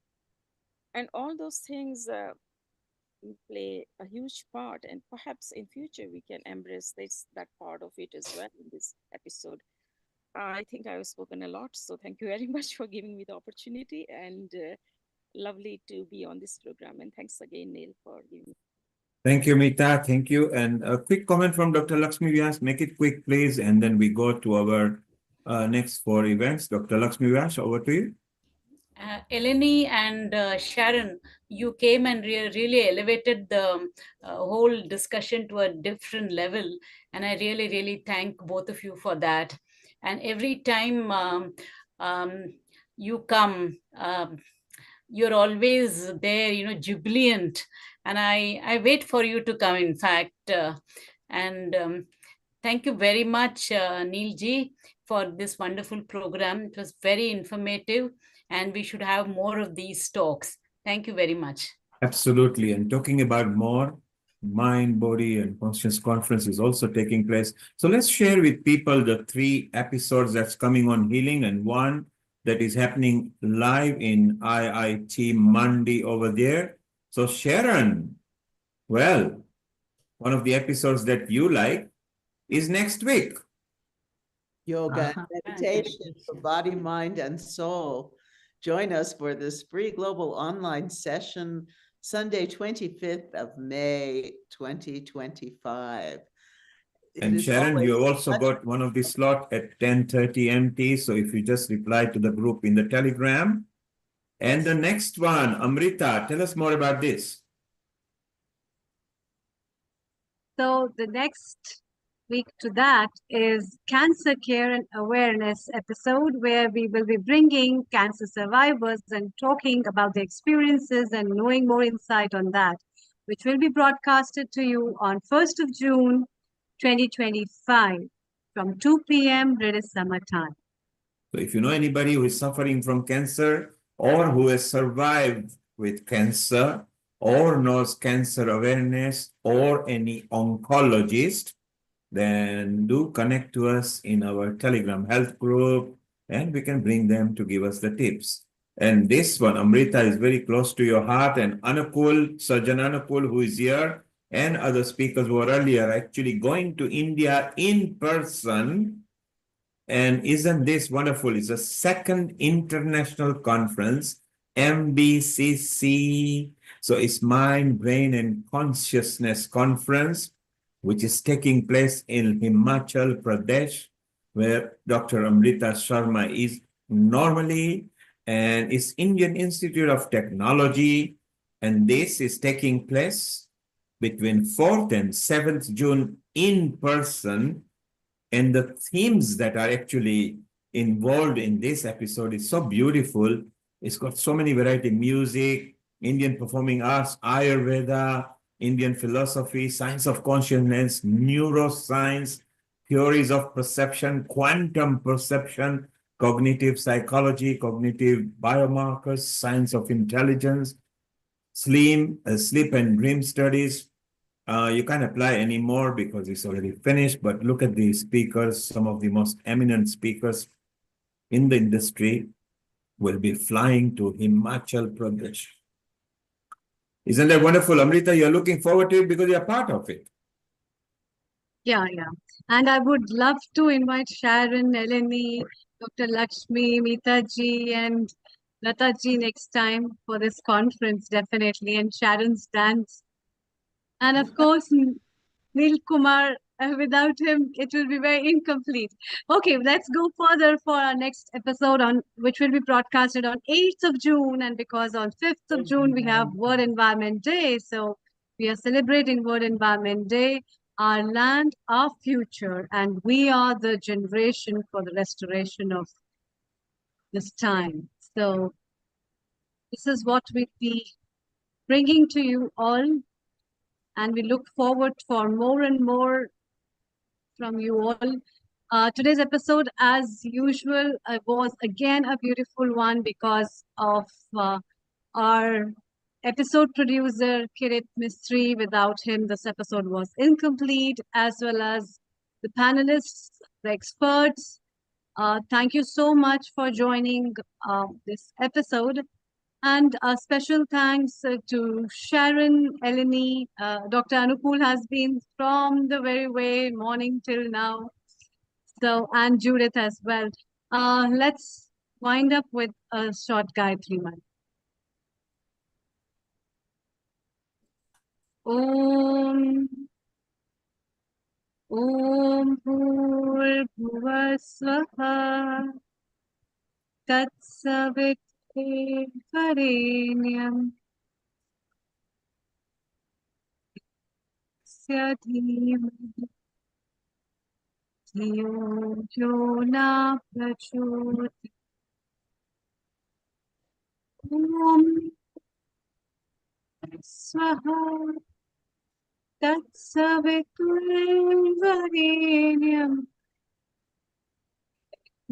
Devasya Dhimahi Dhiyo yo na prachodayate. Om Swaha Tatsavitrvarenyam Devasya Dhimahi Dhiyo